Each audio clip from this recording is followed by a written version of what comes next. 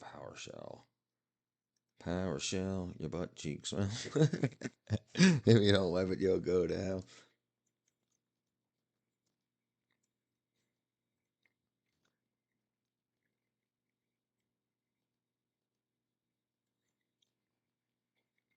Uh-oh, I broke something. What up, Clyde? Jeez, that was fast. 26 seconds again. Wow. I wonder if that's as fast as it's possible. I wonder if that's as fast as it's possible. All right, let me see. Hold on. Hold on. Hold on. Bang, bang, bang, bang, bang. Pop out. What up, Santiago? Hold on 1 second. I'm getting it fingered out. Copy, copy, copy, copy. Chat properties. Bam, bam. Blah. I'm just loyal like that because my butt cheek's fat. Sorry. I don't know what I'm talking about. What's up, Santiago? Santiago. Thank you. Welcome. Welcome. Whoa, ah. All right. Where are we at? Where are we at? Um, Kareem. Kareem. Oh, geez. Quick.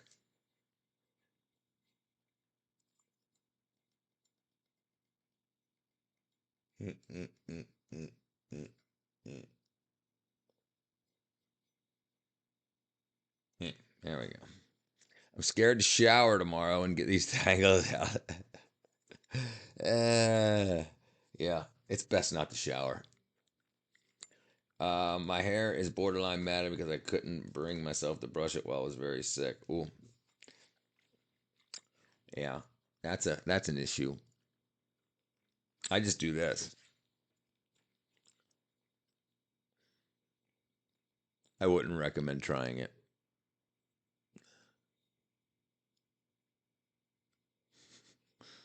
Looked like you got electrocuted. Oh shoot, I broke something. I broke something. All right, let me see. Where was I? Let me see if I can do this. Oh dang it. Huh, I wonder why that doesn't work. Huh. Oh, come on. I don't even know how to do. Oh, right. Okay, I see. Back. All right. Nope, that doesn't work either. Wow, something's broken. Bang. I gotta close some of these things down. That can go. That can go. That can go. Jungle Book. Clips. Clips. That can go. No. That Anaconda. I don't even know what that is. Don't save. 5. Oh wow, lyrics. Wow, forgot all about that. Jump velocity. Wow, wow. No, okay.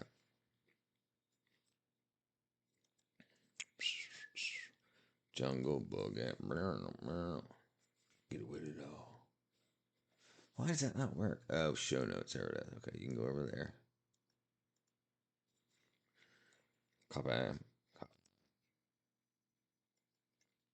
Um, hold on. Pin. So let me see. We'll take a look. YouTube. Yeah. Okay. So that's up there, up in the upper right. That's that. That's the correct one for this. And then if I go to switch accounts, yeah, it's hard to see because it's just the outline. But yeah, it worked. Yeah. So it's like blank. But yeah, it's right there. It's hard to see. Yeah, it's there. I should have thick. I just wanted to get a replacement there. Oh, we got 1,030 subscribers now. No silly goose. Oh yes, yes. uh, is that the same one? I don't think so. I think is that. I can't tell if it's the same one. You still got your tongue out. I don't know. We are the world. We are the children. We are the ones that make a brighter day. So let's start. Oh, that. Then I mean, yes, it changed perfectly. Yep, it changed. Sigh. Sog. We are the world. Wow, it didn't. It didn't. It. Oh no, it said it. Okay, I was about to say it didn't say electrocuted before. I thought maybe it blocked it. It's above the jam. Okay, let's see. Let's see. End of the D, end of the D, end of the end of the end of the D, end of the D, end of the D. Man, I had an idea before I came back live, and it's gone. It's so gone. It's so gone. No, I'm gonna do this. I'm gonna do this. I'm gonna play a couple minutes of game because I'm feeling like my brain's not working. We're not gonna do bubble shooter. Not gonna do flappy dunk. Nuts and or oh dangerous crypts. What's this? Okay, you're alone. You are a brave adventurer seeking the legendary Golden Gnome. Navigate the dark maze. Oh, I don't want to play no freaking mazes. Find the magic sword and turn the tables. Collect oil vials. Keep your torch lit if it goes out. Bats may come for you. Seek the magic amulet.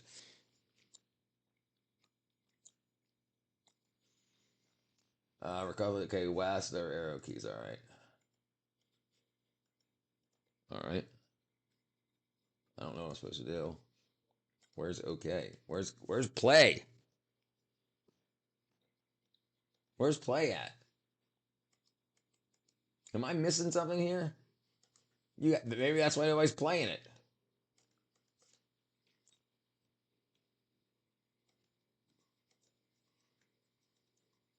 Wow, this you can't start the game. Clem reminds me of Beetlejuice, not the person. You mean the character? Am I missing a start here somewhere?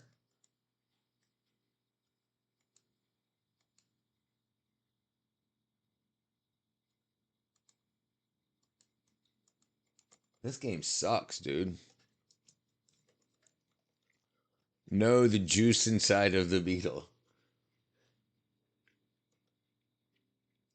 The stuff that turns red.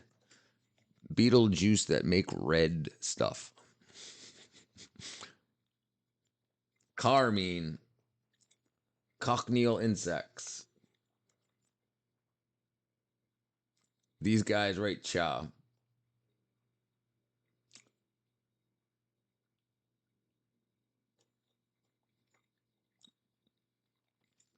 Cochineal insects.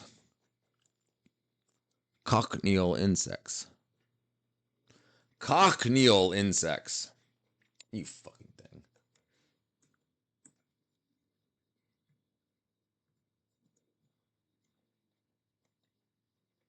Ugh. And that's how you make red dye. Yeah, so they grind up these beetles to make like most even like red food coloring and stuff and lipstick. The pad on the found on the prickly prayer cactus, collecting, brushing them off the plants, dried, and then they're ground up to make. It's used in candies, ketchup, and soft drinks. Stay mad.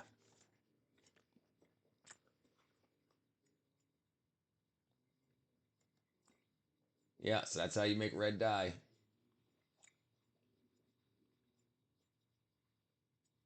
That's so crazy. Ugh. Look, that's what happens if you smash them in your hand. That's how red the dye is. And they made it make it, and that's how. Ugh. Looks like blood, but it ain't.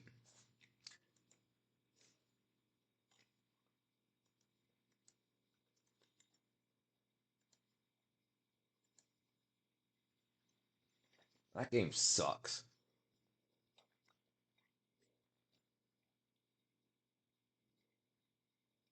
Oh, that game was cool. That game sucks. Most of these games suck. Oh, 3D bowling. Ringy dingy. Coloroid? Like hemorrhoid? Vehicle Masters. Tall Man Run. Prison Life.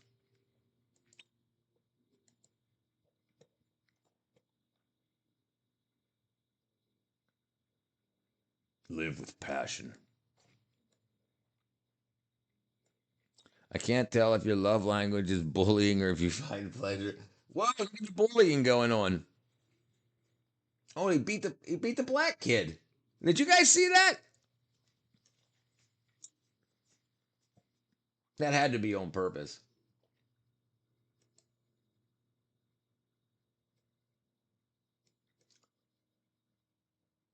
I don't know what I'm supposed to do. This game sucks. And now, yeah, this ain't happening. All right. Yeah, there's Clem again. You are a ginger. That's a fact. Maybe Clem's got a really long tongue. It just doesn't go all the way back in her mouth. Like maybe that's the resting position. So hi, my name's Clementine. Hey, how's everybody doing? My name's Clementine.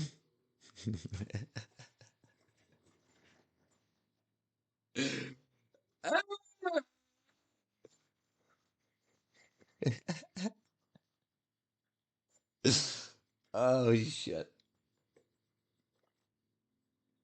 And that's a rough. What are you looking at? What are you looking at?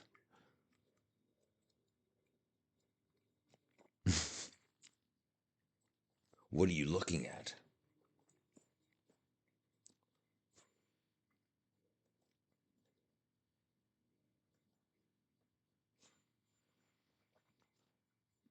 Look at this. This is ground up beetles.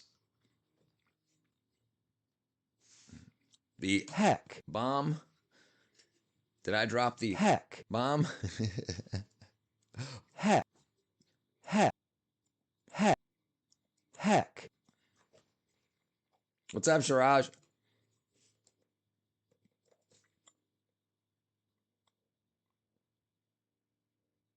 That's so crazy. You likely eat this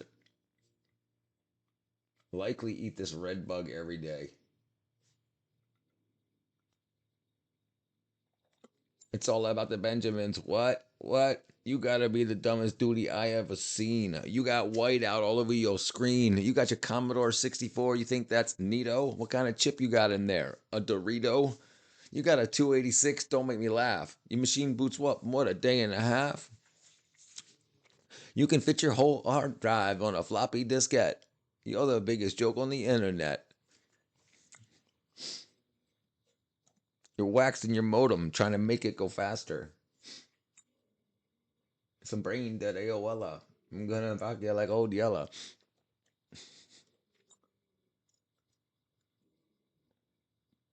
Wow. Oh, so it's aluminum base. I guess that's why it's red.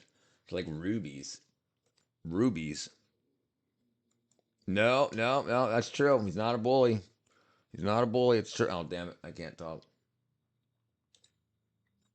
It's true. He's not a bully. Rubies. Not boobies.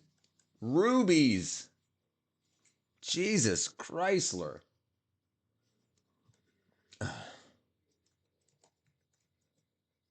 There we go. Wow.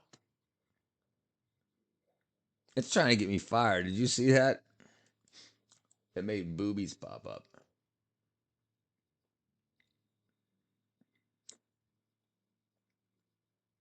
Oh, they're pretty.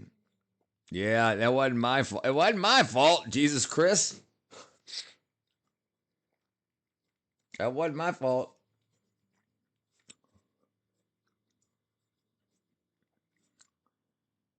You can back up your whole hard drive on a floppy diskette. You're the biggest joke on the internet. And don't make me laugh. My throat can't afford it.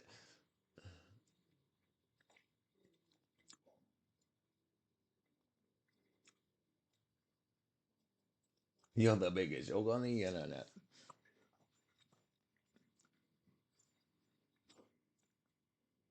Your algorithm's a disaster. You're waxing your modem trying to make it go faster? No, that's not it. If you ask me nice, maybe I could donate some hairy dye. I like my hairy. Thank you. She likes her hairy.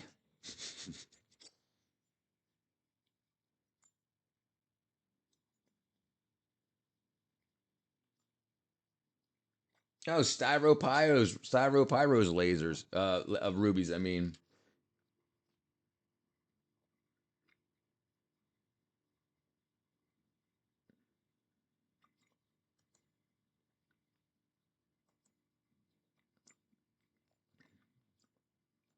Styropyro, using the world's most powerful handheld laser, which incidentally he just built. We've been selling them as merch, and I've been hard at work getting them all shipped out. But last week, while we had a break between the first and second parcels from Styro, I decided I absolutely had to facet one of these. But this wouldn't be straightforward. Even though they're quite solid and durable, most of these rubies are like geodes, with a crystal-lined hollow inside. So I figured I'd just put some shallow facets on one face and see how it went. Now, let's get it on the dop and start cutting. I found the material actually cut really well, just a little faster than a single crystal ruby would. But even though these have a nice smooth outer surface, grinding in did reveal some pores and bubbles. But all I can do is move on to pre-polish and see how things go. And the surface actually came up great, but the moment the stone hits the pre-polish lap, all of those pores fill up with diamond, WD-40, and copper, and it darkens the color. Still, there's nothing for it but to move on to final polish, which did come in really nice. It looks pretty cool in the hand, but to remove some of the copper, I decided to soak it in sulfuric acid for a few days. And here's the final result. I mean, it's pretty cool, right? It sparkles nicely and it glows brightly under UV. And the acid didn't remove everything, but it did lighten things up quite a bit. I'm thinking of trying another one, and this time I'll seal it with super glue before I polish. But what do you think? Should I try it, or is this actually worse than the original finish?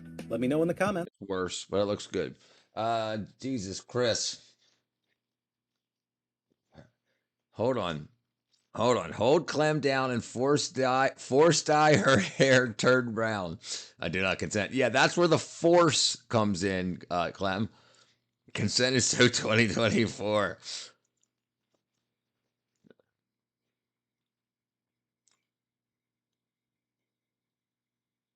New Soviet rate.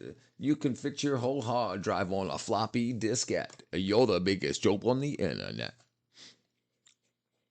Yeah, you better be sorry. Your database is a disaster. You're waxing your modem, trying to make it go faster. That's what it is. The only person you should be speaking. That's right. That's right. You know, she was really upset about that too. Don't squeeze the lemon, Clam. uh,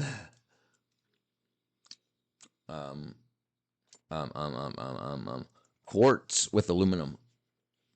What's with aluminum? Quartz with aluminum. You fucking thing.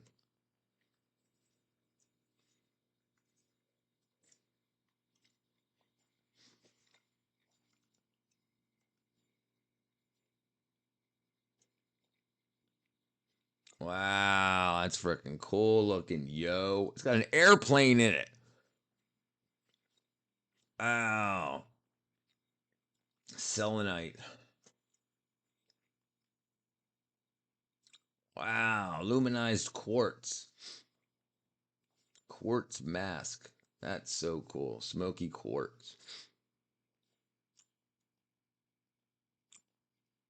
Warts with alumina. I'm not squeezing anything. She's my wife, Clem. The database is a disaster. Organite. Your database is a disaster.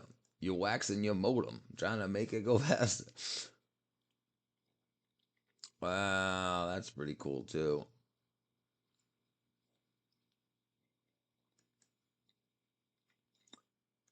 Gemstones. The only person you should be role playing with is. Wow, look at that. $142,910.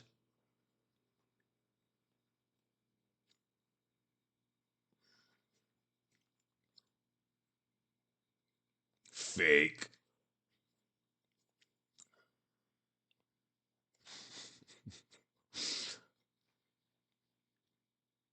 Red gemstones. Apatite.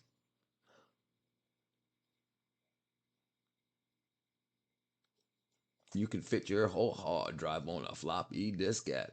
You're the biggest joke on the internet.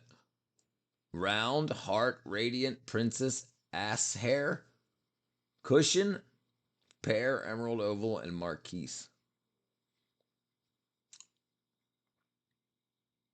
Pearl.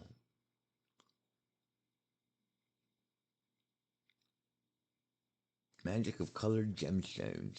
The magic of colored gemstones. Never thought I'd say this, but I'm not role playing with you, Henday. Pause if you must. Get your head out the gutter. Your brain must be clutter. Let's get naked. Close the shutter. Perf. Wow. Wow. Garnet. That's my birthstone. Garnet. Amethyst, aquamarine, diamond, cubic zirconia, emerald, pearl, moonstone, alexandrite. What's the other one? They're both alexandrite. Wow. Ruby, peridot, sapphire, opal, which is kick-ass. Opal's badass, by the way. Pink tourmaline, citrine, yellow topaz, blue zircon, blue topaz, and tanzanite.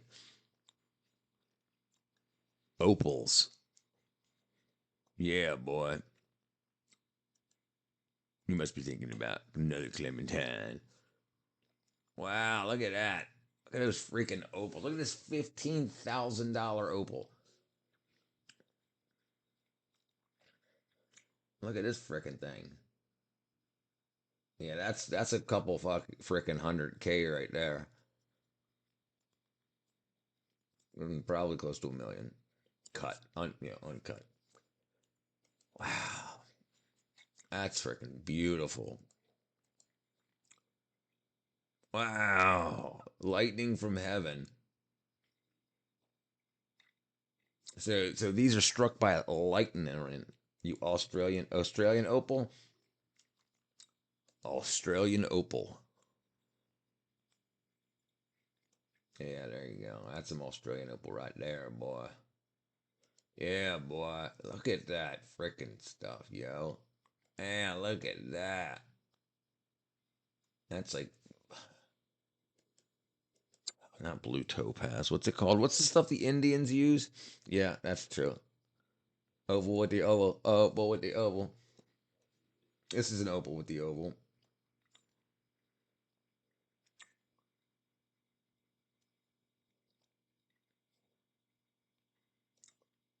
Wow, that's so freaking cool. That's cool right there, man. Look at that with that freaking like platinum or yeah, platinum set. And that's freaking cool. Look at you. Now look at that. She's got opal iridescent press-on nails. Wow. Wow. Oops, it's the wrong button.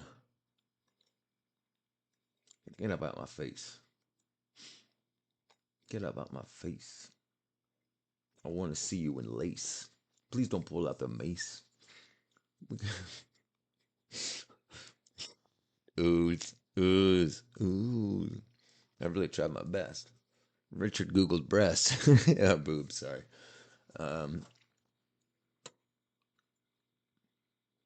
Wow.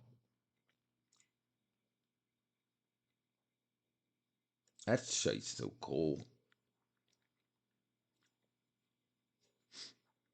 Opals. Opals. Opals struck by lightning. Bulls struck. Holy shit.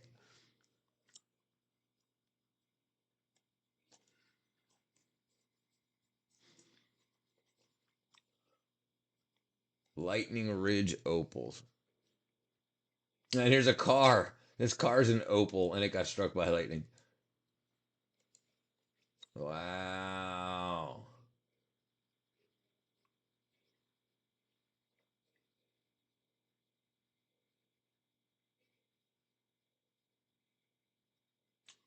Dang. Look at that. It like saves the lightning up and down. Yeah, amethyst are all geodes are pretty cool, but yeah, amethyst geodes are pretty dang cool. Absolutely. That was the first. This was the first crystal I've ever had was an amethyst geode. It's like these. I mean, it wasn't this freaking big. Like that's serious.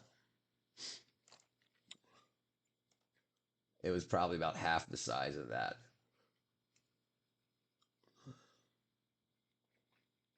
Look at the big old freaking elephant penis geodes. 9 feet tall.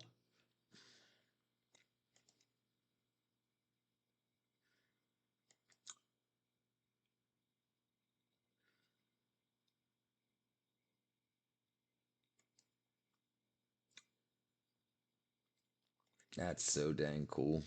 So dang cool. Look at that big old jammy. Can you imagine? Oh, yeah, me too. I really want a big one as a decoration too. Look at that. That's unbelievable. I wonder how much that is.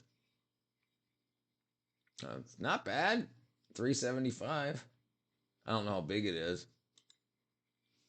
Fossils Plus. They're probably making them. They're making them freaking jerks. Agate geode.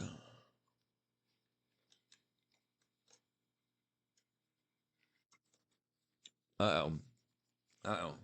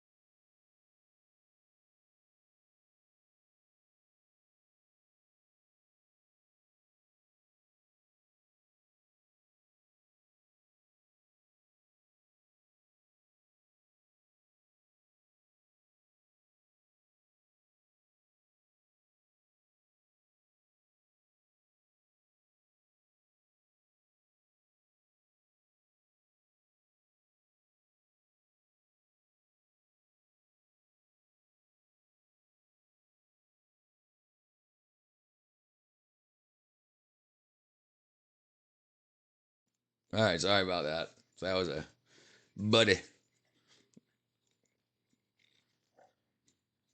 That was my couple of my buddies. Around, they want to get together before Christmas. All right, what am I doing? What am I doing? Okay. I noticed you have a call. All right, what did I miss here? Leopard skin jasper. Leopard skin jasper. Leopard skin jasper. I bought a big statue of Jim Carrey. That's pretty awesome. A body pillow of Jim Carrey. I bet you that's what it is. I do. I do. I do have friends in the real world. Oh, wow, look at that. Oh, yeah, those are pretty freaking cool. Especially polished, all glossy like that. Oh, wow. Oh, that's a penny. Wow, there's like the color of it. Penny, like you can't even see it. It blends in.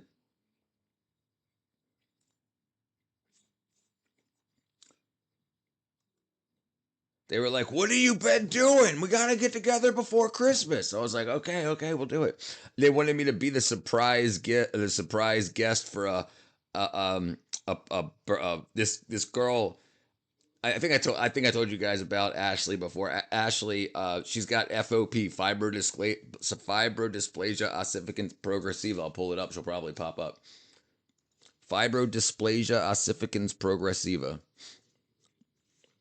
So it's called human statue disease, where your muscle and flesh turns into bone. It's called human statue, um, and there's only like 100 people in the world have it, and she lives like 10 minutes from my house.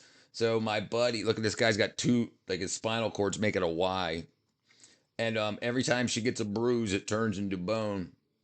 And so this buddy of mine, this other buddy of ours, me and Ashley's, he broke his neck diving into a swimming pool. And so I would go pick him up.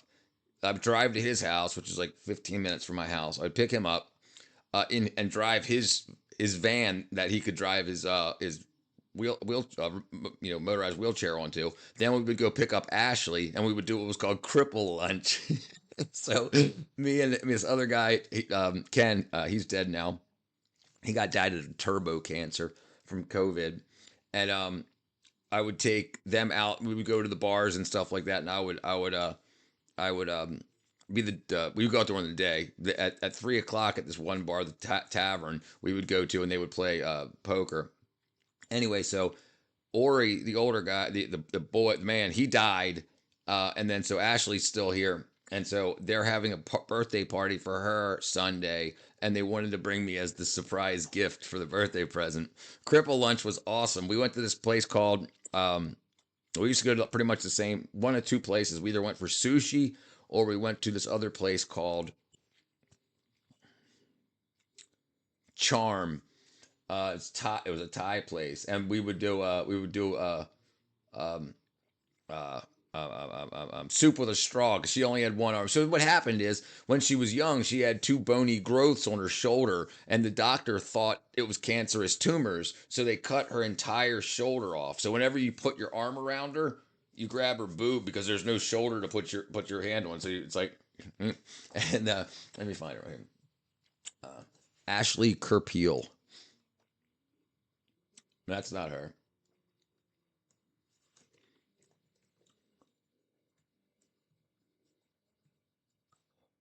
There she is. That's her. That's Ashley. And so that's her and her mom right there. They live right up the street. She was on Fayette Woman magazine. I made her shirt for her. The see if we can find it. It was the cripple lunch shirt.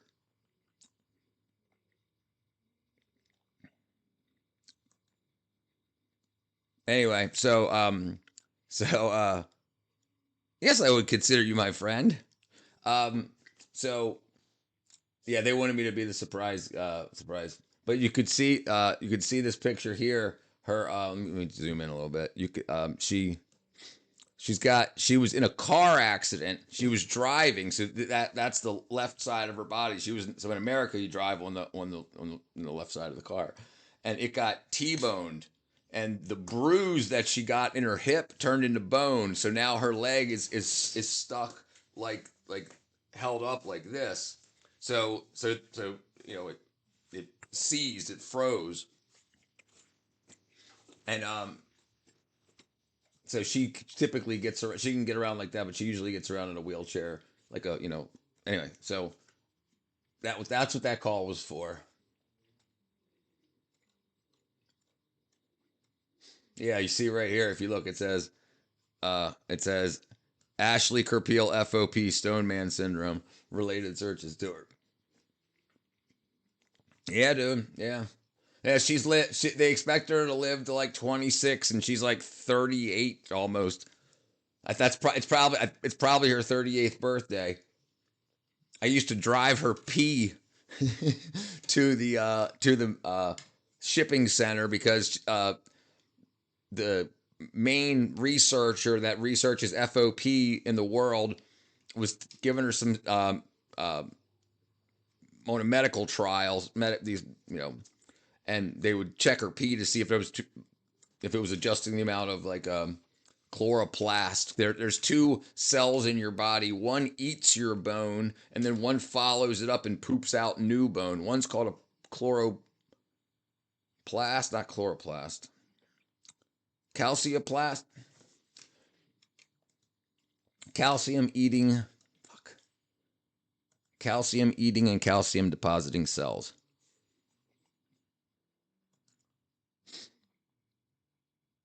Um,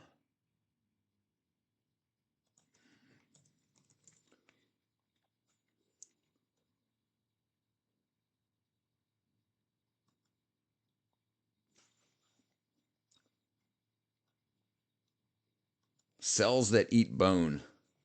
And owls that eat bone. Osteoclasts and osteoplasts. So they follow each other around. One eats your bone, and then one puts out new bone. And so your whole body, your whole skeleton is remade every like 7 to 10 years, depending on your metabolism.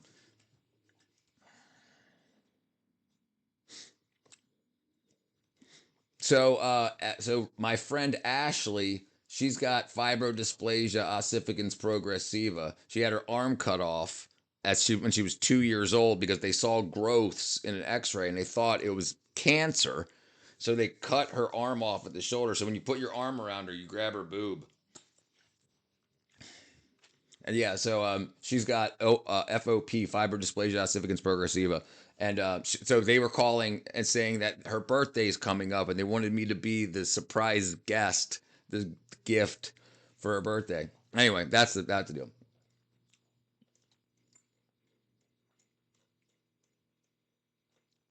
Yeah, and she used to surf.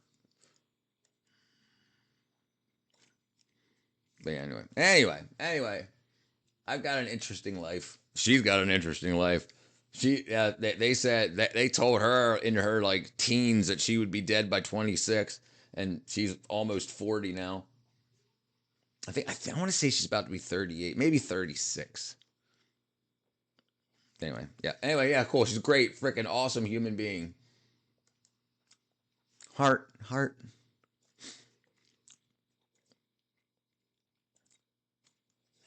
Yeah, not so much anymore. She's bedridden now, but she was bedridden before.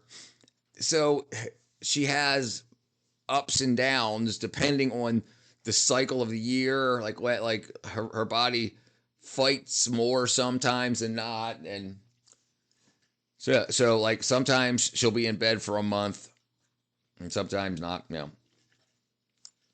But yeah, the last time I talked, like her mom asked me to do some work around the house about a year ago, maybe not even, no, a couple months ago.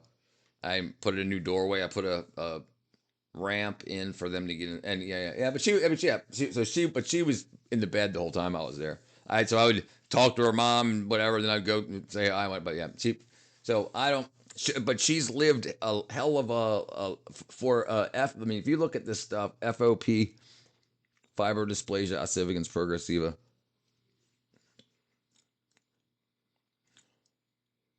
Fibrodysplasia ossificans progressiva. Damn it, FOP. Fibrodysplasia ossificans progressiva. There it is.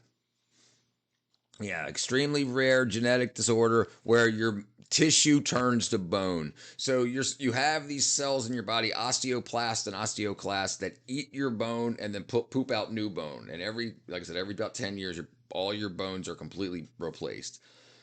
Her osteoplasts poop out more bone than they should, and they, instead of it just eating bone and pooping out bone, it eats muscle and poops out bone.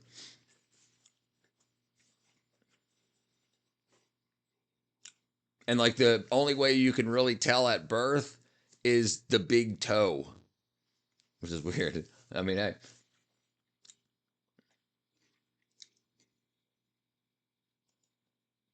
oh wow, now it says it says the average life expectancy is now 56. Wow. So right, and so choking to death. Right, dude. No, it's let me see, how many people have it? How many people have FOP?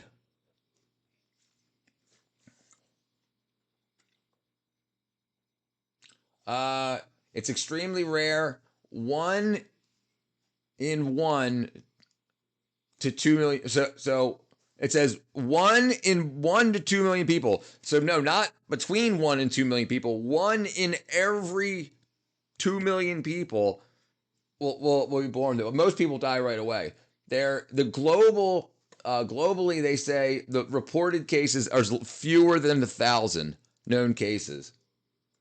So the global estimate is, in other areas there may be, up to 3,500, but they're just living in the woods or living in the desert or whatever, living like in. But yeah, it's very rare. When I was talking to her doctor, or talking to her mom about through her doctor, they said there was I want to say less than 500 people in the world, or maybe that's who he's treating. But yeah, it's pretty interesting. It's really interesting shit. It's really interesting what can happen if you trip up. And this is one of the things. This is one of the things that you think about evolution. When one little thing in your DNA fucks up, you get bones in the wrong place. So I just don't. I don't buy the evolution thing, because there would be way more mistakes than there would be successes. All right, turns into a second skeleton. And it's freaking rough, dude. Like, that shit's rough, man. Like, this is a this is a skeleton, and you can see where there was a lot of tendons in the neck. So this person couldn't turn their head because their tendons locked in one direction. I'm gonna hop off it. Yeah, I would too. Yeah, this is weighty shit. Oh, okay, I'll wish her happy. It'll be next week, but yeah.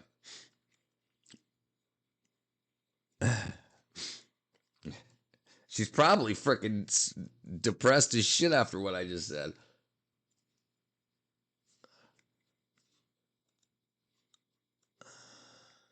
That looks like a purple butthole.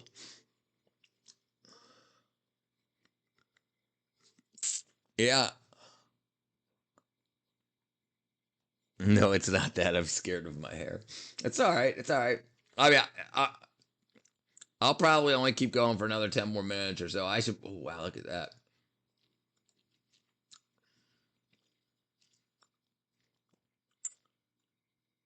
That's so freaking cool.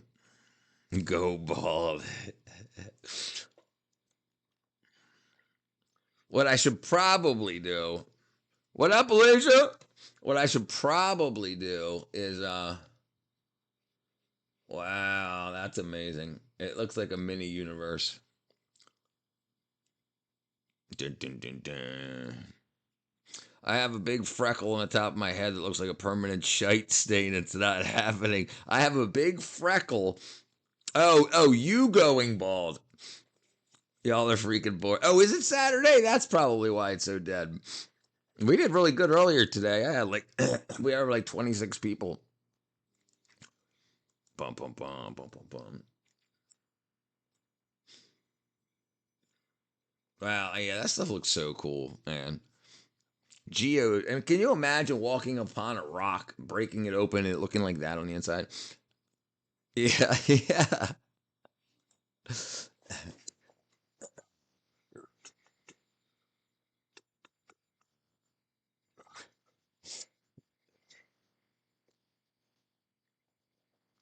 I am Captain America.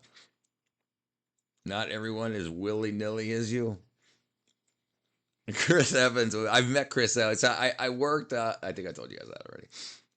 Do better. Do better. When I did worked with on Endgame in Atlanta. I worked. Oh, not in Atlanta. It's well, they call it Atlanta, but just right up the street from my house.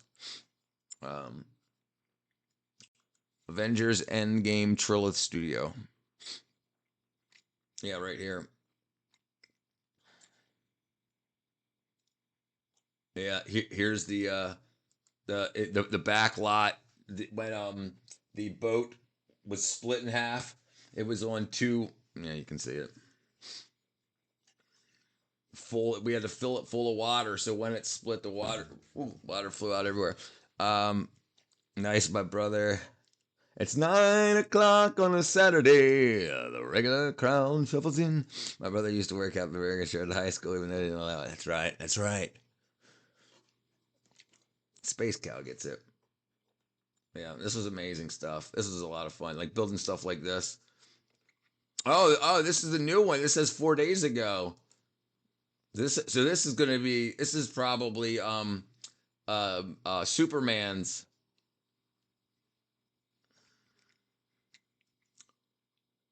Yeah, this is what the inside of a soundstage looks like. It's just a big ass empty building, 40 foot tall. And this is that like a tractor trailer could drive through that door right there. So this is it. It looks like but it's huge. That's stage 14, Georgia Public Broadcasting. Oh damn it.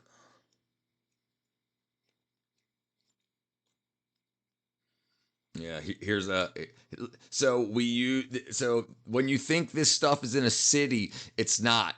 So this is just in between three of the studios. You pile it in full of cars and stuff to film those areas. It's not even it's all movie magic. I need as much sleep as I can when I'm sick. Yeah,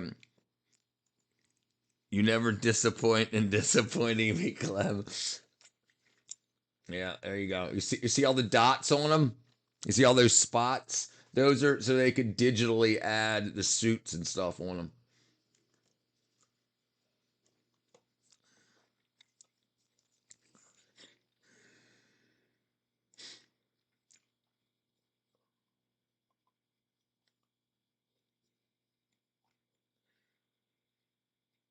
This is the gala. Yeah. Happy Thanksgiving from Trilla Studios. I worked on Suicide Squad 2 there also.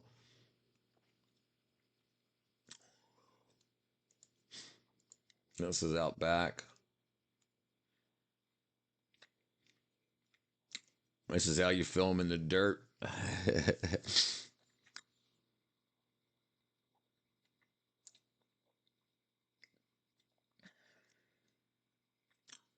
It's 5 o'clock on the sun. Did you know about the ski? Yes. I'm not Saudi Arabia, Dubai.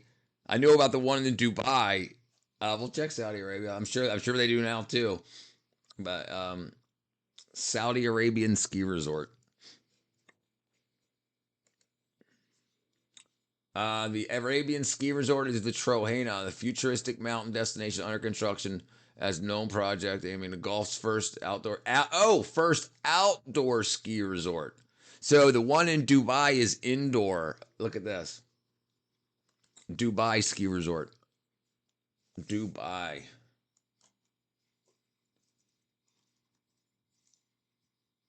I can't spell. Yeah, so this is inside. This is like one of the largest buildings, and so you see it up at this in this picture here. That's the outside. So you start up. You take a ski lift up to the top of this big slope, and then on the inside it looks like this. Oh, I'm clicking on the wrong thing. And this is what it looks like on the inside. Yeah, I didn't know. I didn't know that. I didn't know that. Yeah. So look how huge the building is.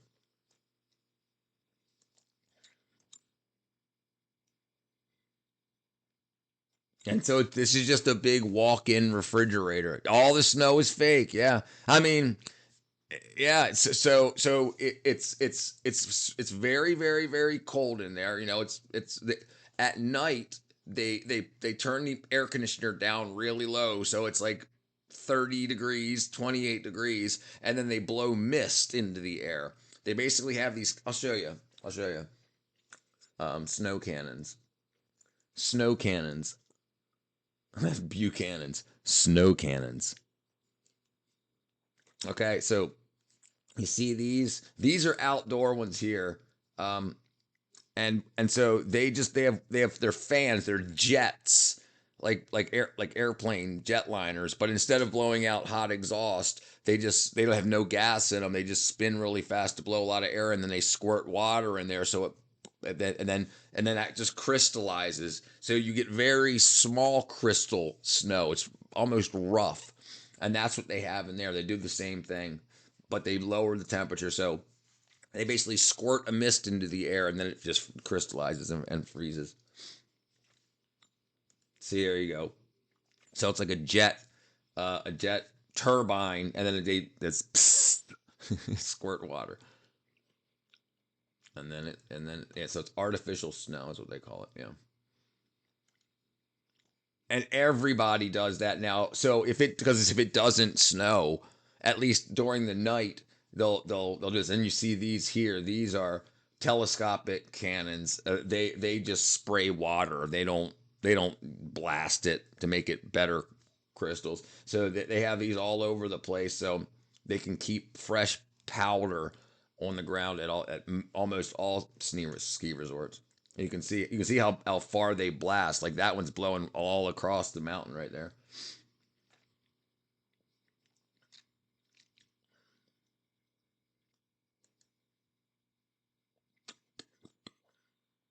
Yeah, you can see this is like a jet engine, and this has got a big, basically a fire hose, a couple of fire hoses that squirt water into it. Okay, let's see. Um,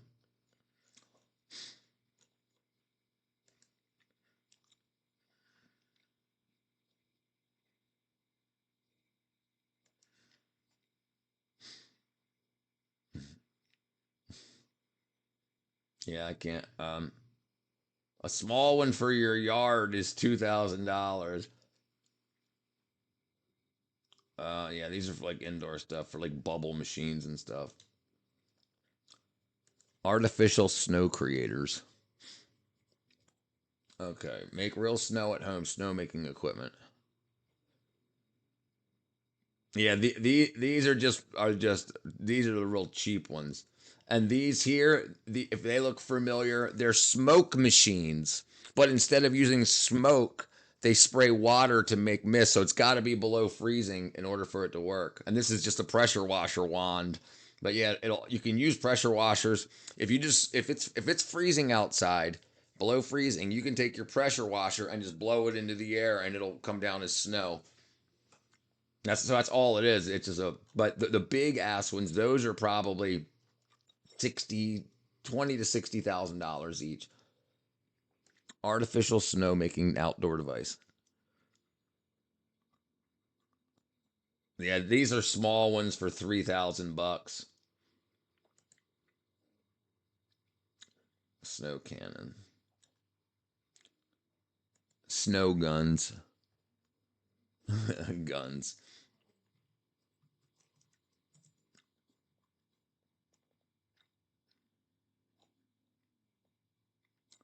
Yeah, I can't even find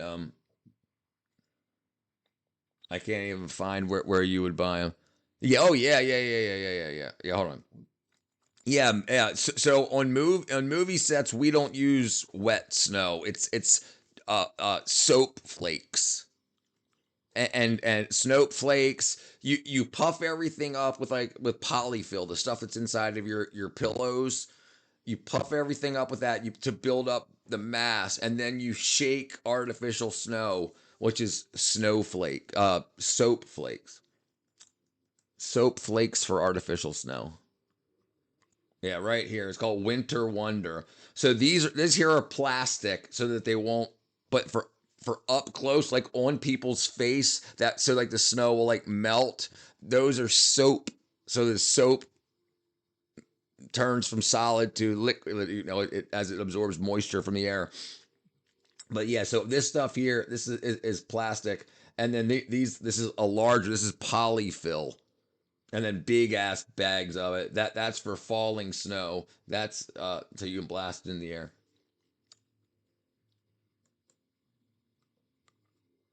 Here it is. So it says, see, it says instant. So this is foam. This is soap. So it's yeah. He's piling it all over the place. So that's just to get a couple of pictures.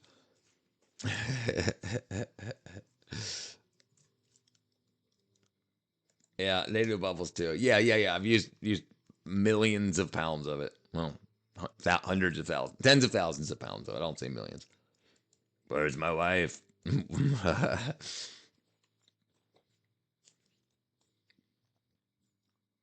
And then the thing is once you're done, you just spray water on it and it dissolves.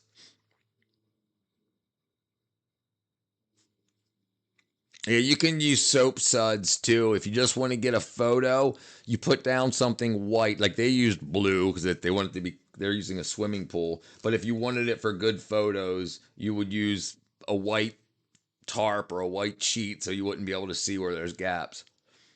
Lamb's hanging out with his brother, I think. Let me see what this stuff is. This looks different. And then Twinkles, that's got glitter in it.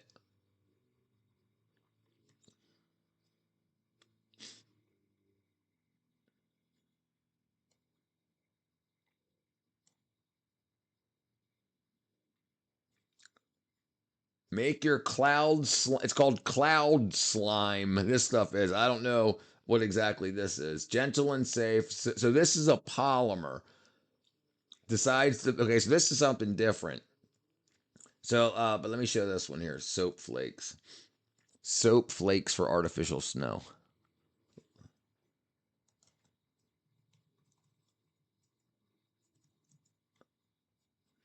Yes, snowflakes are a classic ingredient for DIY artificial snows for holiday crafts and historic film effects, used with liquid starch to create a fluffy snow texture that's good for decorating trees and mantles, but turns into suds if it gets wet, so it's best for dry applications. And so if you want to clean it up,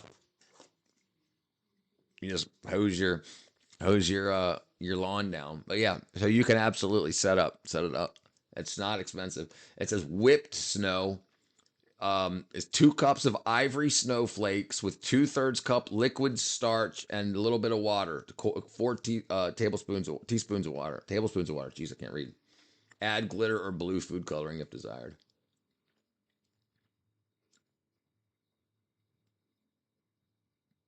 And then Perla, that's another well known. So this is a woman here. She's taking an actual bar of soap and shredding it, shaving it.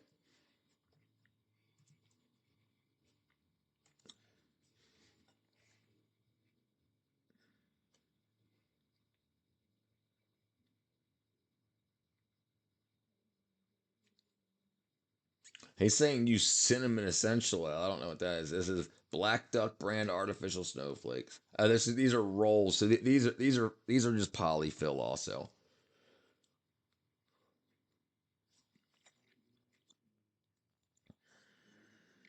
Let me see if I can do this real quick. Hold on. I'm gonna try to switch over to a different thing. Hold on one second. If it breaks, I'll log back on. But give me one second. Yeah. Yes. Yeah. Yeah, because think about it. You've got millions of dollars. You're spending $1 million an hour. And if it's not snowing, you're sitting around waiting for it to snow. Your imagination is ruined. All right, give me one second. This might break. If it breaks, I'll be right back. All right, let me see. Let me see if that worked. Hopefully it's streaming correctly now.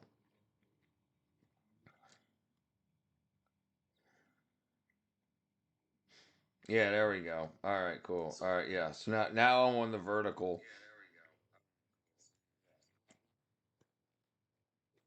All right, cool. Now I'll see how it goes. So what's cool now is I can switch from vertical to. You may have to reload the page, ND. I'm not sure. Um,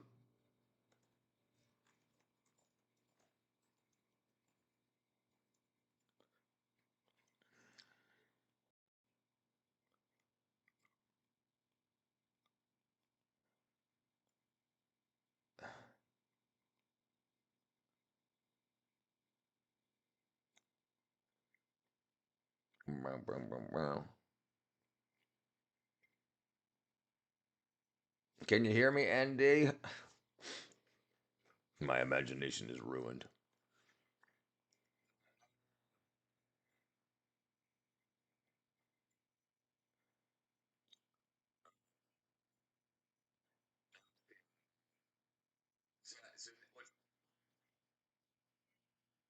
Um,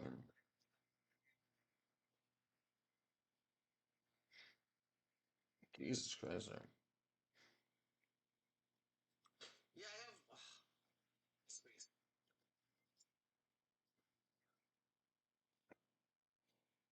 Okay, all right, you got it. All right, so I should be vertical now. Vertical, vertical. So you as far as I know, if I'm doing horizontal, I'm not on the vertical feed. And you know what I can probably do? Let me see here. What up, Shiraz? What the nick? Oh, I broke my thing. Oh, hold on. Where'd it go? Live streaming. Pop out. Okay, yeah, I broke it. Hold on. Get overlay. Copy. Copy. Copy. Copy. Copy. Get overlay. Chat overlay. And then bam, bam, bam. What the nick? All right, there we go. All right, we should be good now. And you know you can get big ass blocks of foam and styrofoam, like big, like I want to say 6 foot by 6 foot by 8 foot cubes. Let me see, blocks of expanded foam, expanded polystyrene. Let me see what sizes they got. These are small ones here, but you can get look at large. Oh dang it! No, you can't see what I'm doing anyway.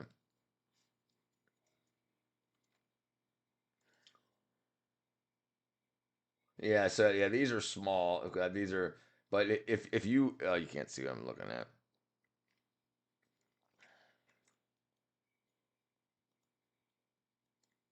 So they have these blocks of just foam, and we get them delivered on tractor trailers, and they're 6 foot tall by 6 foot wide by about 8 feet long, and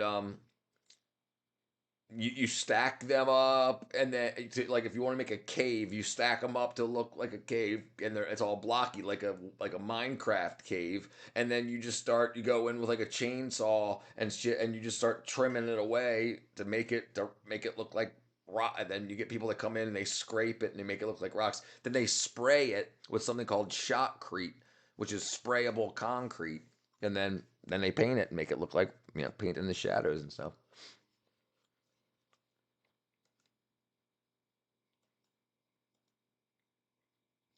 Let's see. Oh wow, I didn't know I could do that. What the nick?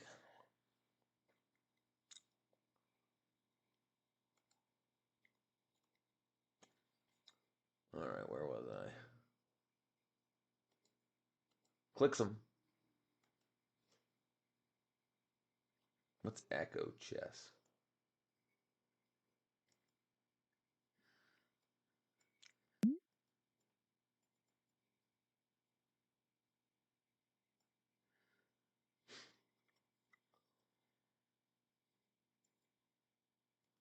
All right.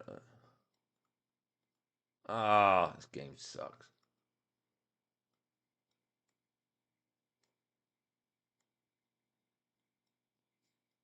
Oh, come on. There it is.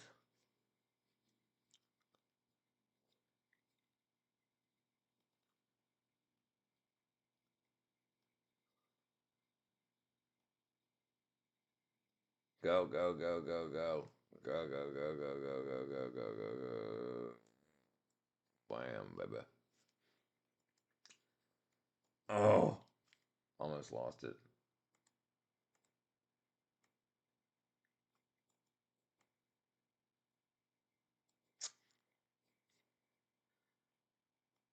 Come on. Can you tell us a story about the chickens?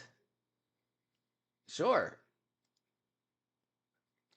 You want to hear a happy story, a sad story, an angry story, a violent story? So, so I don't know. So chickens. Well, let's watch this real quick and see my dad coming by to feed my chickens eggs. And view channel shorts.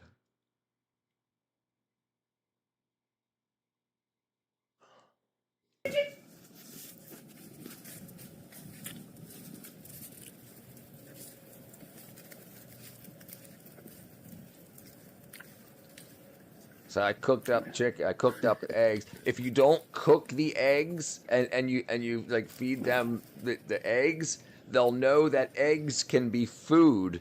So then, if one of the chickens lays Like a an warm egg, the meal. other They will don't do say, that "Oh, hardly that's ever. food," and then they'll eat each other's eggs. What's up? Just made some fire mac and cheese with pepper jack. Yeah, boy. I want to hear an egg sighting story. They ain't fighting anymore. No, I noticed. I think finally the girls, the other two, the cousins or whatever, finally got big enough where they're like, They ain't taking the crap off. yeah.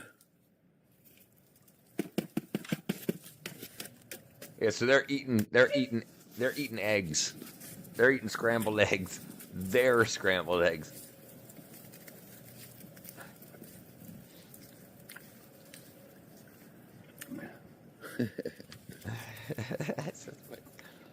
Cannibalism, right?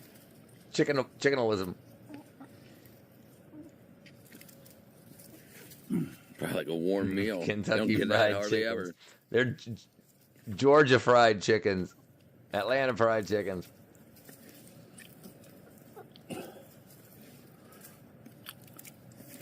Yeah. They ain't fighting anymore. No, I noticed. I think finally the girls, the other two, the cousins or whatever, finally got big enough where they're like, They ain't taking the crap off. yeah. I got 8 chickens originally. So 99% of the times eggs are disgusting to me. Sometimes I crave them.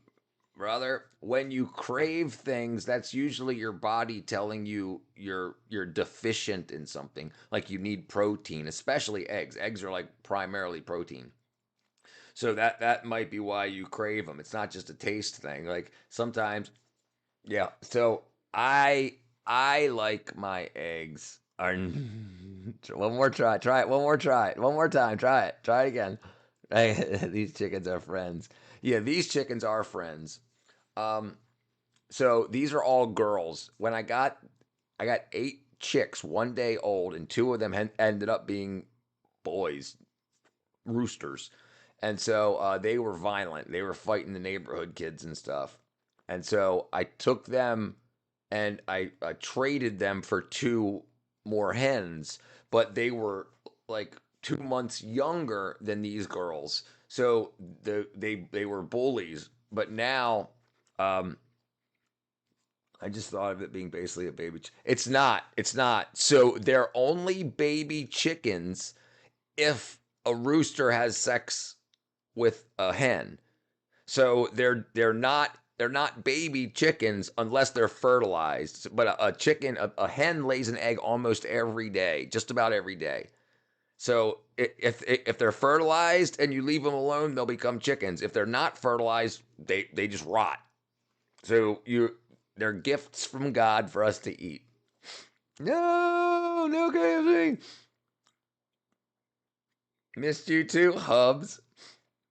They still produce eggs without a rooster, but they don't produce chickens. So, yeah, the eggs, they're called unfertilized eggs. I'll show you, brother.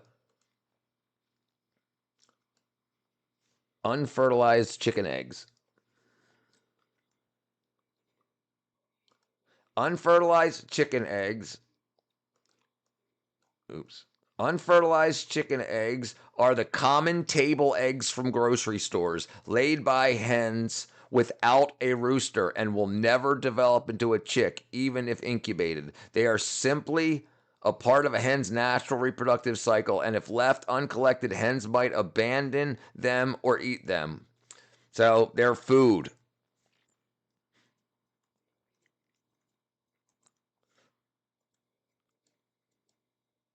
Hard-boiled egg, hard-boiled. Those eggs are, you got a 5-star meal. Yeah, so that's what they got. I didn't know that. I thought eggs were just right. No, absolutely not. Yeah, that would be messed up.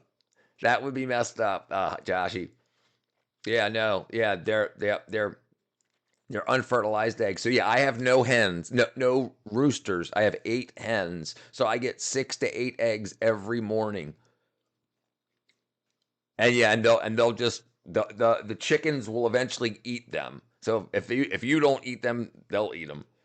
But the thing is, if you let them get too hungry and start eating their eggs, then when one hen lays an egg, another can come in and eat it 5 minutes later, and you don't want that.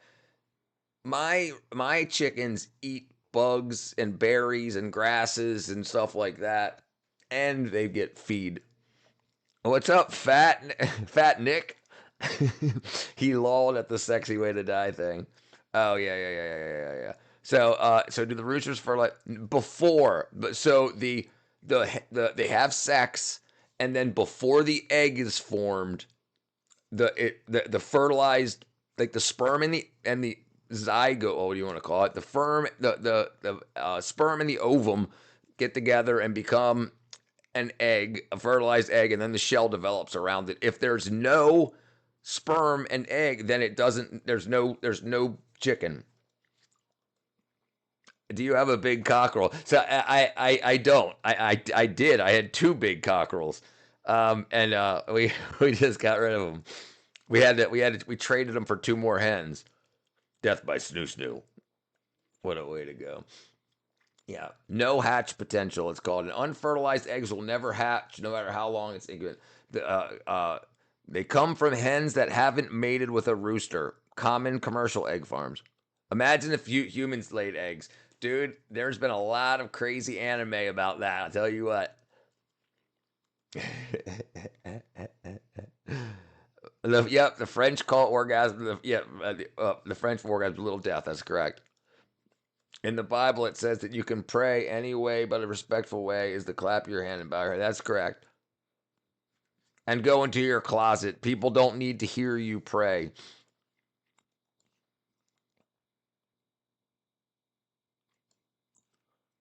Those earrings are a bit long. I'm pretty. What's up, Hippocrates? Oh, that's got to say hi. Hold on, let me see this. Oh, it does say hi. Okay, that's awesome. That's cool. Hi.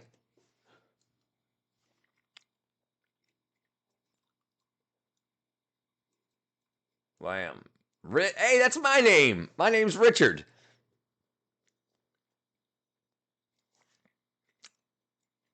I'm not very religious, but I was fasting mainly for health reasons, and I was reading the Bible where it tells you not to tell anyone you're fasting and put water on your face, not show you're fasting. So fasting is great. And listen, even if you're not religious, read it as a history book, a story book, whatever. It's great. It's a great book to tell you how people will treat you and how to treat people and like how the world works. It's great. Can you drive the car again, Uncle? What's crack? Crackane? I'm confused. Cocaine? Try one more time, Hippocrates. Damn, it went from dead to popping in a few minutes. Yeah, it does that. I think it's because I switched over to vertical.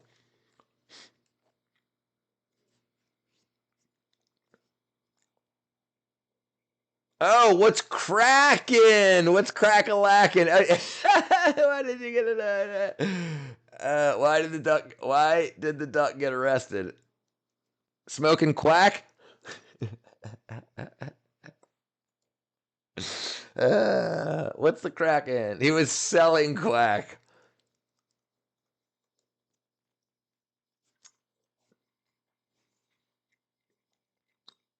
What's the crack? I don't know. Let's see if that is even a word. CRAIC.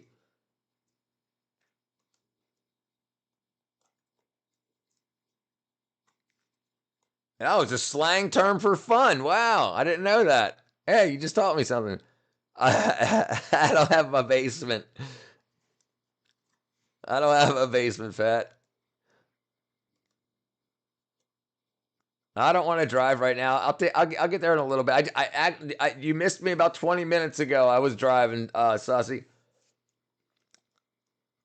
Go get a tour of your mom's basement. I freaking love him.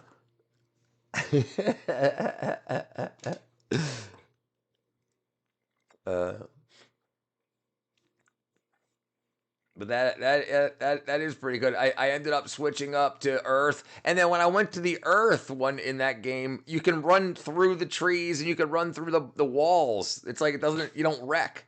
Weird.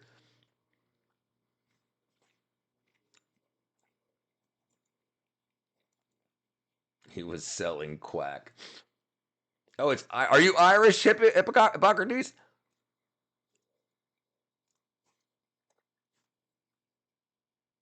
Yeah. It's a simple game, but if you know what collision cells are in games, it would have been easy to do. They could have just turned collision on for the walls. You are okay. So that's what I'm saying. It said that the CRIAC was central to Irish social life. What's the crack? The crack was 90. I appreciate the education. All right, I'll play it. Okay, slow. Endless driving Zen. All right, so world on world.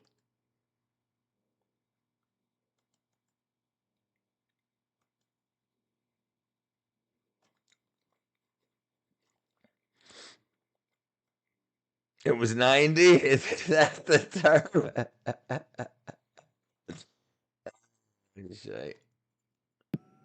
Oh, hold on. Let me. Okay, I'll drive this. But look, you can drive right through the walls.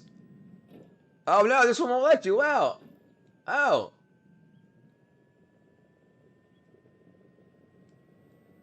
I drove through this wall, I think.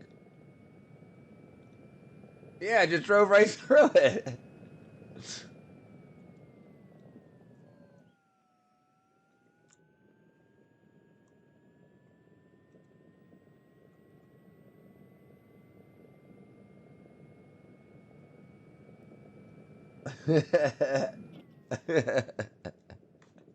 Imposter trees.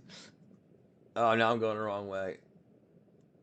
All right, let me spin my wheels around here.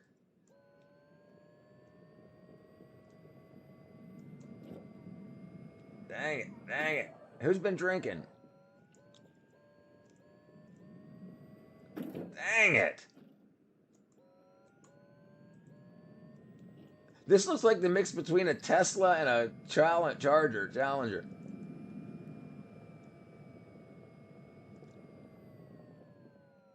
Wow, it's making me dizzy.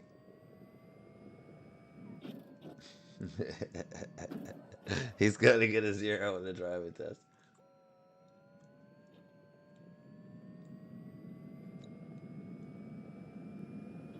Dang. There you go. Come on, hill.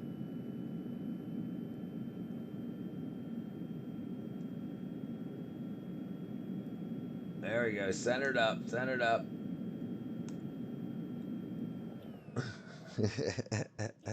He's like good at crashing.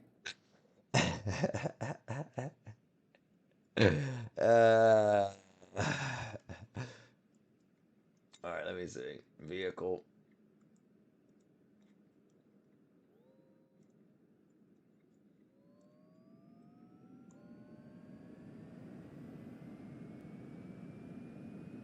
Yeah, look at that. Wow. 240, 250, 247. Come on.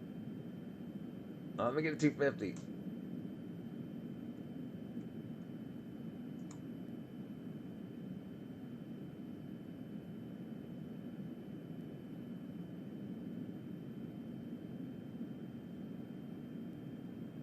Six, 7, 8, 9, 250.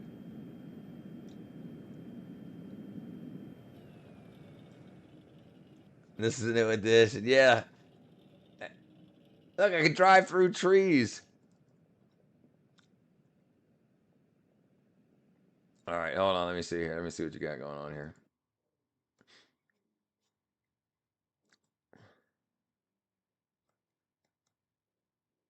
Brain rot side quest.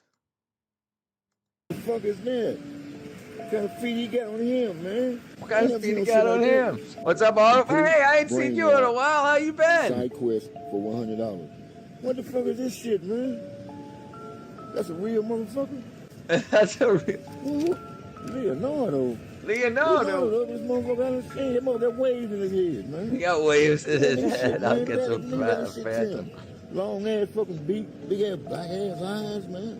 What the fuck is this? Oh man, y'all know when he got booty on this motherfucker, man. He ugly in a motherfucker, man. Look at that nigga eyes, man. That nigga ain't got no chin. He ain't got no chin. Look at that nigga eyebrows. That nigga hair. That nigga hair look like the Eiffel Tower. He look like the Eiffel Tower. Oh, I see some snot in that nigga nose, man. Yeah, man, I'm finished with this shit right here, man. Where my motherfucking bread? All right, bro. Here you go, bro. Where my bread? Where my bread? All right, I finally came to a stop. All right, let's see. Let's put it in the center there. Why did the duck get cut out?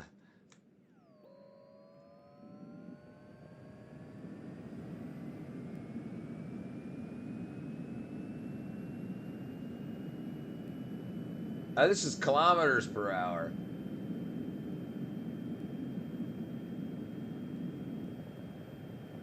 What? That's crazy.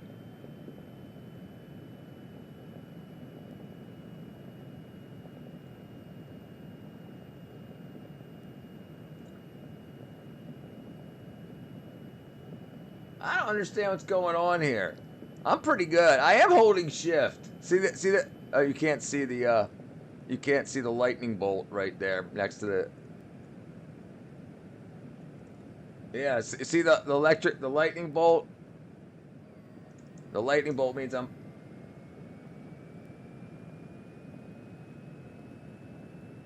This is some bullshit.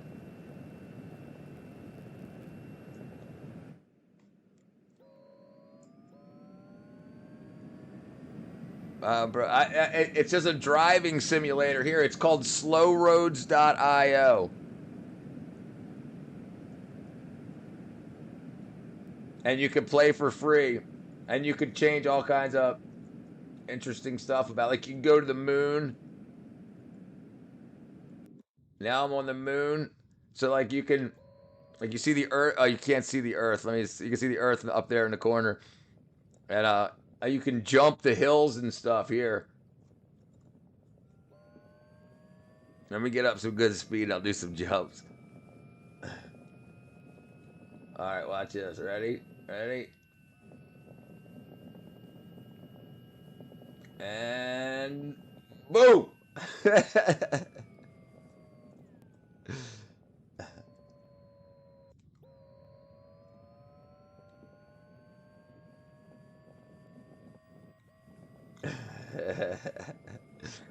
Oh boy. Space muffins. Uncle's gonna get a DUI. Dude, it's hard to. Whoa! And why can't you wreck? That's what I wanted to know. Oh, come on. Come on. Trying to 100. I just did 250. Oh, you can't see it. Hold on, hold on. Let me shrink this down a little bit.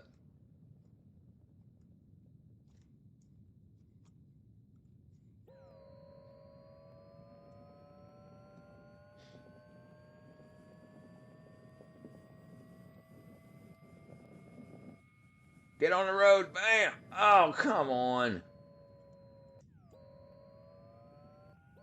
Oh, man, come on. All right, ready? 100, 150, 200.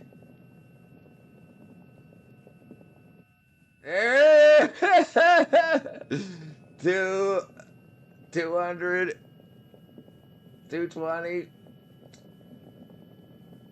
All right, here we go. Ready?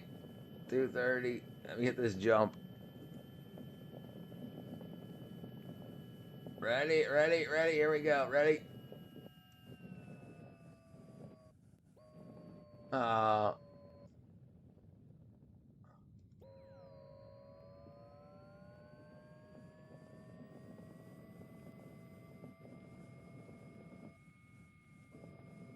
Here we go. Ready?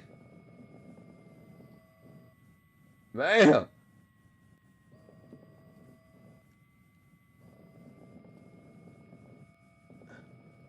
Bro flopped. I'm trying to find the road.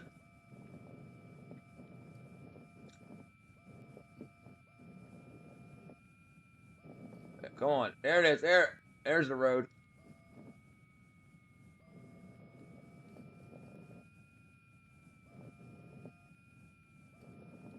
I gotta get back to the road. Stop. Turn. Jump. Oh, no, there's the road again. Come on. There's the road. I don't know which way I'm supposed to go. Oh, towards the earth, I think.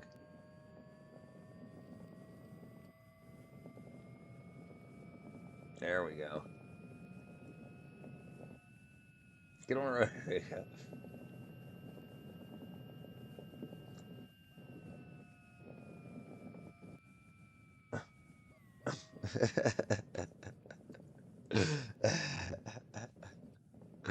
Yes, this is how I drive in real life. I try my best. Hold on, let me get you all on the bus. Let me get you all on the bus. All right, here we go.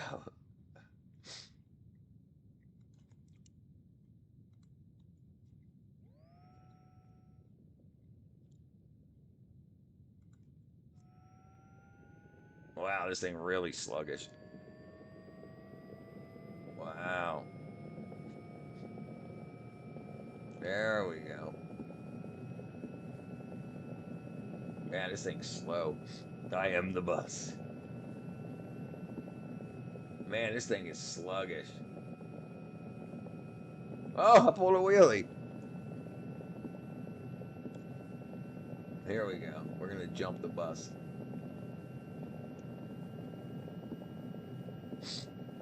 And he is slow. Ready? Here we go. Oh, I'm probably gonna jump this. Look at this. This is a good jump. I can get the front wheels off the ground. I can't get the back wheels off the ground. How do you pull the wheelie? Bro, I'll try. I'm on the moon. That's why.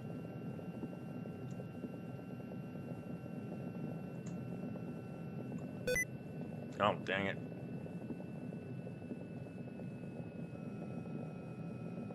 Alright, I gotta switch out to a faster vehicle. We're gonna do all-wheel drive.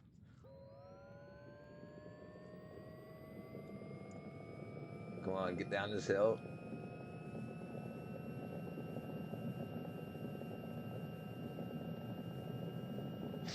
Park on the moon. Park on the moon.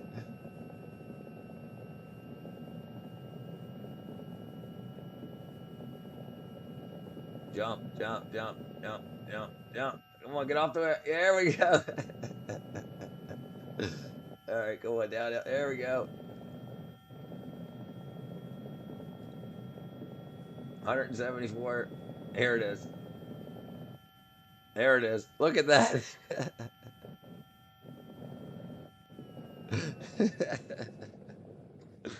uh, yes, I needed you, Alicia. Where have you been? Do you see how I've been driving?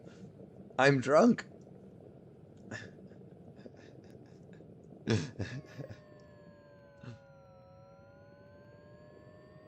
All right, we gotta go to the motorcycle. This is too much fun. I don't know why I'm doing this. All right. Yeah, this definitely is a lot peppier. Hold on, let me get this off the face here.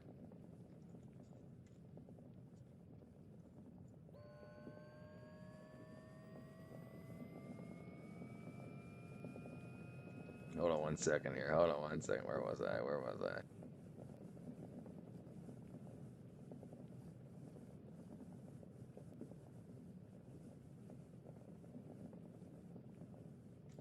Let's see here. Sorry.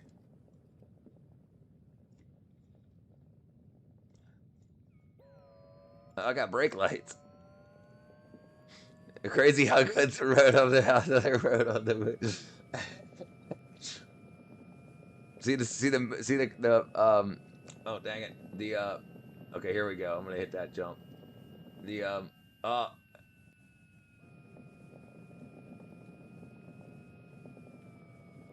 oh, there it is. What a freaking ram this. No. Oh man. uh, the Martians, Alicia. All right, let's see. All right, let's go back here. Let's get back to Earth. All right. All right. Oh, can I do? Hold on, let me see if I can do this or not. World, hills.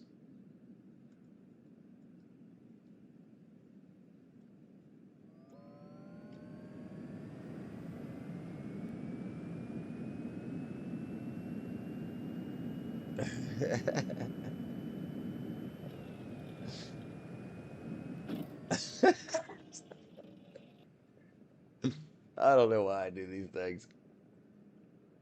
I wouldn't let me drive.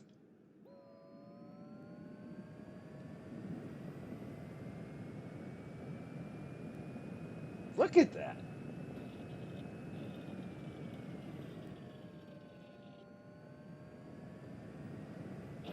Oh.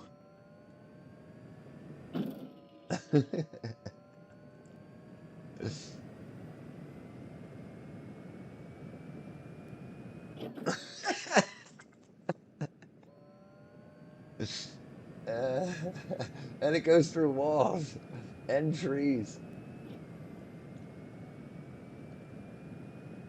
There we go.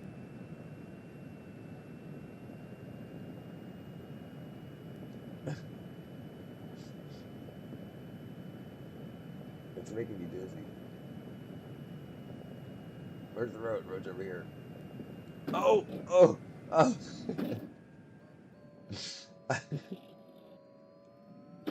Dang it. Oh, I went over it.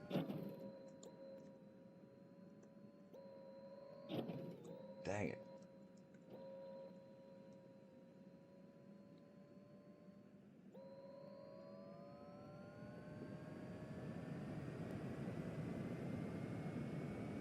Ah, there we go. Nope. Dang it. This game is whack too.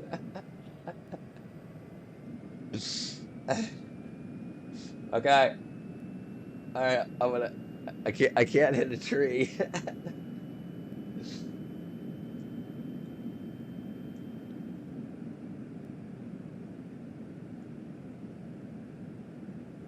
Okay, go on. Oh.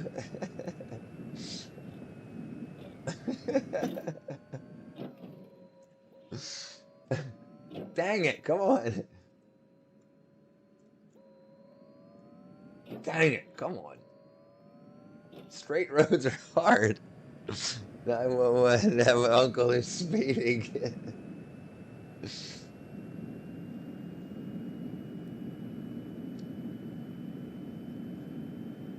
There's no jumps.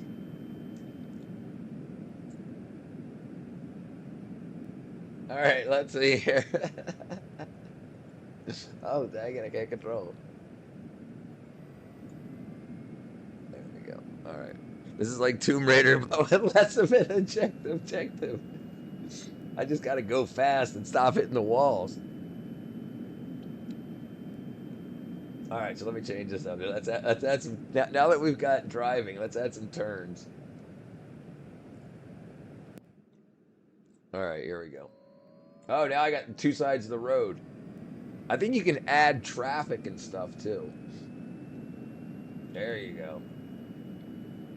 Yeah, now we got some curves coming up and stuff. What's up, Mark? Wow, I ain't seen you in a while. Oh! I should have. This will teach you not to text and drive.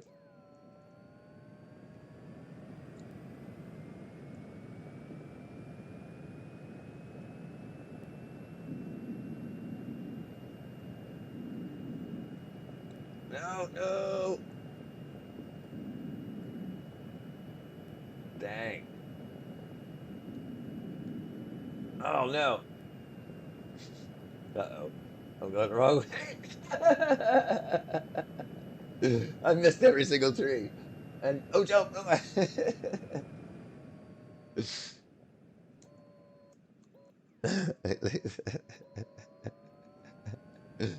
All right, back to the road. If you get lost, you can just hit R and go back to the road. Dang it! I tell you what, I wish I had a motorcycle like this that I couldn't wreck one. Oh, dang. Come on. No. Oh, come on, you can't drive with your wheels in the air. The vehicle looks like there's goldfish crackers. Oh, you know I can do this too. Oh, dang it.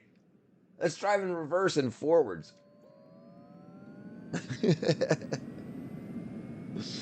Oh, everything's backwards.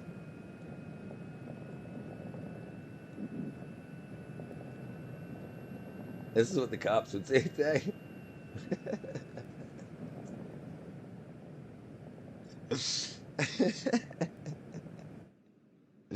All right, hold on.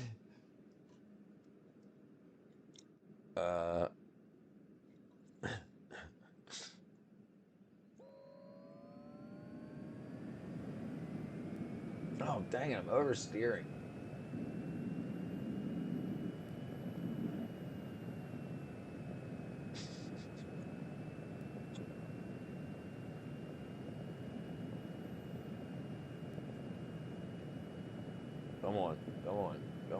Come on. Okay, I think I lost the road again. That tell me which way the road is. Oh, there it is.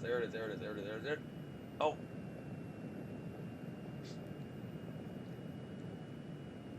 Man, I'm definitely gonna DUI here. Oh!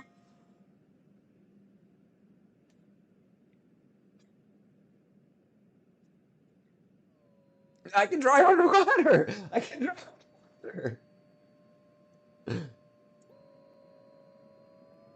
That's crazy. Alicia! Oh, no. Turn back.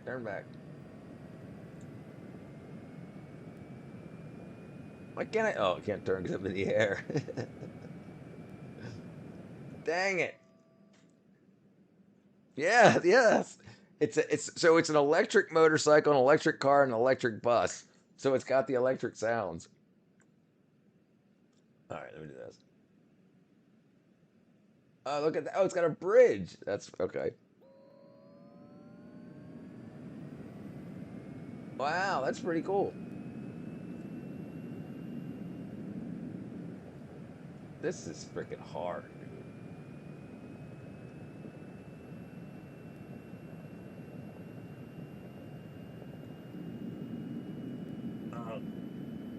Did you see that recovery?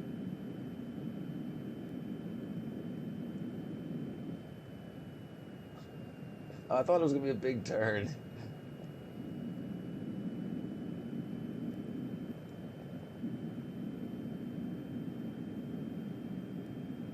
I'm freaking flying.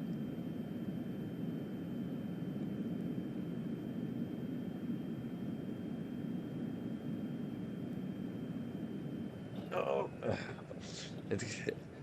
it's the driver in this contraption, not me.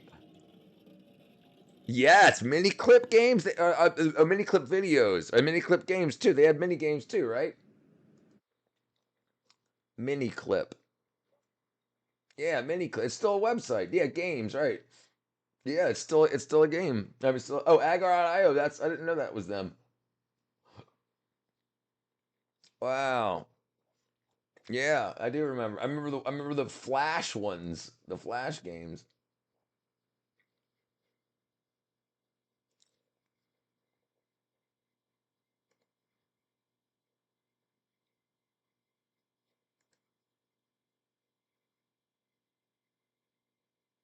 Where are the games at? Where's the freaking games at? Mobilegamer.biz games. Our hits: 8 ball pool, carom pool, Subway Surfers. I didn't know that was mini games. There you go. I used to look different when I was younger. All right, hold on real quick. Let me change this out.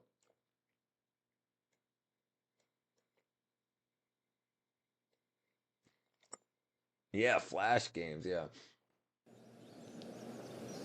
World's first bicycle didn't have pedals on it. And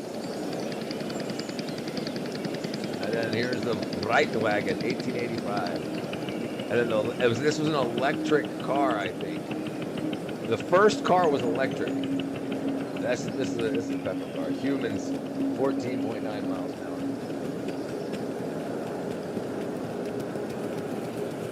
Usain Bolt, 27.78 miles an hour. Cycle 28. It's a little bit faster. Oh, there you go. There's the freaking Wright Brothers airplane. 29 miles an hour. Can you imagine that? You just had to lay on the airplane? I think that's how Orville or Wilbur died. Ashita, 80 miles an hour, but it can only do that for like 6 seconds. Mercedes-Benz C63 AMG, 198.8 miles an hour. Westland G-Lynx, 226 miles an hour. That's what I would say. Uncle Sikorsky X2, Sikorsky at 299 miles an hour. Spirit of Australia, 317.5. And then that's going to be like a Lamborghini. Oh, the SSC, yeah, 239. There we go. Maglev train, 375. What is this thing? Attack. Oh, that's a motorcycle, 394. Boeing 757, 610 miles an hour. Okay, right. Thrust SSC. We looked at some the other day, 763 miles an hour. That's the world's fastest car.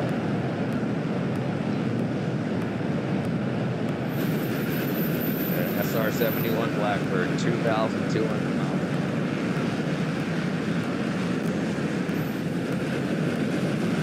North American X-15. That was a rocket. That rocket, that X-15 rocket right there, was dropped off of it as a missile off of another aircraft. It was like mounted like how missiles are mounted on airplanes now. And then Chuck Yeager, the pilot of that, he was in it flying an airplane was flying. He was connected as its missile, and then it dropped, and he hit the thruster. He had no fuel pedal, no control. It was either go or off. It didn't have an in between. There was no medium. It was either balls to the wall or off. And yeah, so that was the rocket sled, right? 6,415 miles an hour. The NASA X-43. So that's got something in it that's called scramjet. We talked about that a little bit the other day. It's a rocket engine that doesn't use any spinning blades on the inside. It just uses the air that's impacting it and uses a nozzle shape to compress it. It's crazy. Let's look at this real quick. Chuck Yeager. Okay, so Chuck Yeager. This is the guy. Brigadier General Charles Edward Yeager, the United States Air Force, 1947, first pilot to exceed the speed of sound in level flight from Hamilton, Virginia. Let's see. Chuck Yeager, X-15. All right, let's see if I can find this real quick.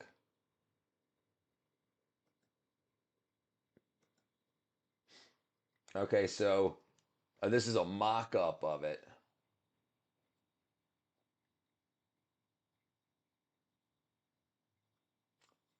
I was seeing if we could find out how it was. Okay, X-15 launch. All right, we'll go back to the video. Okay, where was I at? Damn, I didn't know helicopters could fly that fast. Yeah, dude. Yeah, they're badass. International Space Station doing 17,398 miles an hour. And then the Space Shuttle, 17,500.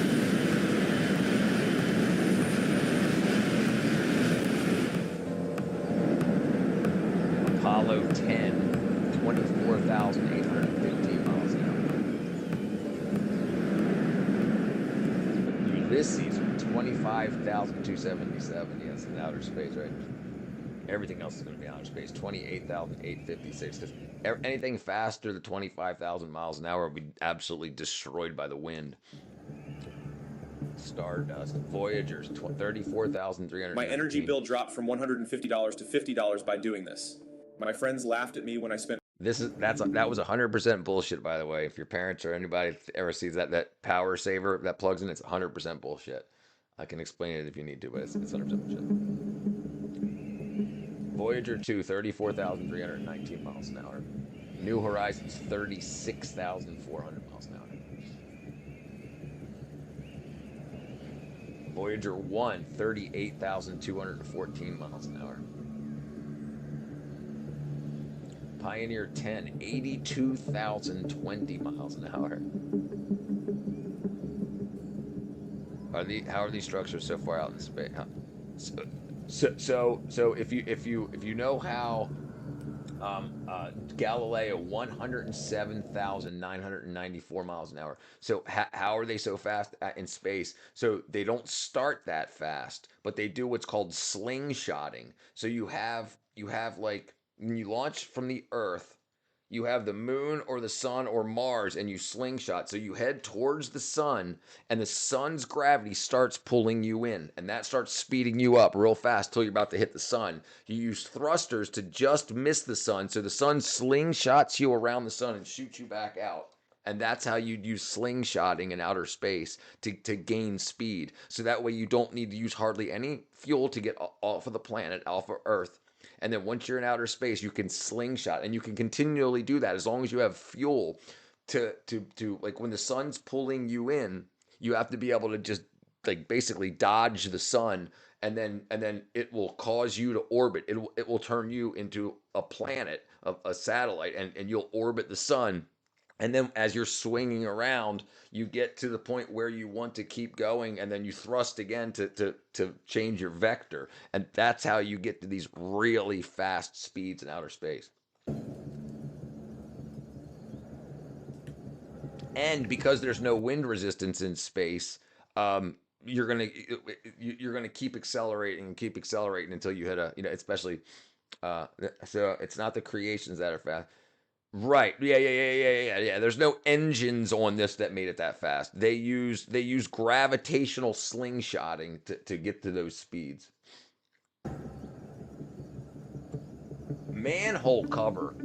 So this manhole cover, Operation Plumb Bob, it's been 149,129. Check this out. There's only one frame of film that can see this manhole cover. They put a nuclear bomb in a pipe and they covered it with a welded manhole cover. When the nuclear bomb blew off, it shot the lid off. And it's I thought this was the fastest thing we ever made, but this video still got half to go.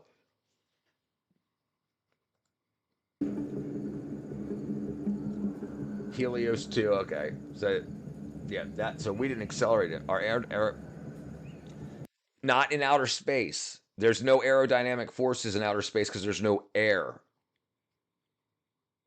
So a cube can do that in outer space because there's no air acting against the cube to slow it down or to any force. So even if it's shaped like a perfect aerodynamic point, it's only in the atmosphere that aerodynamics matter.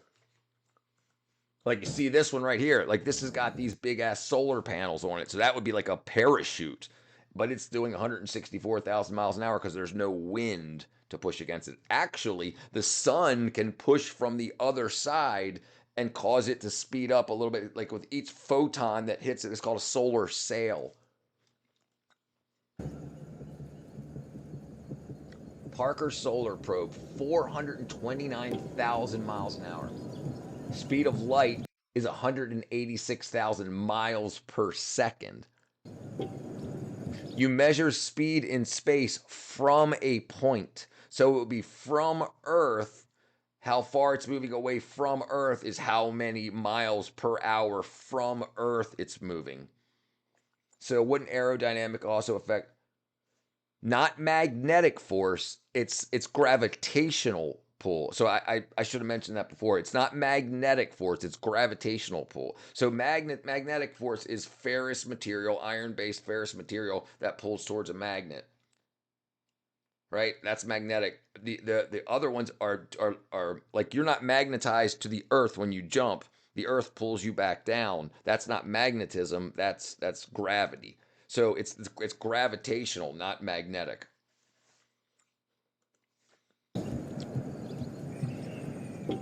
But the only thing that matters for that is mass. Your mass. The more you weigh, the harder. Just like if you try to push a bowling ball to get moving, you have to use a lot of force to get the bowling ball moving. So the bigger it is, even though it's very aerodynamic, the weight of it, the mass of it is harder to get going.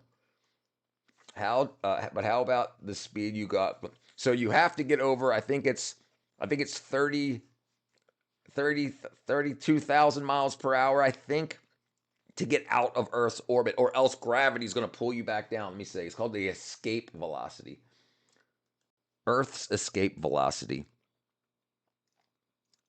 11 kilometers per second, 25,000 miles per hour. So if you're doing less than 25,000 miles an hour, you're coming back. If you're doing 24,000 miles an hour, you're coming back. So you have to be able to break the pull of gravity, and that's called the escape velocity. That's the amount of speed you have to be going for Earth or whatever planet to not pull you back. In space, the bigger the planet, the stronger the more mass, the more gravity. So it can be small.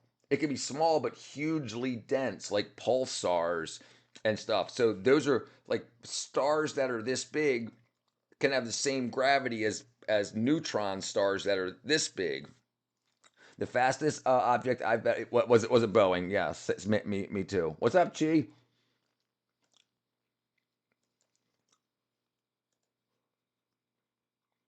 So yeah, so if you do under 25, if you have a rocket that goes under 25,000 miles an hour, it's coming back to Earth. That's the point. So you need to do the escape velocity. Same thing. If you're flying past a planet really slowly, it'll pull you in and you'll crash into the planet. So you have to be going fast enough for gravity not to affect you very much.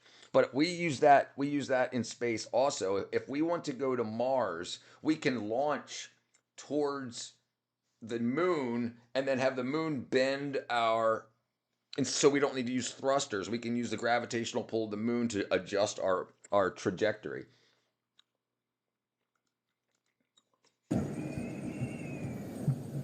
So light goes between, oh, dang it. Speed of light, 186,000 miles per second. Earth and the moon, between the Earth and the moon, 1.3 seconds. That's how long it takes light. Sun is 8 minutes, I believe. So those satellites that rotate around different planets, the velocity changes depending on the size of the planet. Yes, and they're constantly being pulled back into the planet. So eventually, they'll all end up crashing into the planet. Like the moon, well, hold on. So the moon, because depending on how fast it's going, it can, if it's going faster than the escape velocity, it can move farther away. But I believe the moon is getting closer and closer to the Earth. Let me say, I think it's a centimeter a year or something like that. How far does what's the change of distance from the Earth to the moon every year?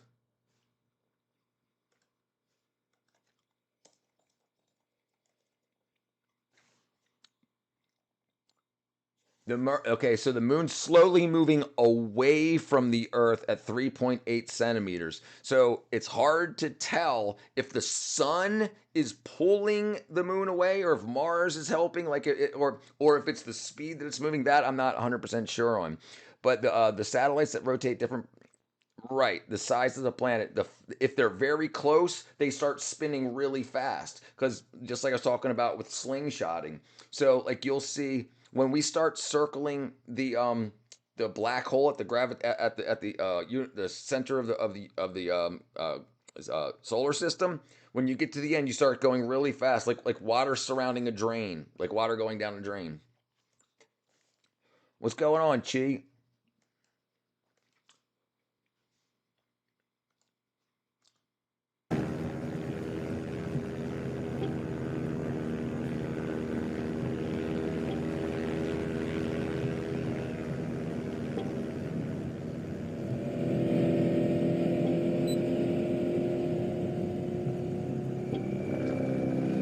Somebody spent all this time doing these graphics. They're like, I want to get as much time out as possible.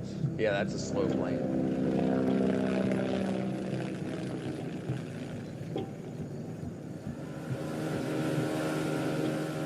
That's a fast boat.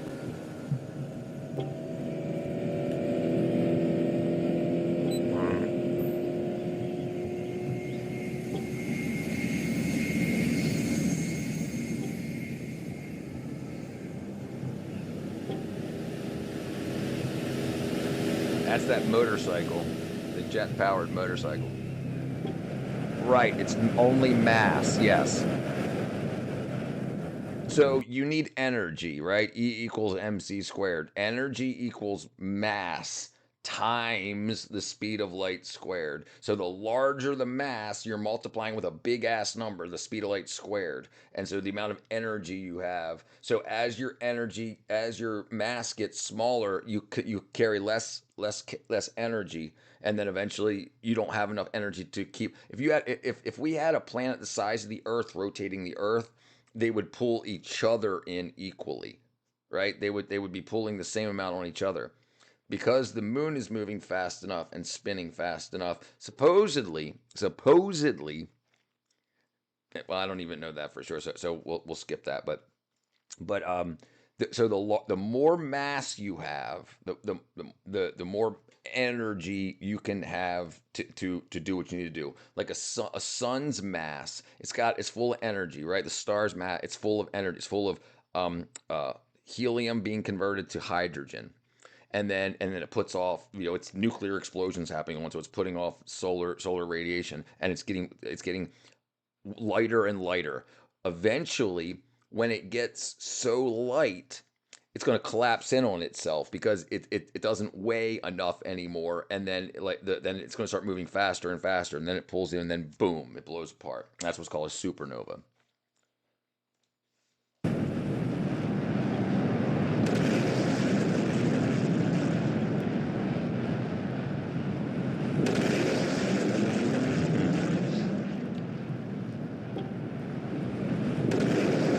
R71. Okay, the X15. Yeah, that's how fast that thing was. The X15. Let's. Okay, so this is that rocket. That's about how fast I was driving.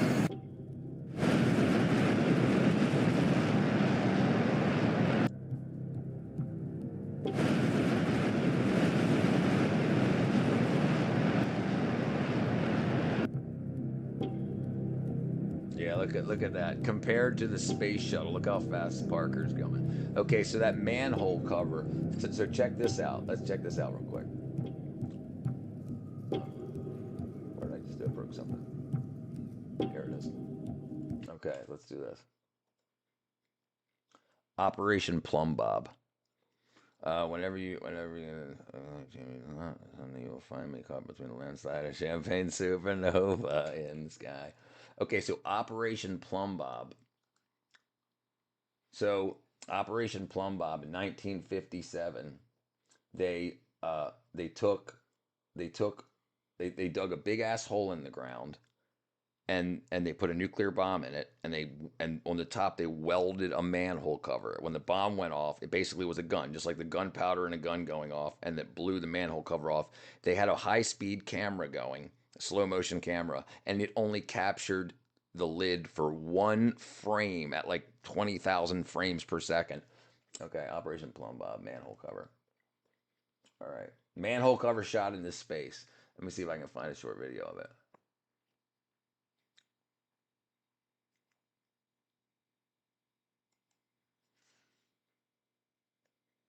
Ladies and gentlemen, Operation Plum Bob, that time that 5 men volunteered to have a nuclear bomb detonated directly over their head to prove to the United States citizens that nuclear weapons were safe. And while 5 men did volunteer, there was actually 6 men there. Apparently nobody told the camera guy that the job was to film 5 men holding a sign that says Ground Zero, Population 5, while America created a new spawn point for the sun directly above them. I'm pulling out. We're way too deep to pull out. Luckily, they all went on to live full, happy lives. So after that test was deemed a success, naturally, America decided they were going to dig a 500-foot hole, put a nuclear bomb inside of it, and then put a 2,000-pound manhole cover on top, and then they... So 2,000-pound manhole cover. It wasn't a standard manhole cover that you have in the road. It was a big 2,000, 1 ton hunk of iron and steel. Accidentally may or may not have launched a 2,000-pound manhole cover 150,000 miles an hour into outer space.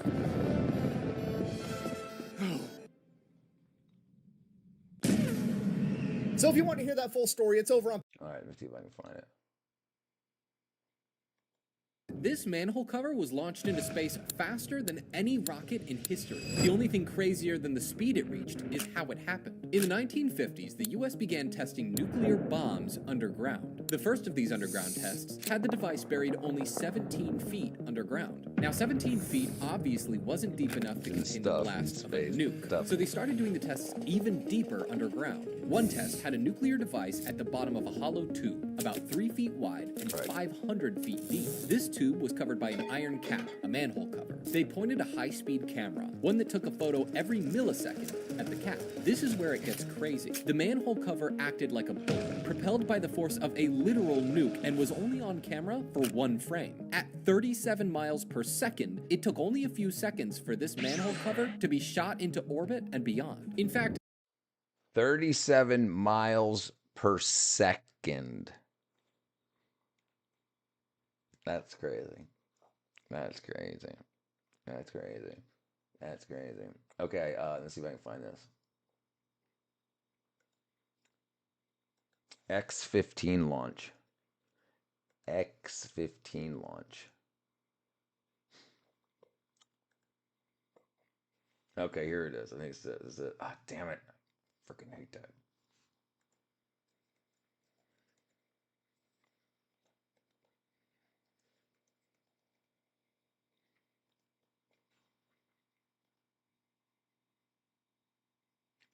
Here it is. Okay, here you go. Check this freaking thing The North American X-15. Look at this. This is on the. This is clipped to the. He's clipped to the edge of a wing of a bomber just as a missile. So this was a missile. He was operating a missile. 15 hypersonic aircraft set several records in speed and altitude, finally reaching 4,520 miles And then he per hits hour, go. or Mach 6.7, on October 3rd, 1967. It was part of an ambitious program to study all characteristics. There he is. It's hard to see, but there he is, clipped to the edge of this. Clipped to the edge of the plane. That little green thing right there on the edge right here. This is the plane that Chuck Yeager is in. The small, yeah.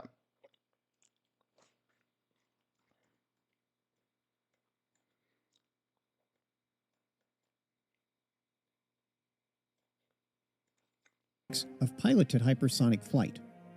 Due to the high fuel demands of the rocket engine, the X-15 was air-launched from a B-52 at approximately 45,000 feet. Interestingly, because the landing gear was specifically designed with skids and no steerable nose wheel, the X-15 needed a dry lake bed for landing. Insights from the X-15 program contributed to the development of the Mercury, Gemini, and Apollo space missions, as well as the Space Shuttle program. So he didn't even have wheels because it was going so fast it would have just ripped the wheels off. So he had skis for his landing gear to land in the dirt, well, a dry lake bed. Okay, what I missed? It would suck to be a bird in the way. Yeah, dude, that bird would be paint, not even paint. The bird would have cleaned part of that rocket. Let's see, how fast did it go? Top speed of X-15.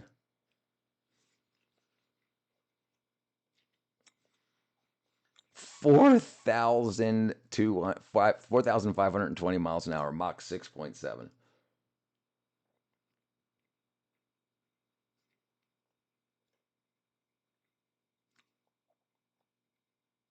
The fastest plane ever. The fastest crewed rocket-powered aircraft ever. Yeah, there ain't nothing. There ain't nothing. Chuck Yeager interview. I can search stuff in space. Can I search stuff in space? Sure, absolutely. How fast is the Atom? Does the Atom Boy? Hold on. What's the Atom Boy? I don't know what the Atom Boy is.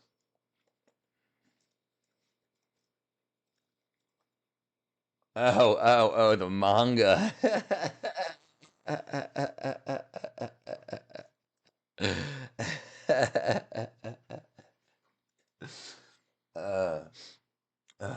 Atom Boy's top speed.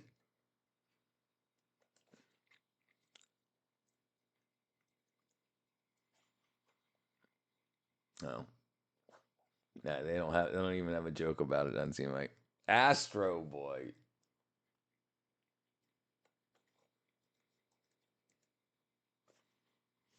Astro Boy's top speed. He had 1,000,000 horsepower. He flew to the in essence, numbers like 17,600 miles per hour was mentioned in one fan wiki.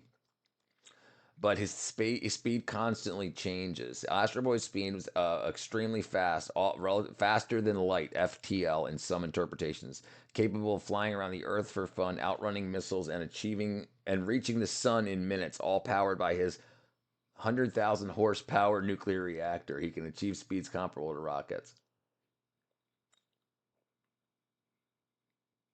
In some adaptations, it's upgraded to 1,000,000 horsepower.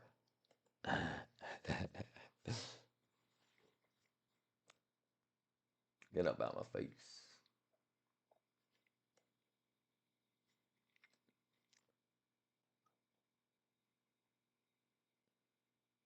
Japan, known as Mighty Atom, Iron Arm Atom, or just Atom, ATOM.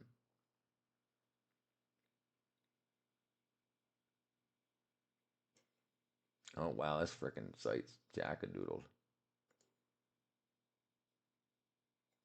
Let me close down some of this wackadoodle stuff.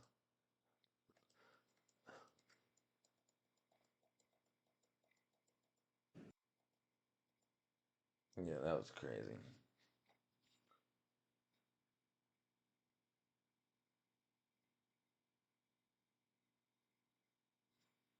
Did we talk about that guy the other day? My droppings travel faster after Taco Tuesday. Stuff in space.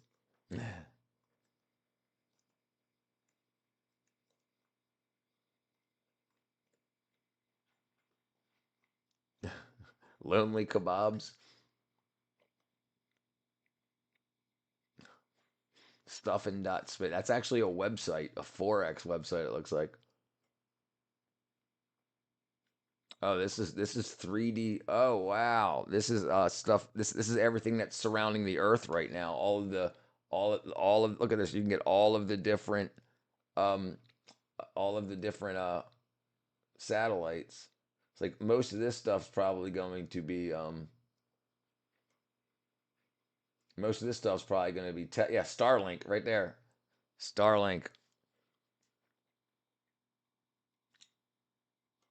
And it even shows the lights on the earth. Look at that. That's so cool. GPS satellites. Let me see, zoom out a little bit more 'cause I'm too close for GPS. Yeah, so these are the GPS satellites that are way out in space. Yeah, these are all the GPS satellites. That's so cool. And you can pick out which one. What do you want to do? When they were launched. And then SpaceX's stuff right here. So these are all the these are Russian satellites, and it shows its orbit. That's so cool. My droppings travel faster. Felix Baumgartner fell Mach 1.2, I believe. I think I just saw something about that. Felix Baumgartner's top speed. A Mach 1.3, so 843.6 miles an hour. There's a reason why we don't talk to these rapper niggas no more. They're always late. They always smell like shit. They can't have good conversations. Niggas want to scam. You got to pay them in advance, and then niggas show up late, and then they bring their entourage. Oh, my God. The security and shit like that, the costs are through the roof. They don't have charisma. They can't do nothing outside of a booth. They're not interesting people. They're always on drugs. They're always high. They're the fucking worst. There's a reason why we don't talk to these rapper niggas no more. They're always late. They always... I recall a lot of astronomy facts. So my father is a retired rocket scientist. He worked for Johns Hopkins Avery Propulsion Research Laboratory, and my mother worked there. My mother worked there too. After I'm sitting on my phone. After me, my brother, and my sister moved out, my mom got a job there so that my dad and her could retire faster. They ended up retiring 5 years earlier than planned because she got a job there as well. But yeah, so I astronomy and astrology. I know a lot of facts. I know a lot of them. I can't I don't have any witty ones on hand to pull up. But Felix Baumgartner died not too long ago. He was in a experimental personal aircraft, and he lost control of it, and he tried to land in a swimming pool, and I believe he drowned.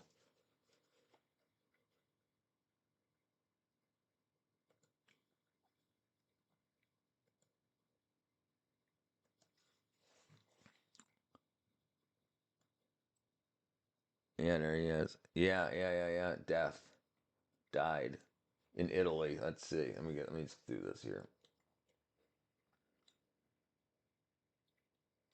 Felix Baumgartner's death. Okay. Felix Baumgartner, the famous Austrian skydiver known for his 2012 space jumps, died at age 56, July 17th, 2025, in a paragliding accident, crashing his motorized glider near a hotel pool in Port St. Elpidio,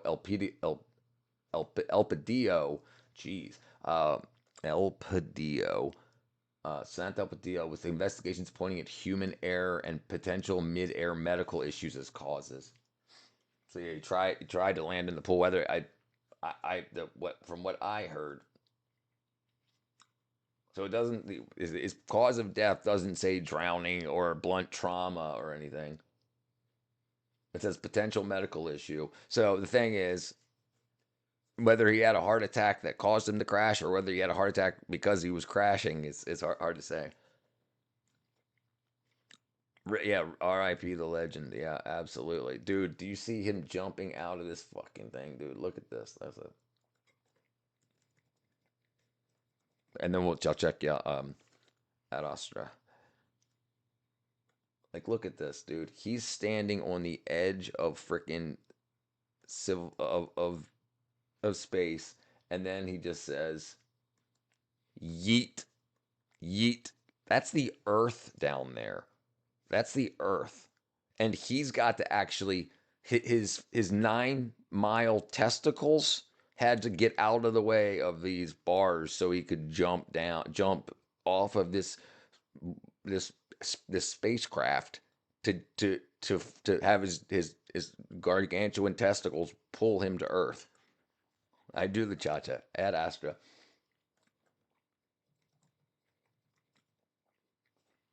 I haven't seen it yet. This just came out. This 2019. No, I've never seen it. I've never seen it. I thought this was the new one. I was looking at. Brad Pitt outer space movie. Oh no, that's it. That was the last one. Ad Astra. Wow, no, I didn't see it. I've not seen it. Do the cha-cha. Do the cha-cha. Exactly. He fell so fast because of his ginormous testicles that were the size of my head.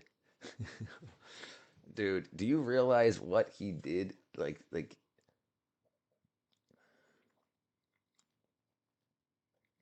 he went to outer space. That's him in outer space in a spacesuit. And then he just goes, yeet. Yeet.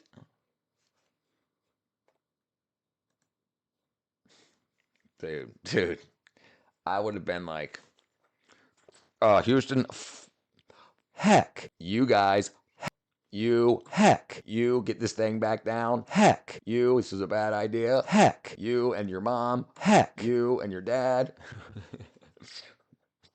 Look at this shit. Look at this.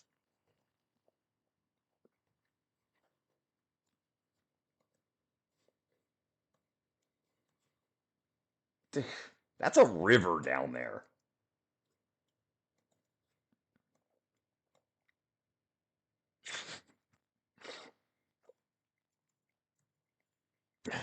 Yeah. He was still in the atmosphere and he wasn't moving because of his low mass. He wasn't moving fast enough to build up a lot of heat. The reason that those big reorbiters, they're freaking tens of thousands of pounds, and they're so he's small enough to cut through, and he used his body to slow his descent because he was so light relative to his size. He kept himself below 12,000 miles. Let's see what reentry speed is for the space shuttle. Space shuttle's reentry speed. He was doing 800 miles an hour. The space shuttle does 17,500 miles an hour. So it's burning through. Yeah, he was only doing 823.6. Yeah, it was sponsored by Red Bull. Did you see the guy that broke the record? This guy. That's who I was talking about. That was this guy here. That was Felix Baumgartner. That was him. This was him right here, Felix Baumgartner. He did he just jumped out. There's Red Bull all over his shirts and stuff. Yeah, he just jumped out. Yeah, it's sponsored by Red Bull. Yep. Okay, let's see what we got.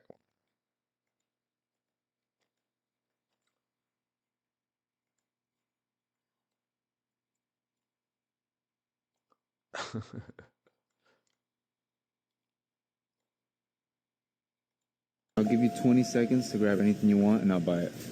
Really? Really?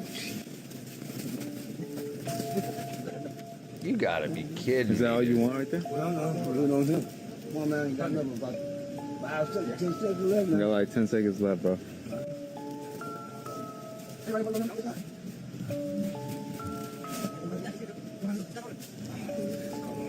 Damn, bro, you ran out of time. No, Well, I can get you those. Let's see how much it is. for real? 15? Yes. Here's 20 bucks. I'm gonna put it on steak real quick, see if I can get my money back. That's so crazy. Let's see if he gets his money back. Damn. Damn. All right, thank you. Yeah, these are all steak commercials now.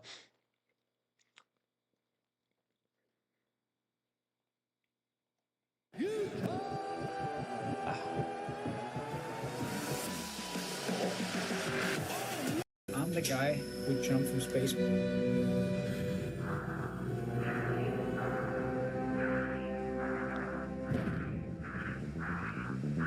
I wanted to be the first human outside of an aircraft breaking the sound barrier.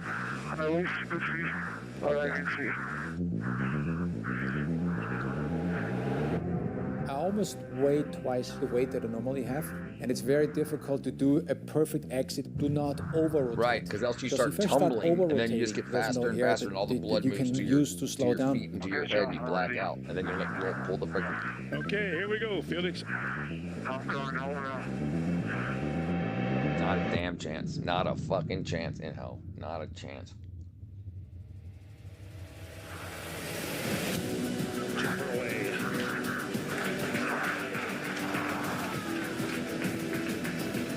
First 25 seconds, it looked like everything's under control.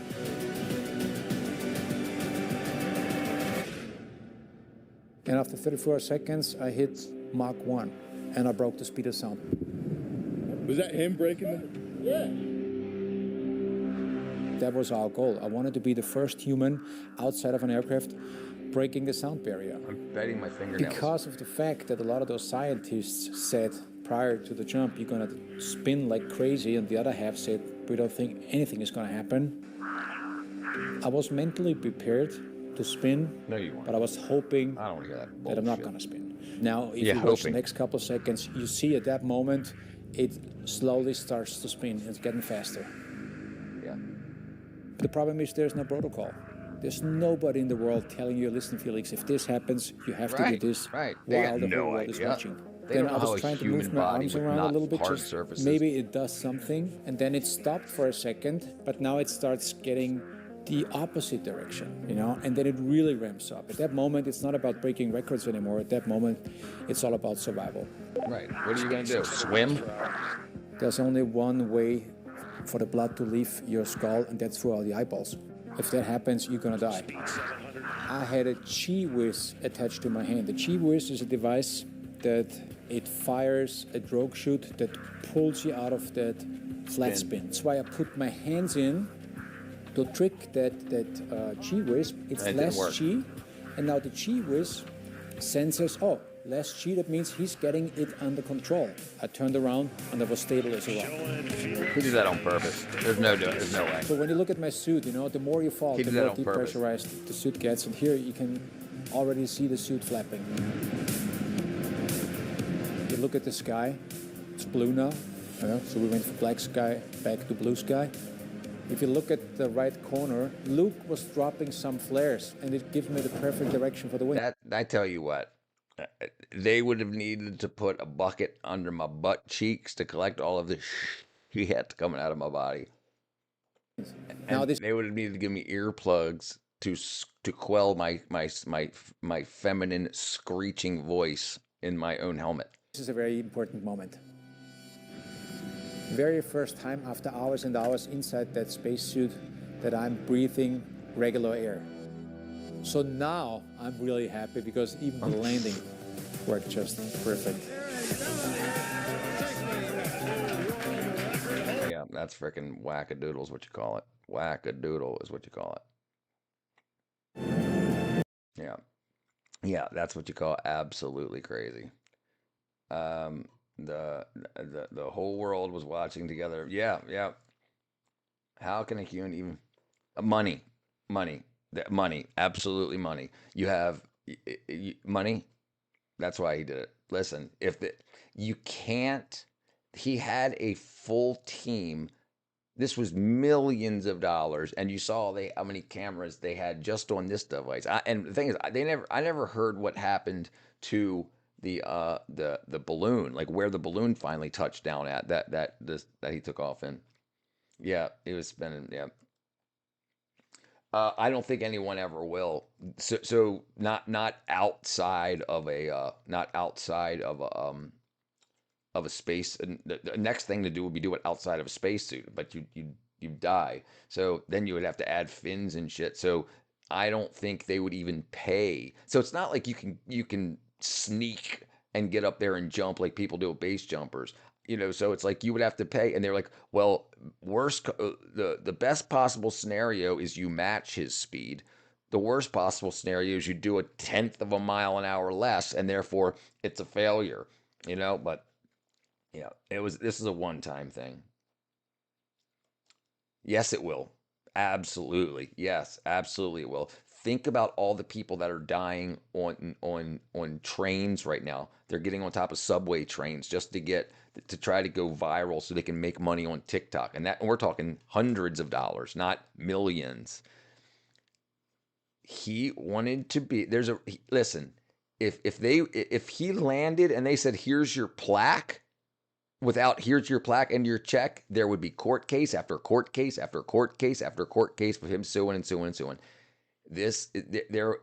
They said, we got an idea, who's going to do it? And then they started calling people, and he said, I'll do it. What's the price? This was all cash. All cash. When you have testicles this big, you don't think you're going to die. So he's like, oh, I'll do it. Just like the people that jump motorcycle dirt bike jumps and stuff over buildings and stuff like that. They do it for the money. That's their job. And the thing is, he never had to work a day in his life after this, and he understands that he could do a bunch of acting gigs and be a stunt man for the next 15 years, or he can do one jump, and if he doesn't die, he's set for the rest of his life. If he does, he goes down in history. Imagine traveling to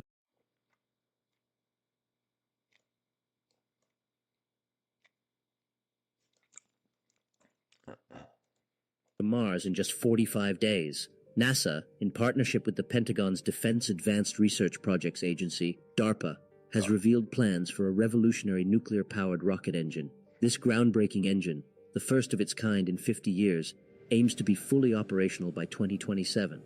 Unlike traditional chemical propulsion systems, this cutting-edge technology harnesses the power of nuclear fission reactors, using the energy released by splitting atoms. Boasting an efficiency 3 times greater than conventional engines, this nuclear-powered engine could reduce the current 7-month Mars journey to just 45 days. Imagine traveling to Mars in just 45 days. Yeah, what are you going to do when you get there? So the big issue is, what do you do when you get there? If the propulsion system is there, you could send a lot of support equipment and stuff with you. But if you get there, it's like you play tag. It's 45 days there, and then you don't have the launch systems there to launch you back into space to get back with the same system. So you can't carry the same amount of fuel. I guess if they're using nuclear splitting atoms, then it's a much less fuel. But they have to be able to launch with the equipment to get back with. So like with the moon, they had an orbiter, and then they had a lander that launched from the orbiter to the moon, and then they used the lander to get back into the moon's orbit, connected back with the orbiter, and then they took the orbiter home. So they would have to do something like that, but that's freaking wackadoo. If you have unlimited fuel, it's just logistics after that. Do you recall the most sustainable country in the world? China. You're failing to mention that Phoenix had 2,500 jumps before his biggest jump. Oh, no, yeah, absolutely. Listen, absolutely. But I'm saying money was involved. He would not have done this for a plaque. I mean, I never met the guy. But yeah, a lot of people have a lot of jumps, ND. A lot of people do. Let me see. Guinness Book of World Records for the most number of skydives. 46,355 jumps. 640 in a single day. So 2,500 jumps ain't like, I mean, it's to us, it's like, whoa. But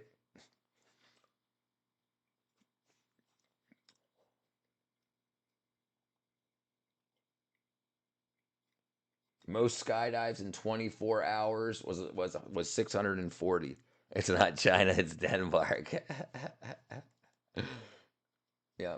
Yeah, a lot of people do this. A lot of people. Let's see. Like okay, average number of jumps a skydiver instructor makes. This typically you have to do 100 jumps to become a coach, 500 to be a tandem, and several hundred to several a seasoned instructor have several hundred to well over 1,000 jumps. Many experience over 10,000 jumps. So yeah, it's they put out a bid. They said who will do it. This is how much money we can. Who will do it. It's insane. I agree. Right. I agree. It's insane. All right, Kat. How long do you think it would take this to terraform Mars? So we could do it in 18 months if once all the equipment's there. Once all the equipment's there. If we could get bulldozers and shit like that, think about how fast we terraform Earth. We could there would be a slowdown, of course, because you know like changing out employees and stuff. Like it's not just like Jim finishes his coffee and walks over to John and says, "Hey, jump off your bulldozer. It's my turn." You know, you gotta clean it, refuel it in on Mars, and you have to have a space suit on, and you have all these protocols and stuff like that. But if you're that's what you're talking. If you're talking by terraforming, I mean like making like an acre by an acre, you know, a 1 acre by an acre, a 1 acre area that we could build, terraforming all of Mars, just like Earth. It'll never be done, but we could start to terraform it, and we could have stuff there relatively quickly. We've got everything we need here. Everything we need. If we had enough fuel, and trust me, it's already been built. Like the stuff to go to Mars has already been built in the 60s. That was planned on. That was a plan. It was planned on going to Mars, but that was canceled. So we spent billions of dollars building Mars stuff. So the technology's already there. And I guarantee, Elon Musk said that we're going to go to Mars by the end of, or before the end of Trump's term. So within the next 4 years. So if they've got the technology to get there and back, he's also ready to say, okay, now that we've done that, let's pull the trigger on terraforming. Good night, Kat. Yeah, but that shit is absolutely amazing. So like, yeah, to get a B license, you have to jump 100 times. A static line instructor needs 2. An accelerated free fall instructor needs 500 jumps. A tandem requires 500 jumps. And 3 years. So they need to do 500 jumps within 3 years. So they do a lot of jumps. Yeah.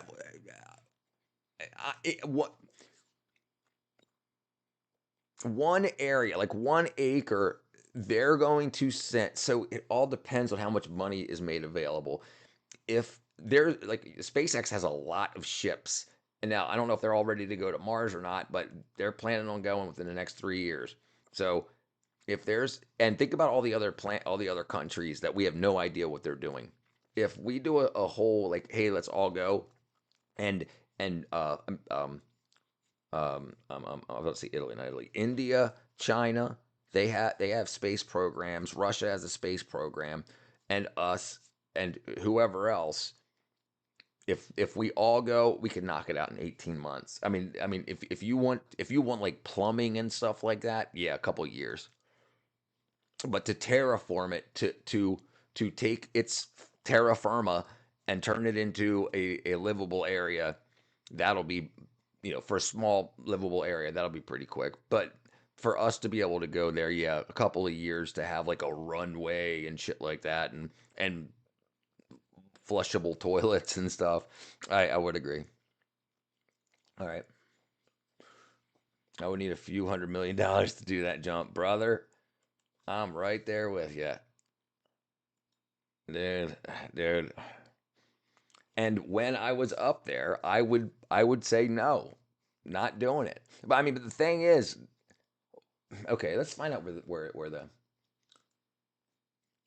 Where did the Felix Baumgartner launch capsule land? Okay, so it landed in the oh, okay. Hold on. The launch capsule landed via parachute in the New Mexico desert near Roswell. Yeah, and this is crazy, dude. Like, look at this thing. Like, look at the balloon. I don't know, fucking look at the balloon. And his little itty bitty, you can barely see his capsule. That balloon is so huge. And the thing is, the balloon looks empty because helium expands as it gets farther away from higher up in altitude. So they had to make sure that it didn't pop. Can you imagine if it popped and just drop? I mean, he had a parachute on. Imagine the pressure when you're up there. Imagine the money wasted. Right? Yeah. Right. Right. And you're in this. You're in this, and you have to open that door. You have to open that door, stand out, and grab those rails and look over the edge.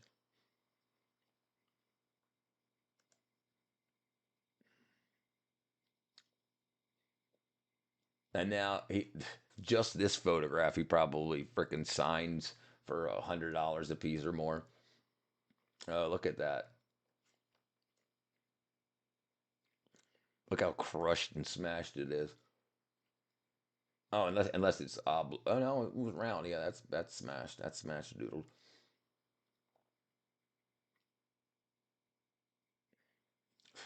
That shit's so crazy, dude. And do you know how many? Let's see. Let's see.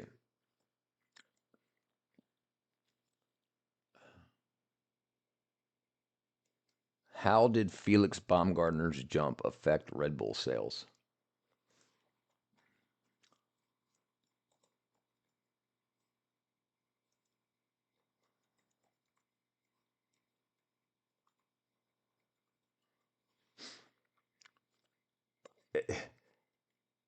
They made $1.6 billion more in revenue and a 13% global jump from their brand power.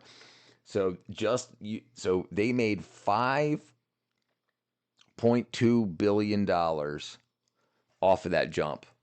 They sold $5.2 billion more Red Bull after, based on that jump, like what their average was. Their average jumped up, so they paid him good. Maybe they gave him 10% of what. Let's see. Felix Baumgartner's reward for the.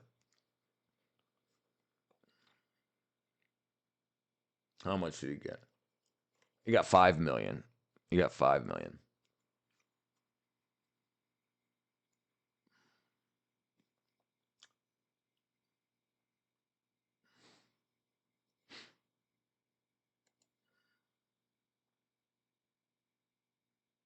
Oh, they did say that he died from a fractured neck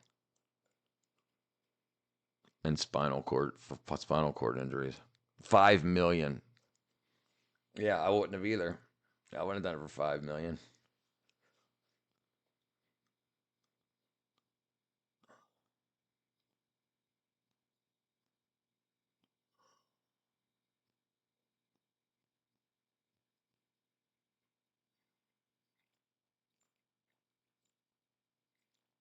He probably got more than that. He probably got stock in Red Bull, knowing that the Red Bull sales were going to go up. Red Bull made 5 billion, and the guy who carried the whole mission got 5 million. Right? That's 0.1 per. That's 0.1%. 0.1%. 1% would have been 50 million. Right?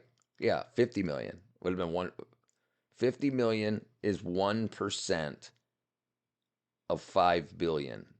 So he would right. Yeah. So he made 0.1%. He got 0.1%. What they made 0.1%. So yeah, but so how much did it cost? How much did Felix Baumgartner's jump cost Red Bull?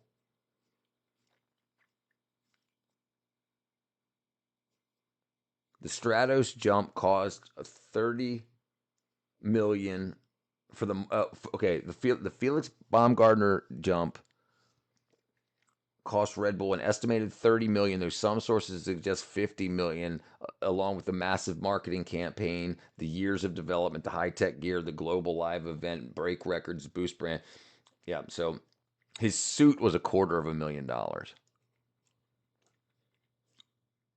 The large helium balloon, the return on investment was considered a huge success, generating billions in global media value, massive YouTube viewership, and significant sales lift for Red Bull in the following months. It was a worthwhile investment. It wasn't just a jump, it was a mission to the end of space, breaking the sound barrier, requiring extreme engineering and safety, marketing. So in 2020, they said it was 30 million. Almost didn't happen. It said their 30 million marketing stunt almost didn't happen. Yeah, because he probably said, F you guys, I want more money. They were like, oh, we'll give you 5 million. Okay.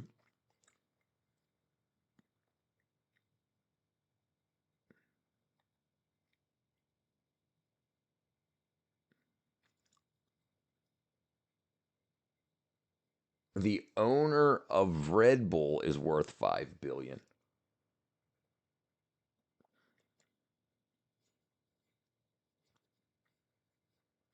Wow, you can buy the Red Bull parachute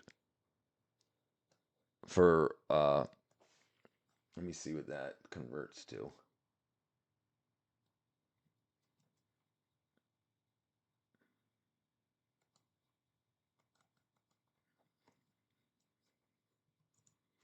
No way. No way. No way. That's got to be a replica or something. Let me see what I was looking at. Hold on.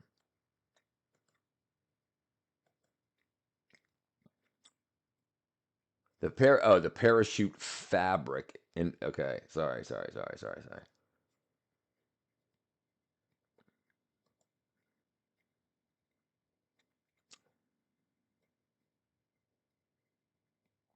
Okay, so look, listen to this.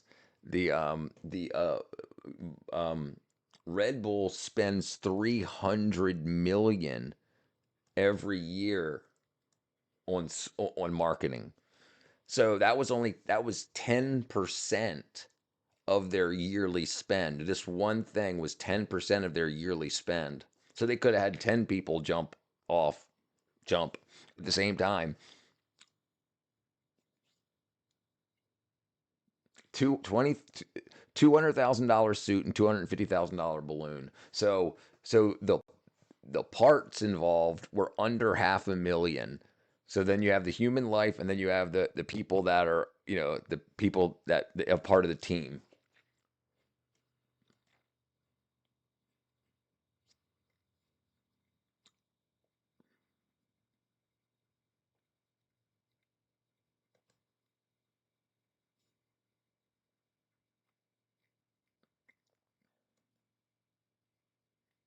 Wow, what a scam! Rocksteady. He was freaking Rocksteady. Rocksteady and Bebop. Rocksteady and Bebop. Yeah, boy, remember those guys?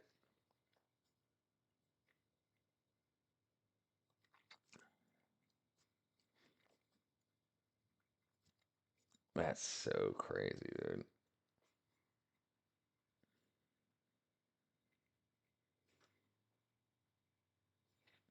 That's so crazy.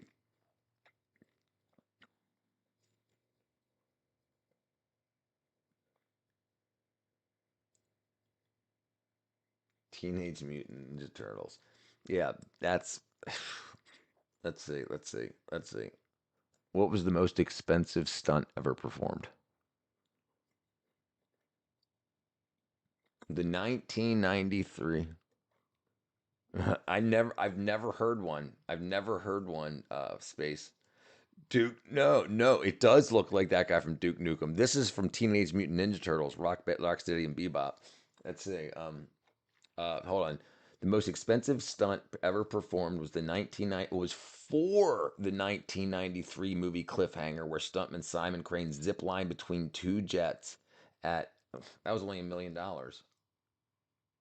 Oh, that's the most expensive movie stunt ever made. Okay. Dude, he fucking ziplined between two jets.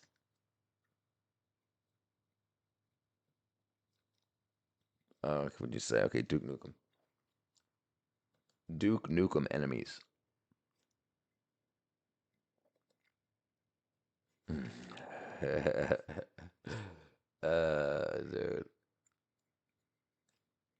Here's the one you're talking about, I think.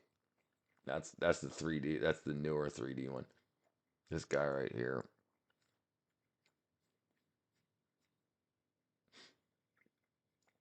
Oh wow, there's the old gameplay.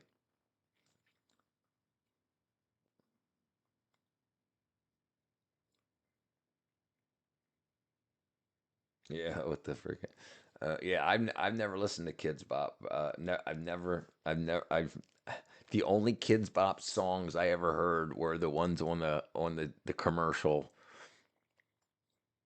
Did you have one? Kids Bop CDs. Wow, how many did they do?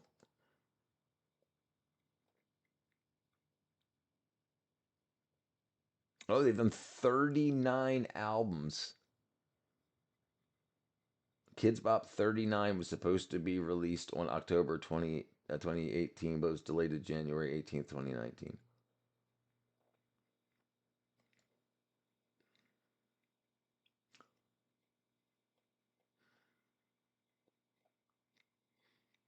Wow.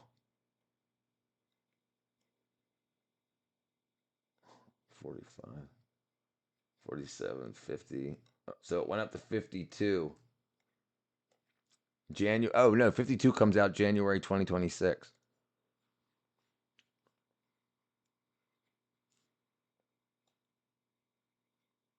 That's so crazy.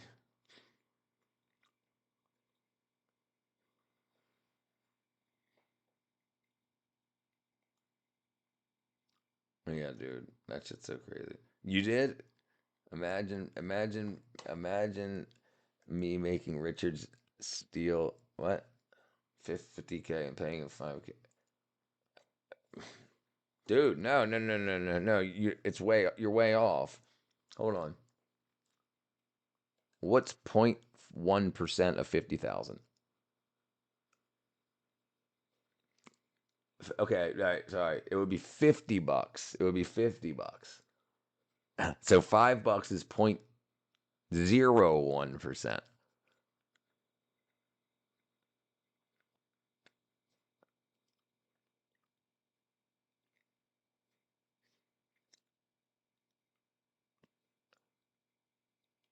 Hold on, am I wrong? 0.1% of 5 billion. The answer is 5 million. Yeah. I was right. Yeah, 5 million. Yeah, right. Yeah, 0.1% of 5 billion is 5 million. Yeah, so they gave him 0.1% of what they made.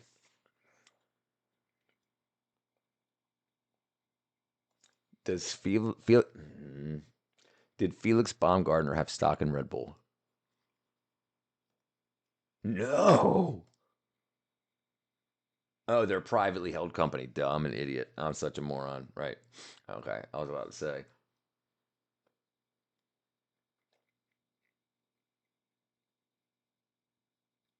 Wow, in 2012, Forbes said he's unlikely to cash out on this Red Bull jump.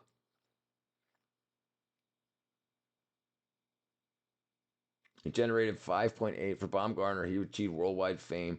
The jump legitimized the partnership with Red Bull, which locked down.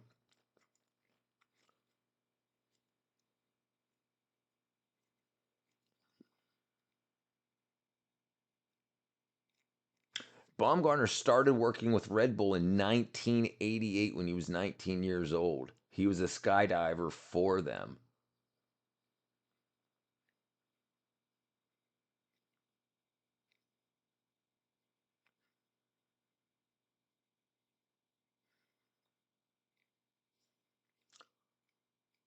The YouTube, the live stream had 500,000 viewers.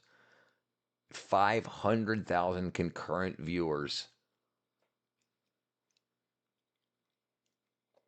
That's crazy. That's crazy. Oh, dude, can you imagine? Can you imagine watching that shit and then right before he jumps out, an ad pops up and you don't, and yeah, when you hit skip, he's already got his parachute open. I would be so pissed.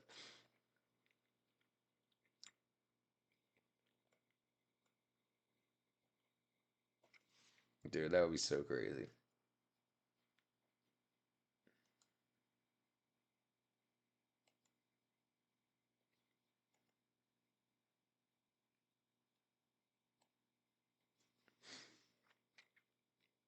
Yeah, that dude. Okay, hold on. What did Red Bull pay Felix Baumgartner for his jump?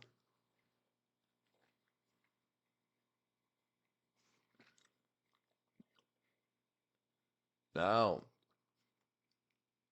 Wow, it's less than that. That would either make you hate Red Bull for life or make you pay for Red Bull Premium for life. Right, YouTube Premium, yeah, yeah. It was on YouTube. It had 50.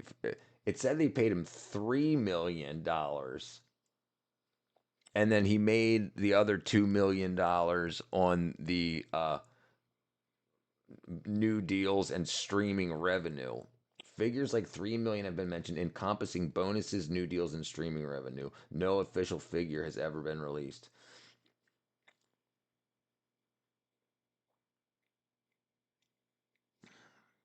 Yeah. That dude, listen, companies don't give a shit about people, dude. Dude, dude, they don't listen. If he would have died, they would have went to work the next day. And because there's many other stunts and stuff that they had set up, it would have just been like, oh well, okay. 'Cause remember, they still would have got, like, YouTube's still paying for all those views, right? Like, even if he dies, they're still paying for all the views. It was live streamed. So that's crazy. So he died with $5 million in his bank account and that was this year. So this is 13 years after that happened, and I mean, he's famous as shit.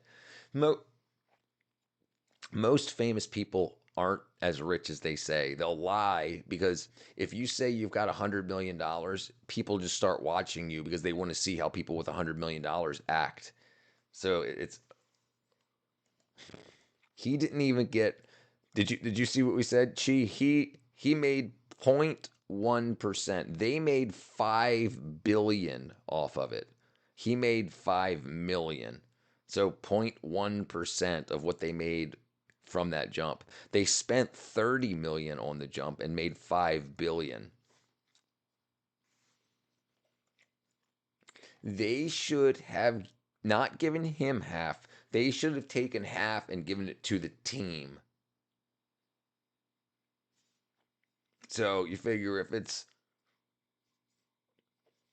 no, that's not how these companies work. Absolutely not. And like, there's a lot of women now. There's a whole big thing going on in America now because there's so many women getting laid off, and they're saying like they gave up having kids and shit for being a corporate boss babe.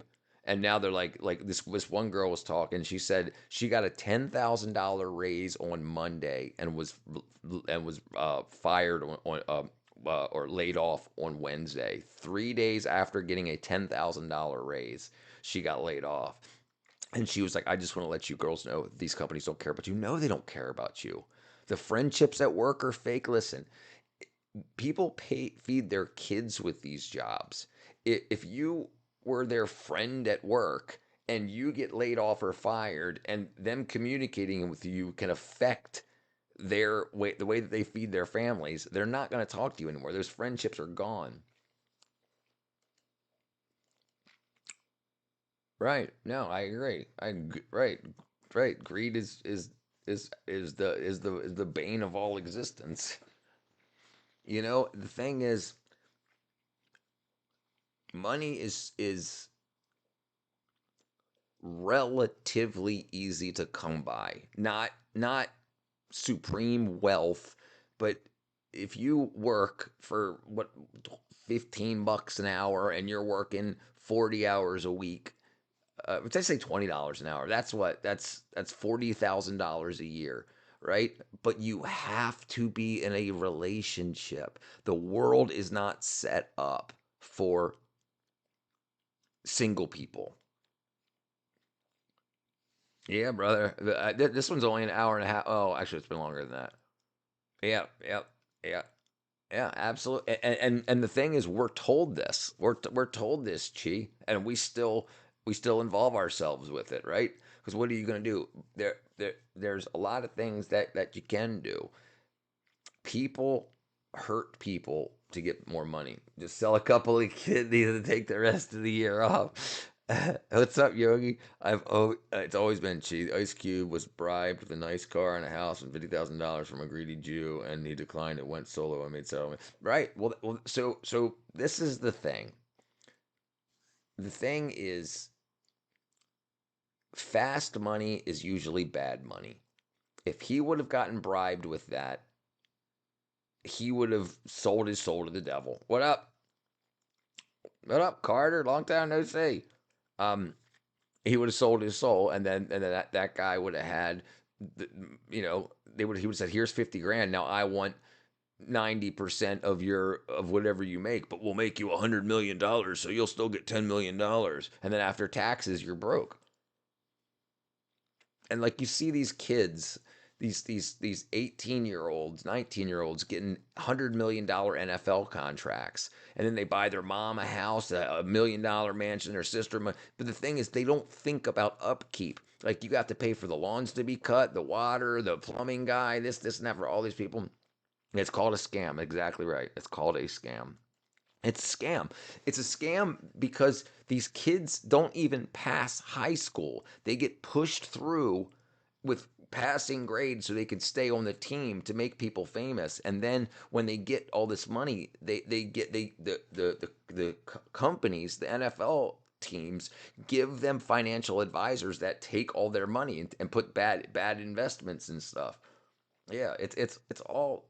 Listen, the reason they're giving these kids $100 million is because they know they're getting most of it back. That's why. This happened to a lot of artists. Tupac's family lived with pennies because all the money's in the person's name. Right. Yeah. It's all. One thing you got to do. Yeah, right. So that's exactly right, Carter. People have to realize if you did it once, you can do it again. And you can do it in different ways. When people say, oh, they got me, life isn't over yet. You still got the whole rest of your life to do it again. Now, maybe you're not going to be a football player again, but yeah. But the thing is, you can go on talking tours, getting $30,000 a speech. Imagine if you come from a broke environment and some rich guy offers you a new. Right. And they know that. They know that. They know what you're going to say. They know 50 grand is $1 million to you, and then, and that's pennies to them. And then taxes is usually what gets, because even if they give these people $100 million, they spend 50 million of it on cars and houses, and then at the end of the year, they're like, hey, you owe 48 million in taxes. And they're like, oh, I don't got 48 million left. The more you get, the more you want. So this is the problem. This is the thing that people need to understand. It's percentages. Just if you make $10,000 a year and you buy a $2,000 car, that's 20% of your income. If you make $1 million a year and buy a $200,000 a car, that's 20% of your income. So you're still going to be just as broke just as fast because you're spending the same percentage of your income on things. If you made $1 million a year but only bought a $100,000 home, that would be smarter than making $1 million a year and buying an $800,000 home. So that if you can, but people don't want that. People want to show off this bling and blang and they whack a doodle themselves out. then they're screwed. They're screwed. And in the movie industry, I used to see it all the time. People getting so much money. But if they give you 10 million, 5 of that ish has to go to taxes. So, but people get that money and they think they're going to get it again and again and again, and they don't. And then, and then a lot of times they show how they show their ass on the internet, and they're like, I don't want to work with that guy no more. He's not getting another $10 million role. So it's like, if you get any money, and this is a big thing about the food stamp thing, like people that were selling their food stamps for the past 20, 30, 40 years, if you're getting a few $100 extra a week that from selling your stamps, invest that shit.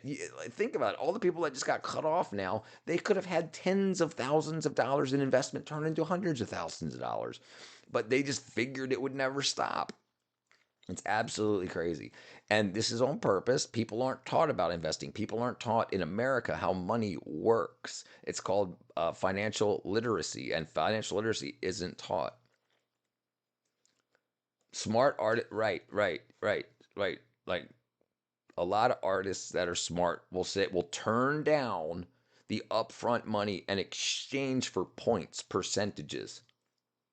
I blame the schools too, 100%. A percentage of royalties that can be used it. Exactly. Right, but people are lured in like a moth to a flame. They say, here's $1 million.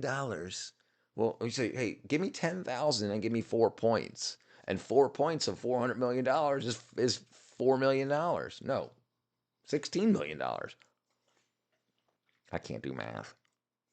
1% of $4 million, $400 million is $4 million.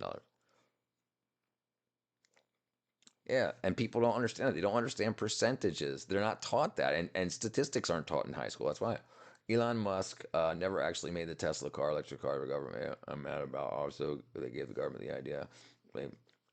The very first car was an electric car, Carter. The very first car made back. When was the first electric car invented? 1832. 1832, the first electric car was invented. So, no, it's not. It's been around forever. Remember, the Model T didn't come out till like 1903, 1904, and that was the gas car. So we've had electric motors for 100 years. We've had batteries for 100 years. We had electric cars for 100 years. No one made it. Just like Henry Ford made the assembly line for gasoline cars, Elon Musk made the assembly line for electric cars. He didn't invent the electric car.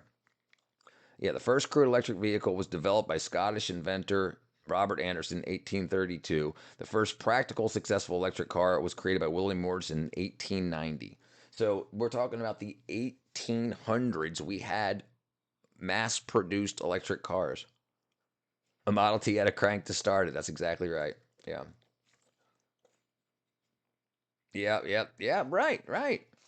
If you're rich already, and then you like you have so when someone walks up to you and says, sign this contract, most people don't say, let me talk to my lawyer and figure out if it's good or bad. They say, all right, I'm going to be just like 50 Cent. No, you're not.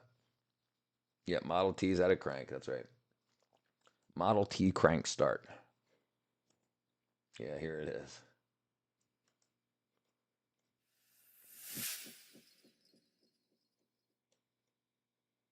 I'm starting. Should be here. Over here. It can break your wrist. Okay. That's why I let go, because once it kicks it,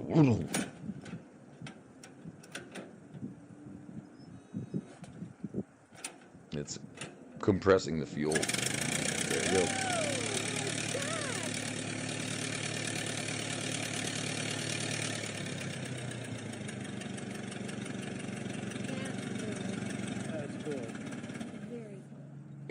Everything you hear is pretty much bullshit. The electric cars have been around. They call it an electric car revolution because Tesla paid to have electric car charging stations put in around to make electric cars possible. So the electric car's always been around. It was the charging station.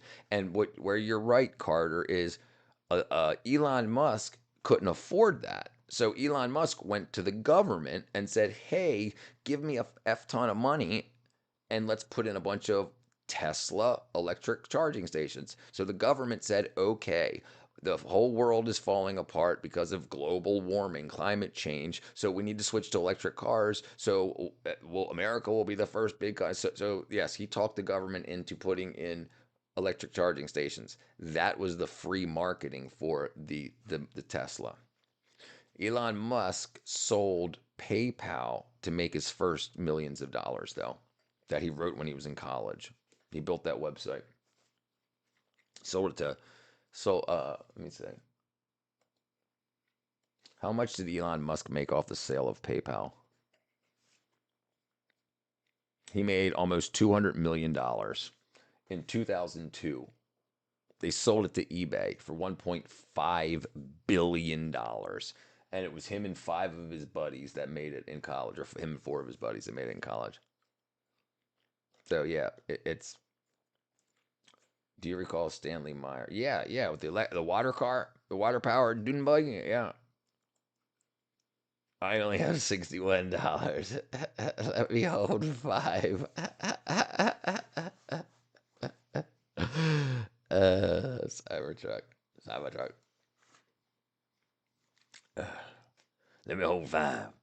Yeah, dude. It's so yeah, but everything is like that. Because think about it. So what they do is, if you have an idea for a nation-changing company, you go to the government and you say, "I'll give you stock in my company," and then using the government, we're going to basically force people to buy Teslas because we're going to emotionally manipulate them into saying that you need to buy an electric car to save the planet. So then they're going to buy it. Then the Tesla stock's going to go up, and then the politicians that passed the laws to make the charging stations happen, they all made money. That's all right. That's all right, Carter. That's all right. The government went, no. Too many politicians make their money off of oil. Too many. Yes, absolutely. What do you want to do, brother? I'm. Let's do it. You come up with an idea. The planet needs to start paying rent. I think it's a great idea. How does it feel living in a first world country? It feels like a third world country with asphalt and trees. We're run by a bunch of freaking crazy asses. I mean, like there's still third world country in America.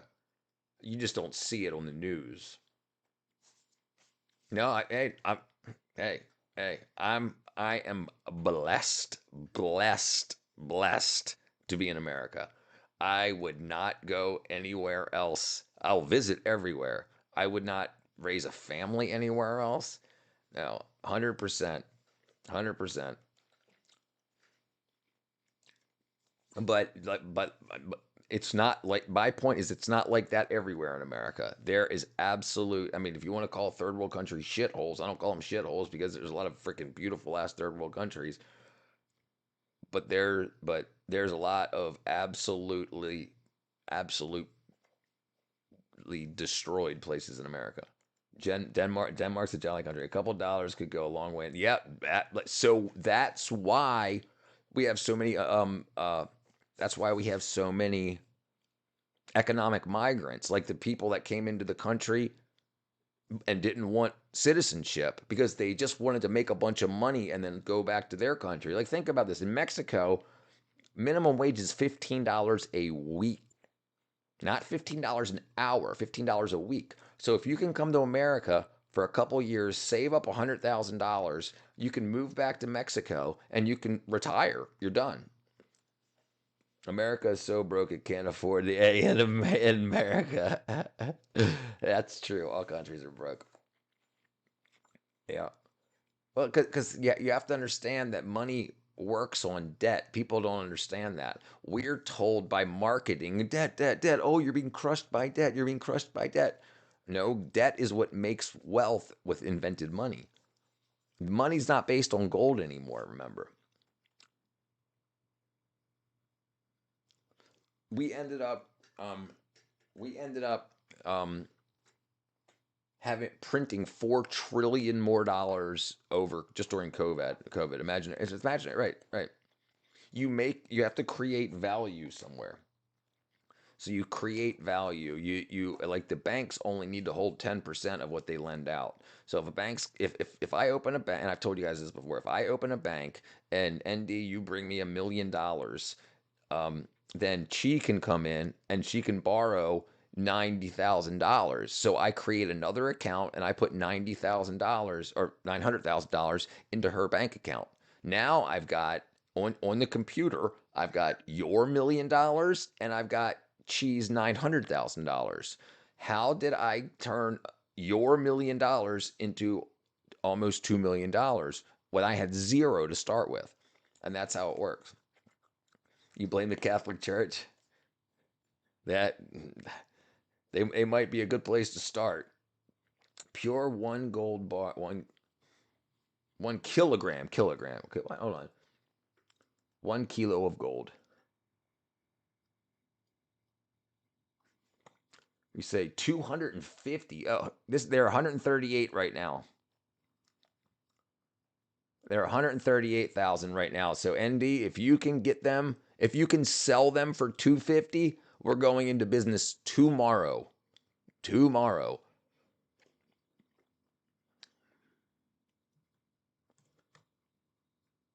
How much you need, Chi? What? What did I say? What did I say? I didn't say anything.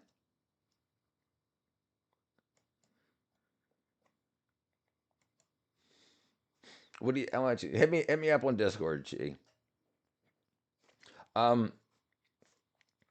on. What did I say about you having $1? What did I say? Bold of me? What did I say? How did I assume you had any money? I can't go bald.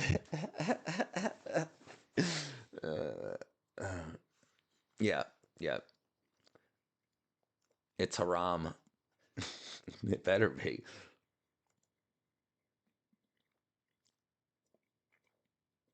Yeah.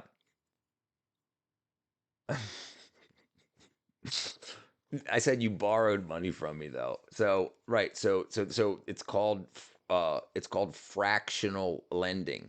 I only need to have, if I want to lend you $1 million, I only need to have 10% of that in my vaults. So if ND gave me $100,000, I could loan out 90, more than that, more than I have. But then it goes into the account, into like if you get a loan from the Bank of Richard, I create Chi's account and then it's there digitally. The cash money isn't actually there, but on the computer it says that you have that in there. My account would be in the negative. If you can't afford food, I help you. If we can't afford medicine, I help you. If you want a new dress, yeah. Also, Andy, for me to even consider shaving my head, you got to give me more than $200. Everybody would be like, "Why haven't you taken your hijab off?" She's like, "Oh, I just want to wear it around the house more often."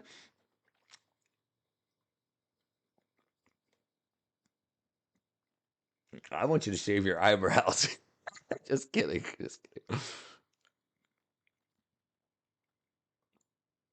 Your hair is not worth $200 to me, you silly goose. So, ND, check, brother. Check on that. We can make some serious money here. If you can get 250K for a kilo, we'll get into that tomorrow. That's $112,000 profit. No, I can't do math.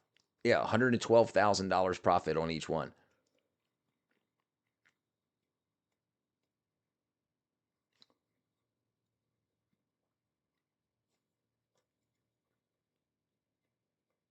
Oh, Chi said that. Chi.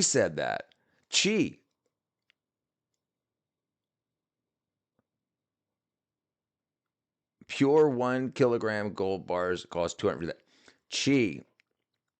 Yes, yes, yes, yeah. Not 0.999 fine. 24 karat bullion gold. Half a mil US.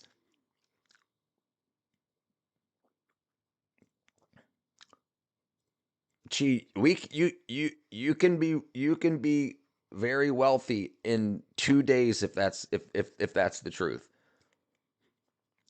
I'll get I'll get I'll get I'll get 10 kilos tomorrow, and then if you can turn that into, oh, never mind.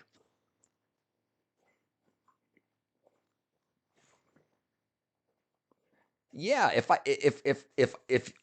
if you could get 250,000 US dollars is what I thought you were saying. If you could get 250,000 US dollars, then then we would be making $112,000 on each. So I would get 10 kilos, get it to you, and then you could sell it for, it would cost me 1.3 million, and then you could sell it for 5 million. You wouldn't need it. I would get. Yeah, she's got to be. So she said it's 133K. So it's 138K here. 138,000. She was talking about in her. She was talking about no, I would buy the gold here and send it to you to sell is what I was saying. But I would lose money, so it's not right. I thought you were saying 250,000 US. Right. 130. That, yeah, right. That should be. I had to haggle a man and glare him down to go from 1,000 to 750. Yeah, I hate that. I hate scammers.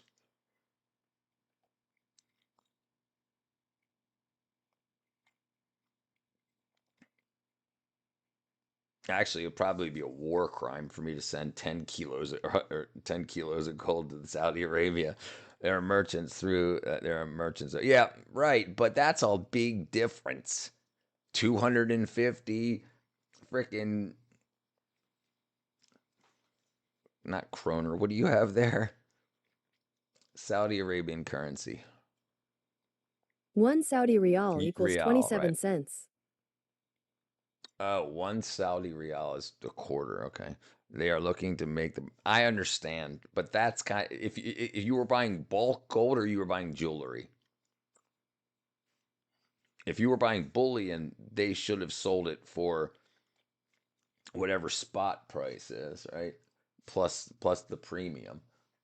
Spot price 1 ounce of gold. So 1 ounce of gold right now is let's just say $4,200. So then you would have did like $100 on that, possibly, for the premium. Maybe not even that. Maybe like $50. Yeah, probably $50 on that. But right, yeah, right. But they shouldn't try to rip you off. Let's make a money grabbing mobile game and earn bank. There was once a man who came with a bag of gold from his late mother, and I'm pretty sure the price could reach. Yeah. He only got 100K after asking. Wow.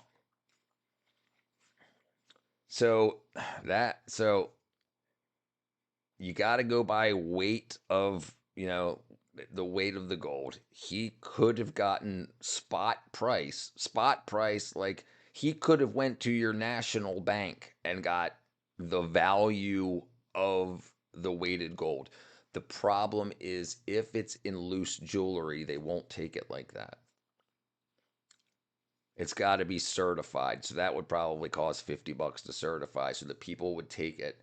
They would charge you to melt it down so they can test it while it's liquid rather than having to drill and stuff like that.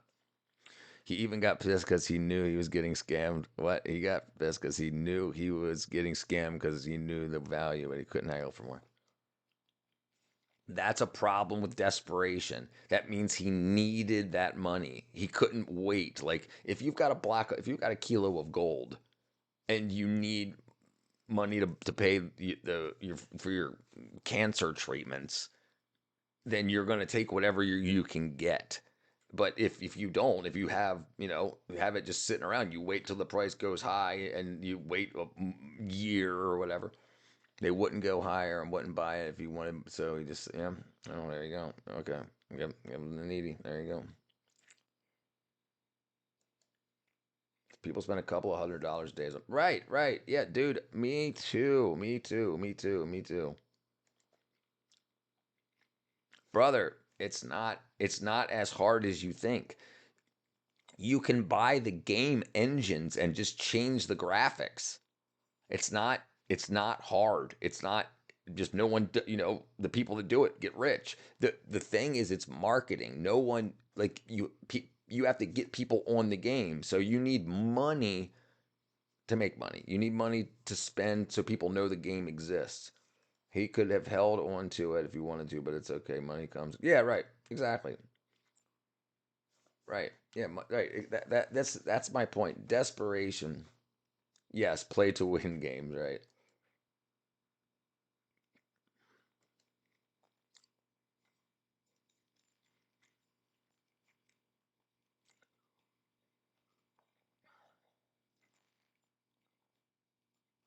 Let's see. Yeah, you can start a gambling site. You can download all of those apps for free. Just change the graphics. But people have to know they exist. And yeah, it takes some money to market. They have to know it exists. You can't just because think about it. If you make a game that can have 3,000 players, you need the servers ready to go to take that. I mean, you can do um I'm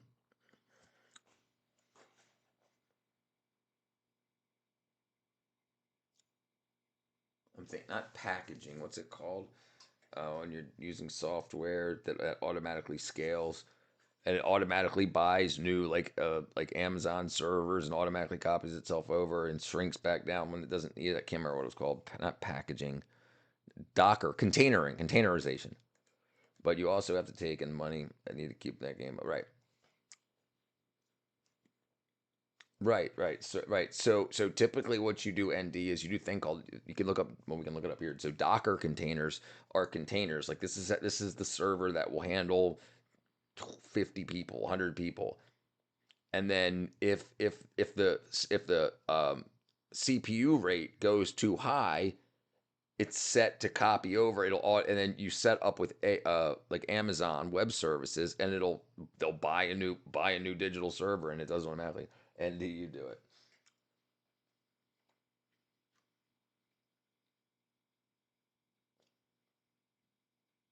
Let's see. Let's see. Hold on. Let's see here.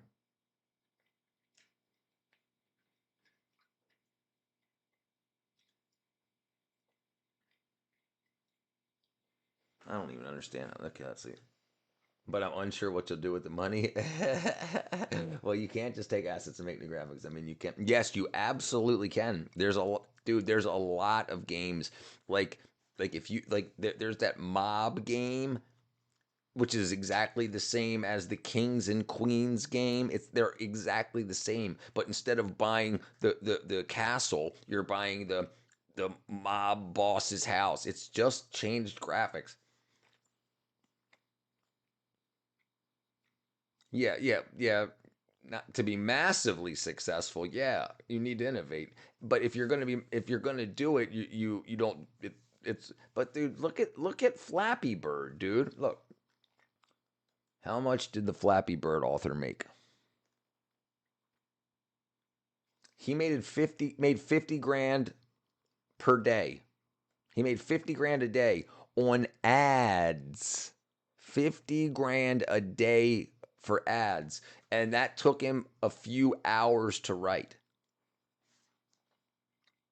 it was the revenue model was free to download, earning money from ads. He only ran it for a few months and he made over $1 million in the few months.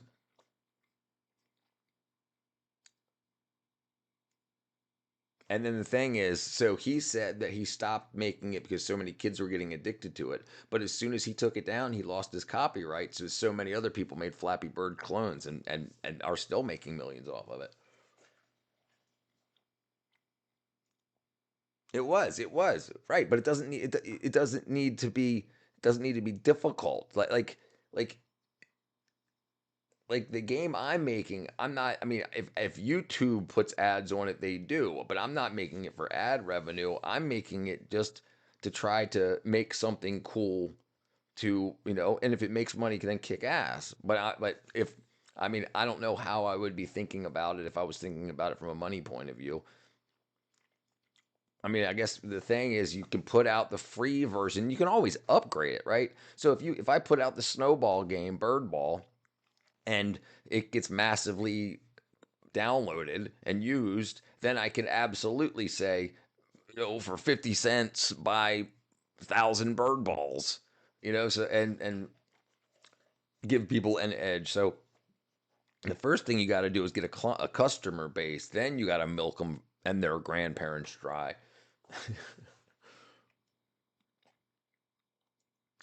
But yeah, Flappy Bird was innovative. Yeah, it's kind of sad. So much of our love. Okay, it's kind of sad how so much of our love is just people wanting to make money and not make something good with what they give. Yeah, I agree.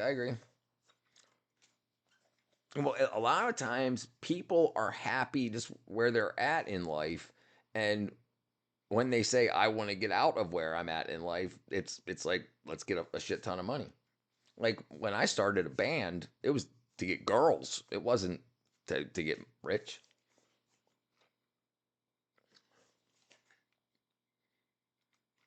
Look at the Play Store. You can find 100 all types of games.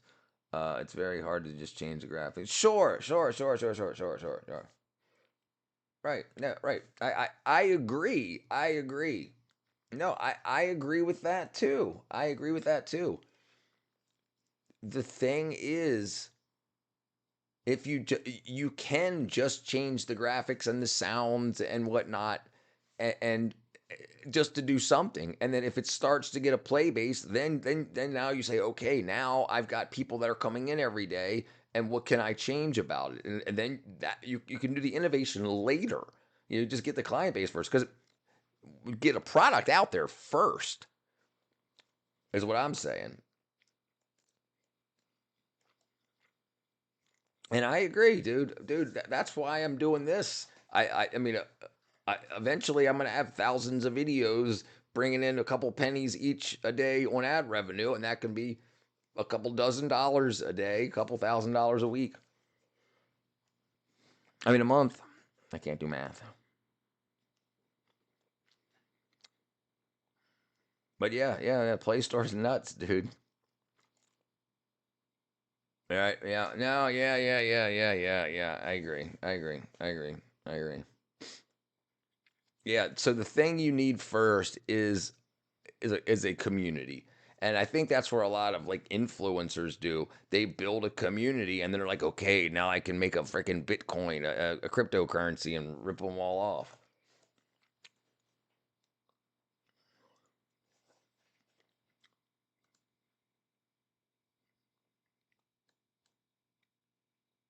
Uh-oh, what did I just do?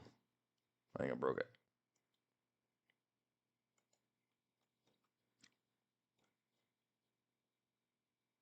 Oops, broke it.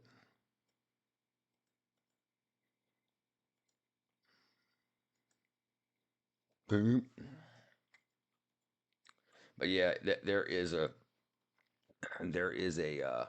huge, a lot of competition now, a lot, and like think about the companies the AI companies that have AI making the game and publishing the game all on its own. And then if it starts to get picked up, then they have humans go in and fix the bugs and add the addictive elements and stuff like that. So I mean, yeah, I agree. It's what you call, yeah, printing money. It's wackadoodle. Imagine you could use the same formula that some of these major successful games doing it right now, I'm right there with you, and I thought about this before. I thought about this during COVID when I was playing Ebony, the King's Return, and I thought about it. I was like, and I should have done something then, but I mean, one of the big things was like I had the technology, I had the know-how, I know how to do scaling servers. I mean, I could have, I just didn't do it, and I never had like an idea pop into my head. I always thought, oh, like this, a game like this, a game like this. And when people would come up to me and say, "Hey, you want to make an app?" They were like, "How about Facebook but for sports?" And I'm like, "That's called Facebook groups," and stuff like that. So I had hundreds of people walk up to me and or call me and get in contact with me about. I know, but I thought about it too. I have a bunch of knowledge about it too. Right, dude. That's what. Yeah, me too. It's the people that make the money are the people that do it. We never hear about the failures. I'm sure there's lots, but let's see. How many video game startups failed in the past 5 years?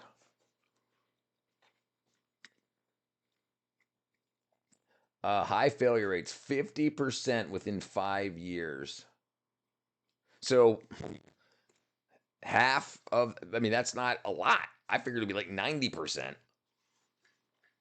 Industry reports show mobile game successes, 83% die within 3 years, but they're not considered failures because the game had failed in 3 years, but it made a lot of money in that 3 years. And it says here, for the 50% is within 5 years. So whether they make their money back or not, and that's the thing. Like a lot of these game companies, Marvel games and shit like that, they make the money and then they lay everybody off because the game's made. They keep a handful of people to handle bugs and moderation.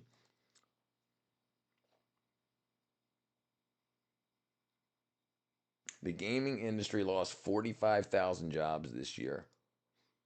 And that's because of AI. Market saturation. High competition makes it hard for new games to stand out. I saw this guy who made a gaming controller for phones recently with a very low profile innovative designs, and his Kickstarter took all crazy. Kickstarter video game controller for cell phones.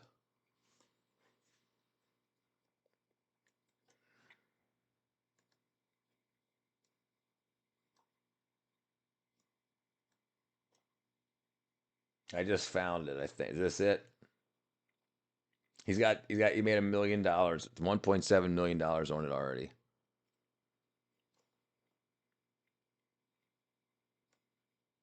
Yeah, $1.7 million.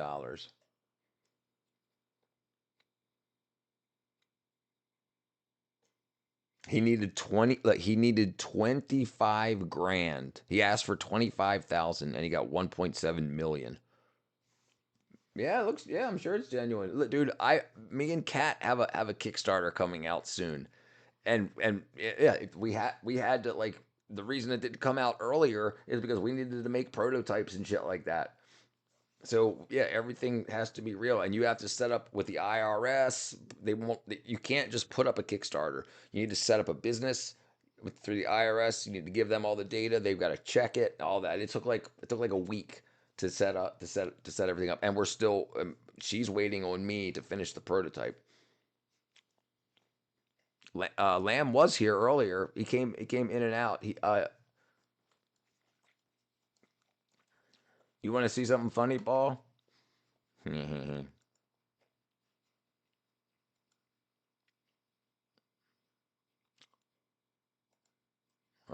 was it?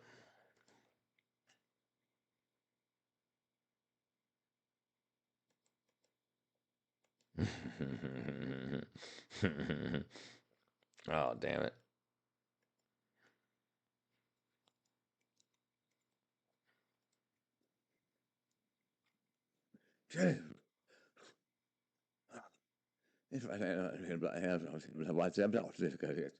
Fucking Papacopolis. Go down the street out of my garden. I got some shit.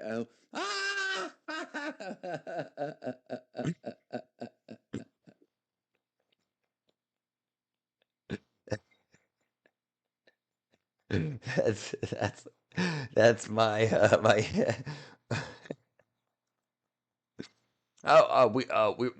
we were talking about starting video game. Not we weren't talking about starting. We were talking about how people make money in the video game industry, and then they came to talking about the this video game controller this guy made, and it's on Kickstarter, and he asked for 25 grand to make it.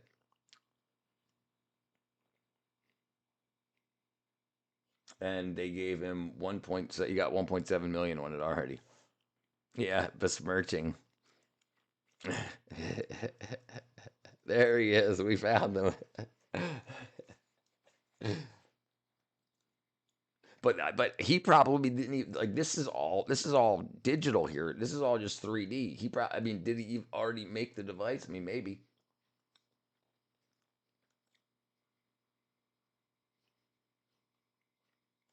This is MCon, yeah. but let me back up just a bit. Gaming sucks right now. Ever since I was young, taking the DS or Game Boy with me everywhere I went felt so freeing and fun, but now the gaming industry just feels so stagnant. How do we not have a gaming device that you can have on you all the time? I looked and looked for a controller that attaches to your phone, is convenient, and fits in your pocket. It doesn't exist. And then I realized I have a 3D printer. I can probably just make it myself. So he made it on his 3D printer. So I kind of stopped going to class, and I started spending all my time designing this thing. Then over spring break, I put together the very first prototype, and it was so much better than I thought it was going to be. So for weeks, I obsessed over putting together a video. I really wanted this one to be perfect. When I finally posted it, it exploded. The comments, the paragraphs, the DMs people sent me. People wanted this thing. So I decided to make this controller a reality. I got a team together, started a company, and we called it MCon. We were able to get some investors, and then we got an engineering company to design our own PCB and get this thing ready for injection molding. Things were moving pretty fast. We were getting new prototypes, updating the design, and consulting the MCon Discord on what they wanted to see. And then things took a downturn. Prototypes stopped getting better. We were running low on investments, and there was just so many different parts to balance. And as time went on, it was looking more and more bleak.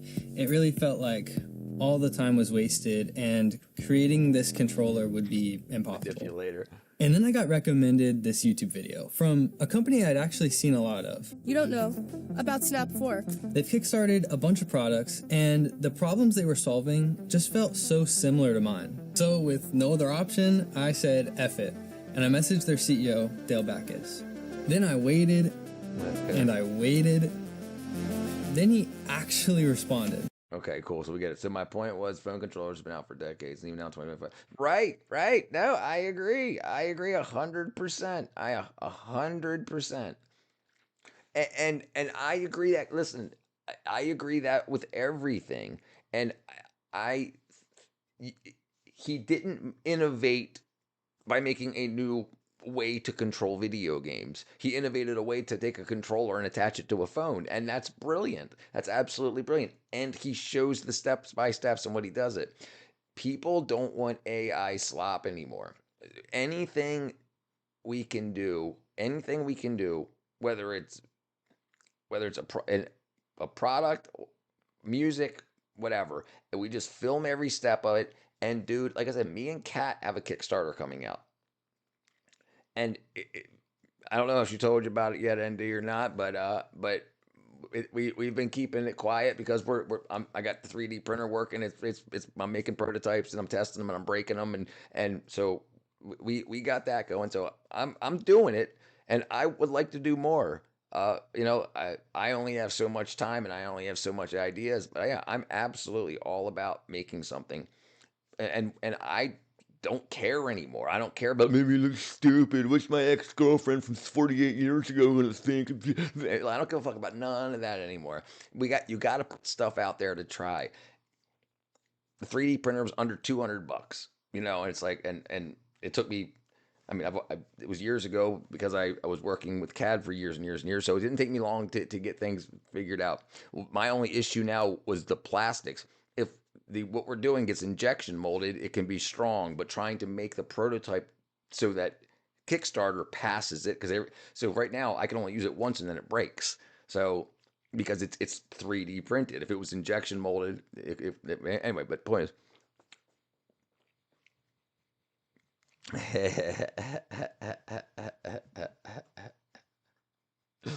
Yeah. So the so if you get bored and go through Kickstarter, people like to see other people making shit, human beings that aren't corporations. So if you can show them that you put your heart, that your time into it, it takes off. People want to see that, and they'll put their money there. So I'm saying, no, that has nothing to do with trust.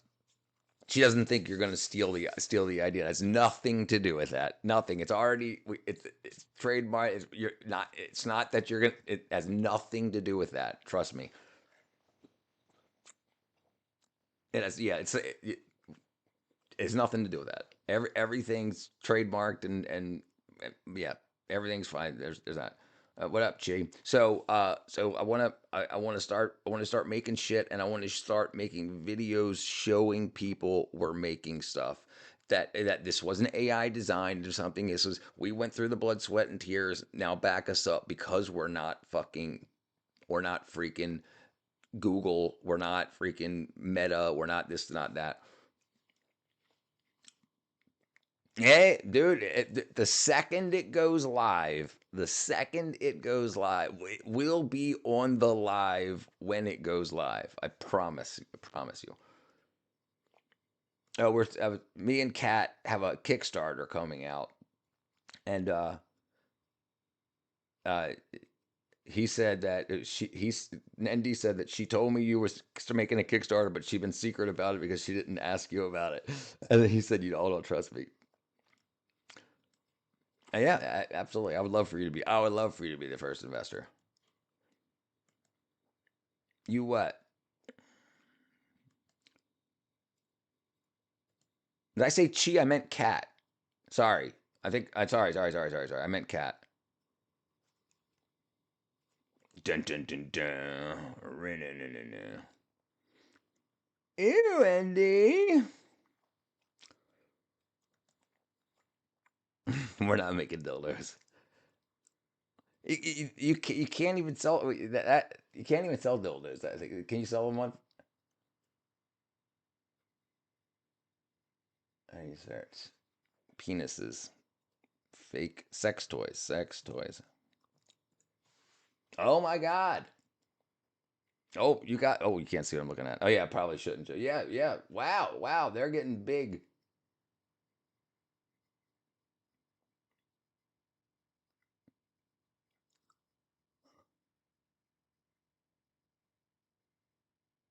Oh, these are books and stuff. How to draw naked people, toy soldiers, film about sex, drugs, and rock and roll.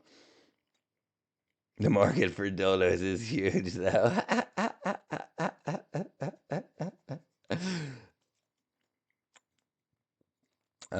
It's beautiful.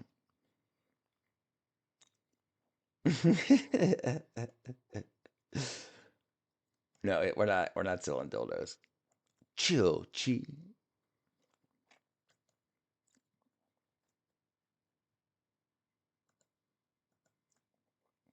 But yeah, the point being, they're video game controllers, all that stuff, dude. You can get circuit boards made for $5 these days, like JLP PCB,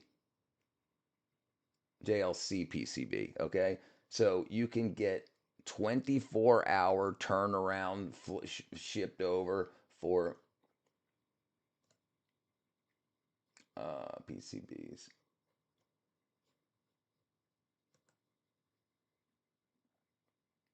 So you can upload your Gerber file right here, put all what you want into it. Let me see if it has prices down here. $24, including shipping. So they're peanuts. I can design the PCBs, so we could make a controller too, and we could do it for cheap. To do all the 3D printing so everything breaks. So the next thing would be the injection molding. You know, it's $700 to make a mold. We would need 3 molds, blah blah blah blah blah, and that all goes into the Kickstarter. Like, we don't need the cash. So anyway, yeah, anything's possible, and I'm not holding back anymore. That would be a good idea. Do it. Let's do it. Let's do it. Let's do it. Let's do it. Let's do it. Let's do it. Let's do it. We're not selling dildos, Chi. It's a joke, Chi. But like that controller's freaking a brilliant idea, and it magnetizes to the back of an iPhone. That's a great idea. And I don't know why something like that hasn't come out sooner. I don't know why there hasn't been a case. I mean, there has been cases that have like the Nintendo Switch type jokes, controllers. I know it's a joke. I was trying to read and talk at the same time. What's up, Gizu? But yeah, the thing is, it's not expensive to make stuff. A Kickstarter could take just a good idea. A Kickstarter could take just a good video of that work being hard. You have to send saying that there's been a prototype made. You can't just have ideas. I promise you, we would have already done it. We were going to do AI videos and everything like that. You got to send them a video of the prototype working and all that. If that's so funny, imagine saying you're selling this as being part of your revenue. Dun, dun, dun, dun. Right. But yeah, and this is what's crazy. Look at this. So it's $24, and they have saved $20 and saved $15 coupons right here.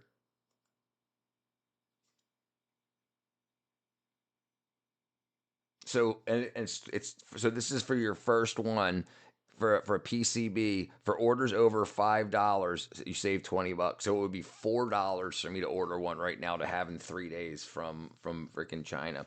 So my point being, any idea, anything we come up with, like that thing you were talking about, the PO33 or PO88 or PO90 or whatever it was, ND, those things are simple to make. The layouts are already done. They're standard keyboards.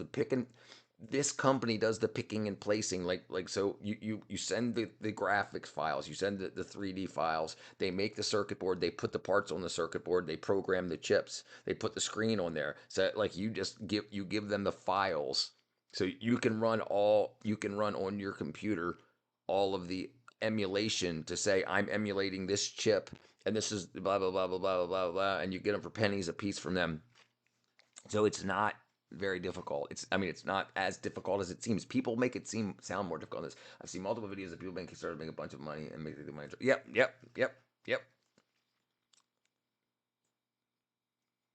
Yeah, save $20 to get it for $4. Right. Some of them approach with Photoshop and showing games. Yes, absolutely. I agree. What's up, Ritzy? I agree 100%, Chi. Yeah, a lot of people. But you're and the thing is, because it's not, if you said I need $50,000 and you go to a lawyer and they say, okay, I'll back you, they're going to sue you if you don't do anything with it. But if you've got 16,000 people that each pitched in $5, they're not all going to get together and sue you because it's not worth it to each individual one. That's why backers all have to assume all the risk. That's right. What's up, Ritzy? Ritzy Ranger. What's that picture? Is that looks like is that Roblox?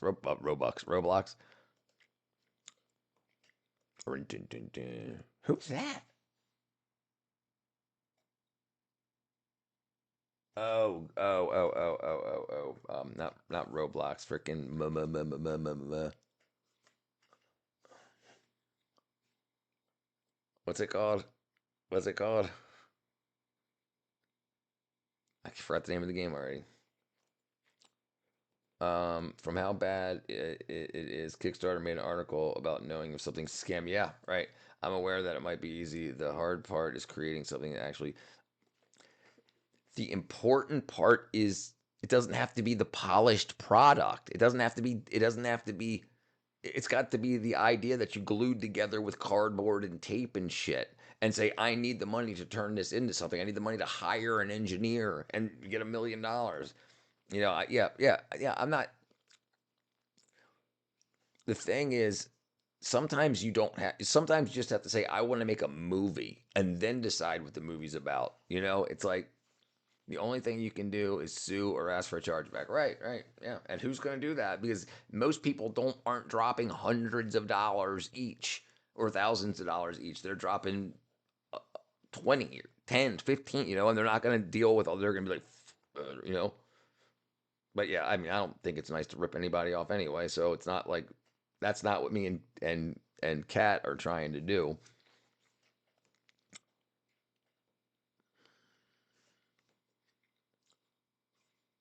But yeah, I think we should get into the product making thing, and whoever wants to get into it with me, let's do it.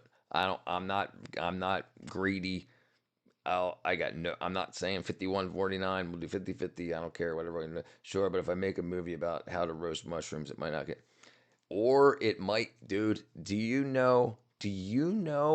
Look on Kickstarter. Look at cookbooks.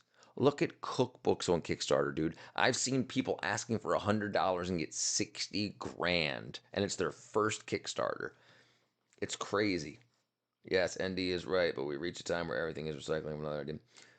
That doesn't even matter. That doesn't even matter. As long as it's not breaking any laws, like you can say, I want a video game controller that talks to you. Okay, there's lots of video controllers, but none of them talk to you. So add a freaking, you know, there is a lot. I'm not saying you guys are stupid for not coming up with ideas. I'm saying most people haven't sat down and said, let me come up with an idea. You know, they don't just pop up. You got brainstorming sessions, and we spend a lot of time together. We can shoot shit back and forth all the time. Yeah, and there are a lot of recycled ideas, but there's also improvements, innovation on already existing things, and that's also a thing too. Like that, like you got the hat, and then you got the hat that holds the beers or the water, but the straws, you know, and it's like that thing made trillions of dollars. Self-soaping sponge stays hidden. It's a magnetic sponge, I guess, to whip up.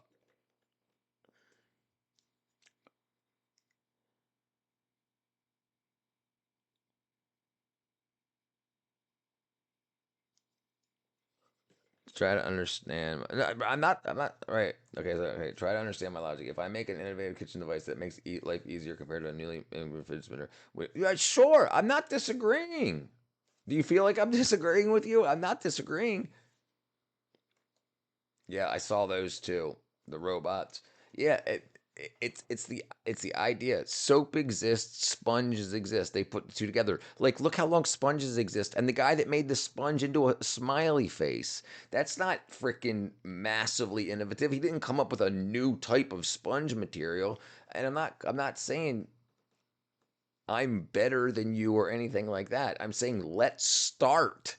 Let's start. Let's decide that we're going to create a product. We don't know what it is. Let's just say we're going to spend 20 minutes a stream brainstorming. That's all I'm saying. Because as long as you don't think it's impossible. Sponge Daddy. Right. The Sponge Daddy. Yes. Right. And that's so yeah. Scrub Daddy. Right. There's probably a Sponge Daddy ripoff. Sponge Daddy.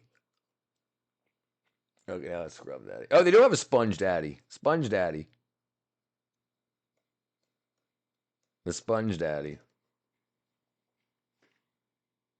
It's the dual-sided Scrub Daddy.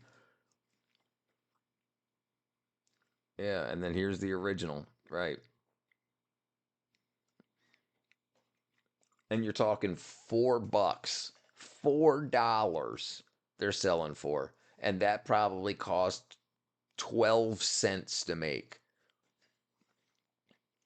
Think about it. In China, there's already a shop that's making that same exact sponge material for a million other companies. So that company just gets the sponge material and punches it and boxes it. You got the best dude. You're right. Yes, yes, yes. Lines Den. Sharks. Loan Sharks. Sharks. Something Sharks. They call themselves Sharks. Sharks TV show. Shark Tank. Shark Tank. Yeah, Shark Tank. Right. Yes. So like, this is the kind of stuff, like dude, I think I could come up with a better coffee stir, chocolate milk stir device than the little buzzer ones that I got. I think I could come up with a better one than that. I I've got an idea for that too. I've got, like, if we get into the mode to say we're going to start inventing things and just spend the next 2 days, everything that we do, say, how could I make this better? How could I make this better? How can I make this better? We could come up with a bunch of shit, dude. The people that come up with just keyboard caps and like this, but in blue.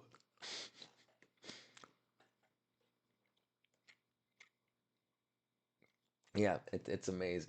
It's amazing, like what people come up with. Like,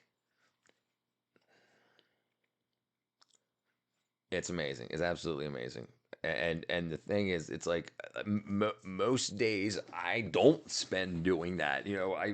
I rarely spend any time saying, how could I do this better? How could I do that better? Because I'm busy.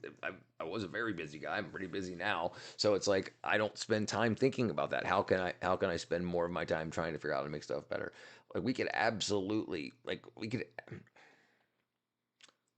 yeah, there's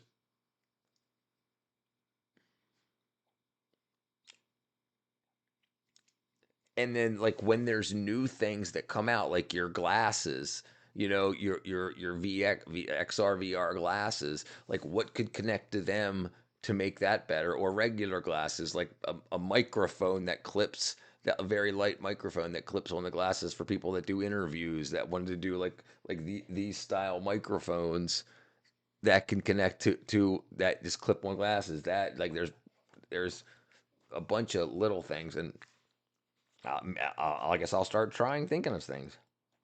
If you can showcase and talk your idea confidently, there's a bunch of, dude. Yes, listen, rich people don't save money. They want their money to work for them,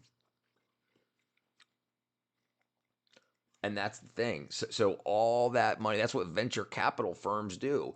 People made $1 billion. They're never going to spend it in their entire lifetime. So they want to make more money, and they don't care if they lose $1 million here or there, because they got plenty more. They're going to make $700 million, or no, I can't do math. $7 million in seven, well, say $10 million every year, just off of interest on their $1 billion. So they don't mind throwing 100,000 here, 100,000 there, a million here, a million there.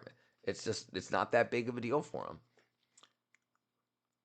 Yeah, and dude, and when I was in the movie industry making movies, people would get money to make dumb, dumb, dumb movies. They would just come up with a script, and then they would go talk to lawyers and doctors, people that have disposable incomes. And the thing is, a lot of times these people are spending more on taxes than they're investing in your shit. But if they invest in it and it fails, they write that off. They end up making more money by investing money and losing it. It's crazy. Yeah, they are addicted to making more money. Yeah, right, right, right. So if you go and you say, "Hey, I got an idea," you say, "Hey, I got an idea," let's do this, and that. And they're like, okay, well, let's look over, and they look at how much it takes. They look at very few numbers, how much it costs to make and how much it'll retail for. What's comparable? What's like it in the market? How much that sells for? And then they don't do background checks to see if you've ever ripped off a million people before, because if they get ripped off, they write it off. Think about hospitals. Hospitals write off so many indigent people because they write off their taxes because they make hundreds of millions of dollars. So yeah, money's not the problem. Coming up with the good idea is the biggest issue for people, because if you've got the idea that's $1 million idea, people will pay to see that through. And even if they don't trust you with the money, they'll hire a manager to manage your idea. Like if you have an idea for a new spaceship and you have a great chemical formula for it that you can show works, and you go, somebody's like, well, but you say, well, I'm not a rocket scientist. They'll be like, okay, well, let's get a rocket scientist. Let's get a financial manager, a CFO, blah, blah, and they'll put it together. And it's just, we can make anything a reality. And I would love to have more partners in this. And I love you guys. So I think it would be great to, I mean, I foresee great things happening. Like that, it's just not difficult to make things happen. And like let's look at this real quick. Let's say let's search cookbooks.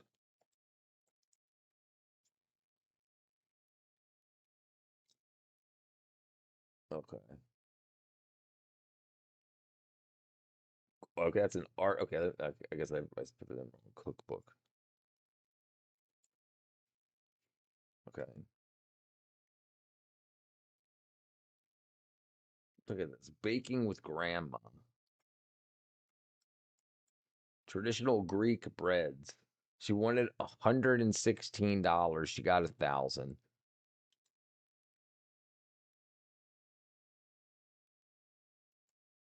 This has got 5 hours left on it.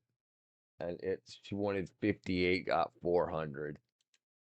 And the thing is, these are digital cookbooks. If you've already got the pictures and you've already got it, then anything is right. And now you might not get $1 million on the Kickstarter, but now you have a product. So now you get the few $100s to pay for your time making the book, and then boom, you slide it right over to now you're published. So now that you're a published author, you can go right to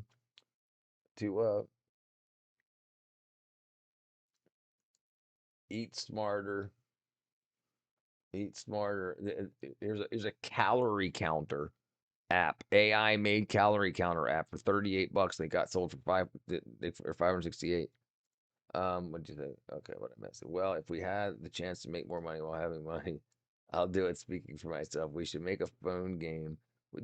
I agree. I agree. I agree. I agree. Kat does graphic design. I do graphic design. I'll do the digital. I can do the design. If she's got time, the thing is, and I'd be fine with it. I'll do the rough pixel art if I can pass it over to you, and if we had a product put together and we make the game with shitty graphics, and then before we ship it, once we get the gameplay part sorted out, then we say, okay, hey Chi, can you spend a few hours making these freaking pixel arts look better or this look better? And then I would hope she would, if she had time, that she could do it. If not, we could figure something out. But yeah, we can start with Stickman. It's the controller, the controlling of the game and the game dynamics, the game elements that we have to make, and the graphics don't matter on that. We can add the graphics later, and we can download assets right now. Look at this. Look.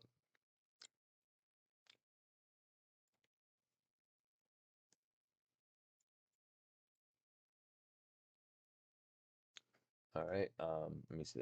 Let me do this real quick. Itch.io graphic packs.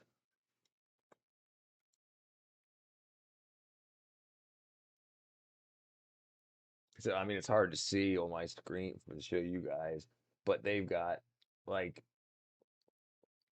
pixel art. Okay, itch.io pixel art graphics. So like all these you get for free. These RPG characters, you get every every direction that the fireballs are going, every color that they're in, and so you can get this right now. Here's all they're called tile sets. Itch.io tile sets. So here's the ground and the stuff that goes in. So all of this exists, and you can make all of this with it. Okay. Then once we get the game done, we say, well, we used Super Mario Brothers graphics, so let's change the graphics to make it. And then you just change the tile set, change the colors, change the shadowing here and there, and the game itself. But yeah, so it's not.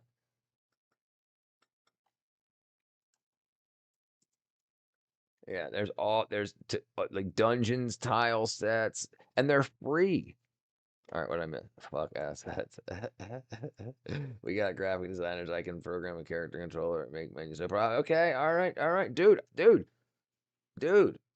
I'm saying let's do it. As long as we make it run in C#, but that might. That's not C#'s fine. Listen, I would download Godot, brother. Download Godot. All right. That's what I use. That's the engine I use, and it uses C# and GD script. GD script is like Python, but you can also use C#, and it's an engine.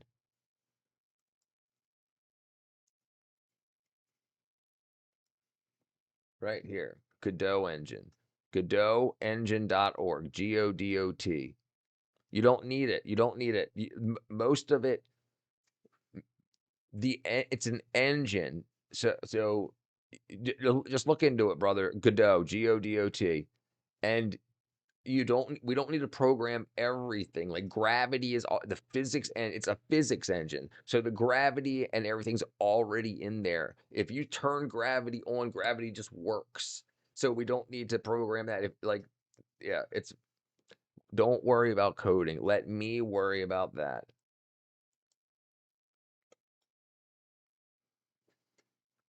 Yeah, no. Python is super easy. GS script is super easy, and Python, and you can use a C# with it also. It's super easy. So I can get a game going. I could get a game going in the next 20 minutes. A simple game with a block, like all that shit that I made, that shit that I made that with you in it, ND. Just like I took the background of a bridge that was broken, and I put the area that I wanted to be a collision area. So the engine knows that that's a collision area. You can collide with it.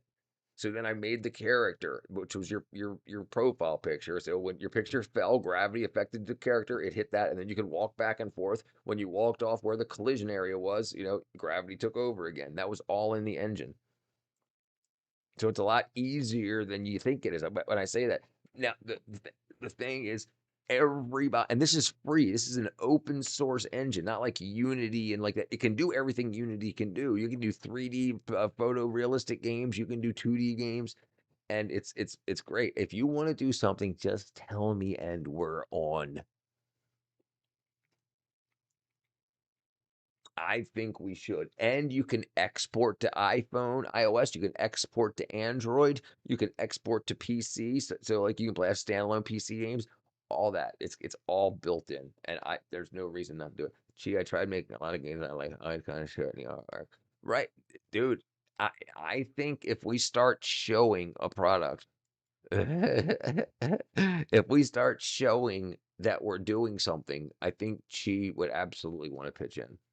I wouldn't want to put the stress on her, but if we say, here's our walking little square, can we have a character idea, blah blah blah blah blah. This is, and then we'll go from there. But we need to get Plus Rich to open a Kickstarter, need to Marketing Plus. Understood. I understand 100%. I understand 100%. But you need a product. We need at least the first level.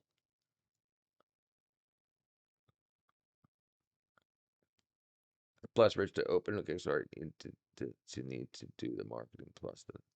No, you don't have to finish the game first. You have to have a working game. You don't have to finish the game. You want the Kickstarter to finish the game. The Kickstarter is to finish the game. This is the first level, and here's our storyline. We don't have enough money to finish the game, hence the Kickstarter.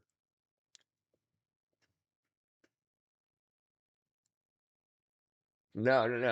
And I'm almost done, right? I'm almost done.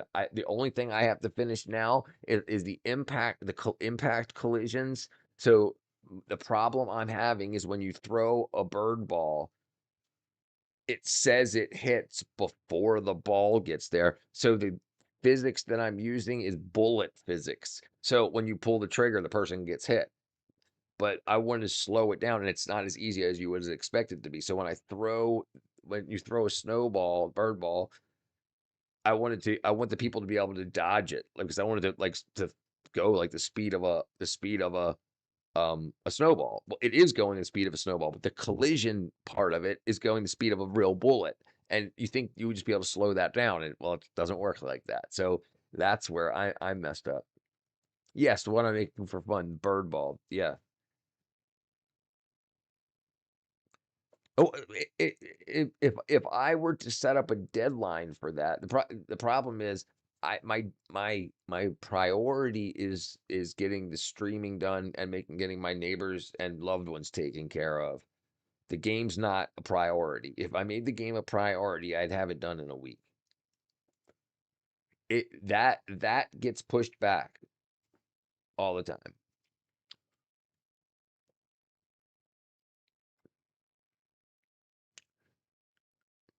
Because I love you guys like a mother father.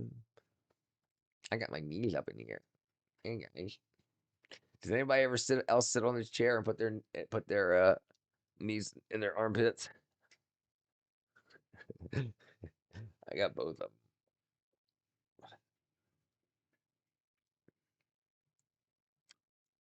Okay, did I miss anything?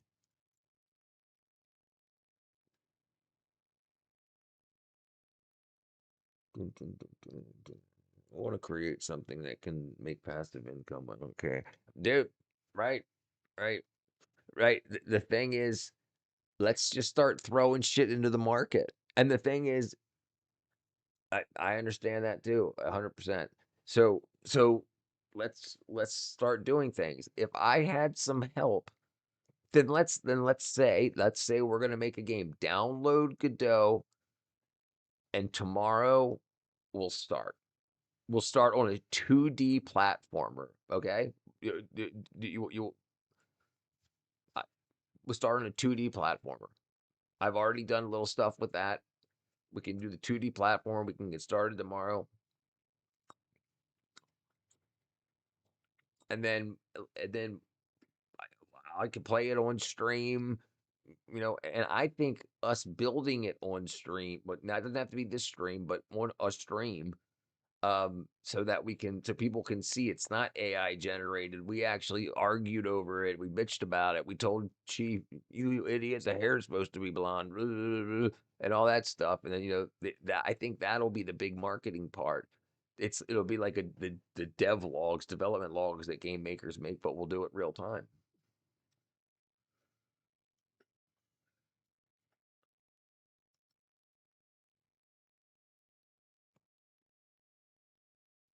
Let's see here. All right, let's call it a night here. Where am I at? I need to get myself a computer. My gaming laptop broke a few weeks ago. I do have a Grandma Carolina. Dude, so we can start with the 2D card. You won't be able to do high-speed light rendering or anything like that, but I only got access to a Legion Go at the moment.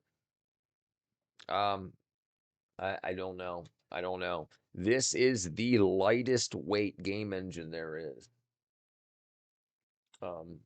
Let's see. Godot processor requirements. Let's see. Okay. Godot 4 minimum system requirements.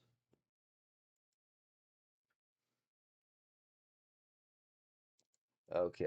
So it requires 4 gigs of RAM, Windows 7, 8 gigs of RAM is better for smoother performance. 200 megabyte, and the engine's 200 megs. So I only got yeah. So that's up to you. I think you'll be fine. 4 gig of RAM, 8 recommended. OpenGL, blah blah blah. Graphics card, Vulkan 1 for mobile renders. Yeah, you'll be fine. I'm telling you, dude. It's lightweight. It's so lightweight.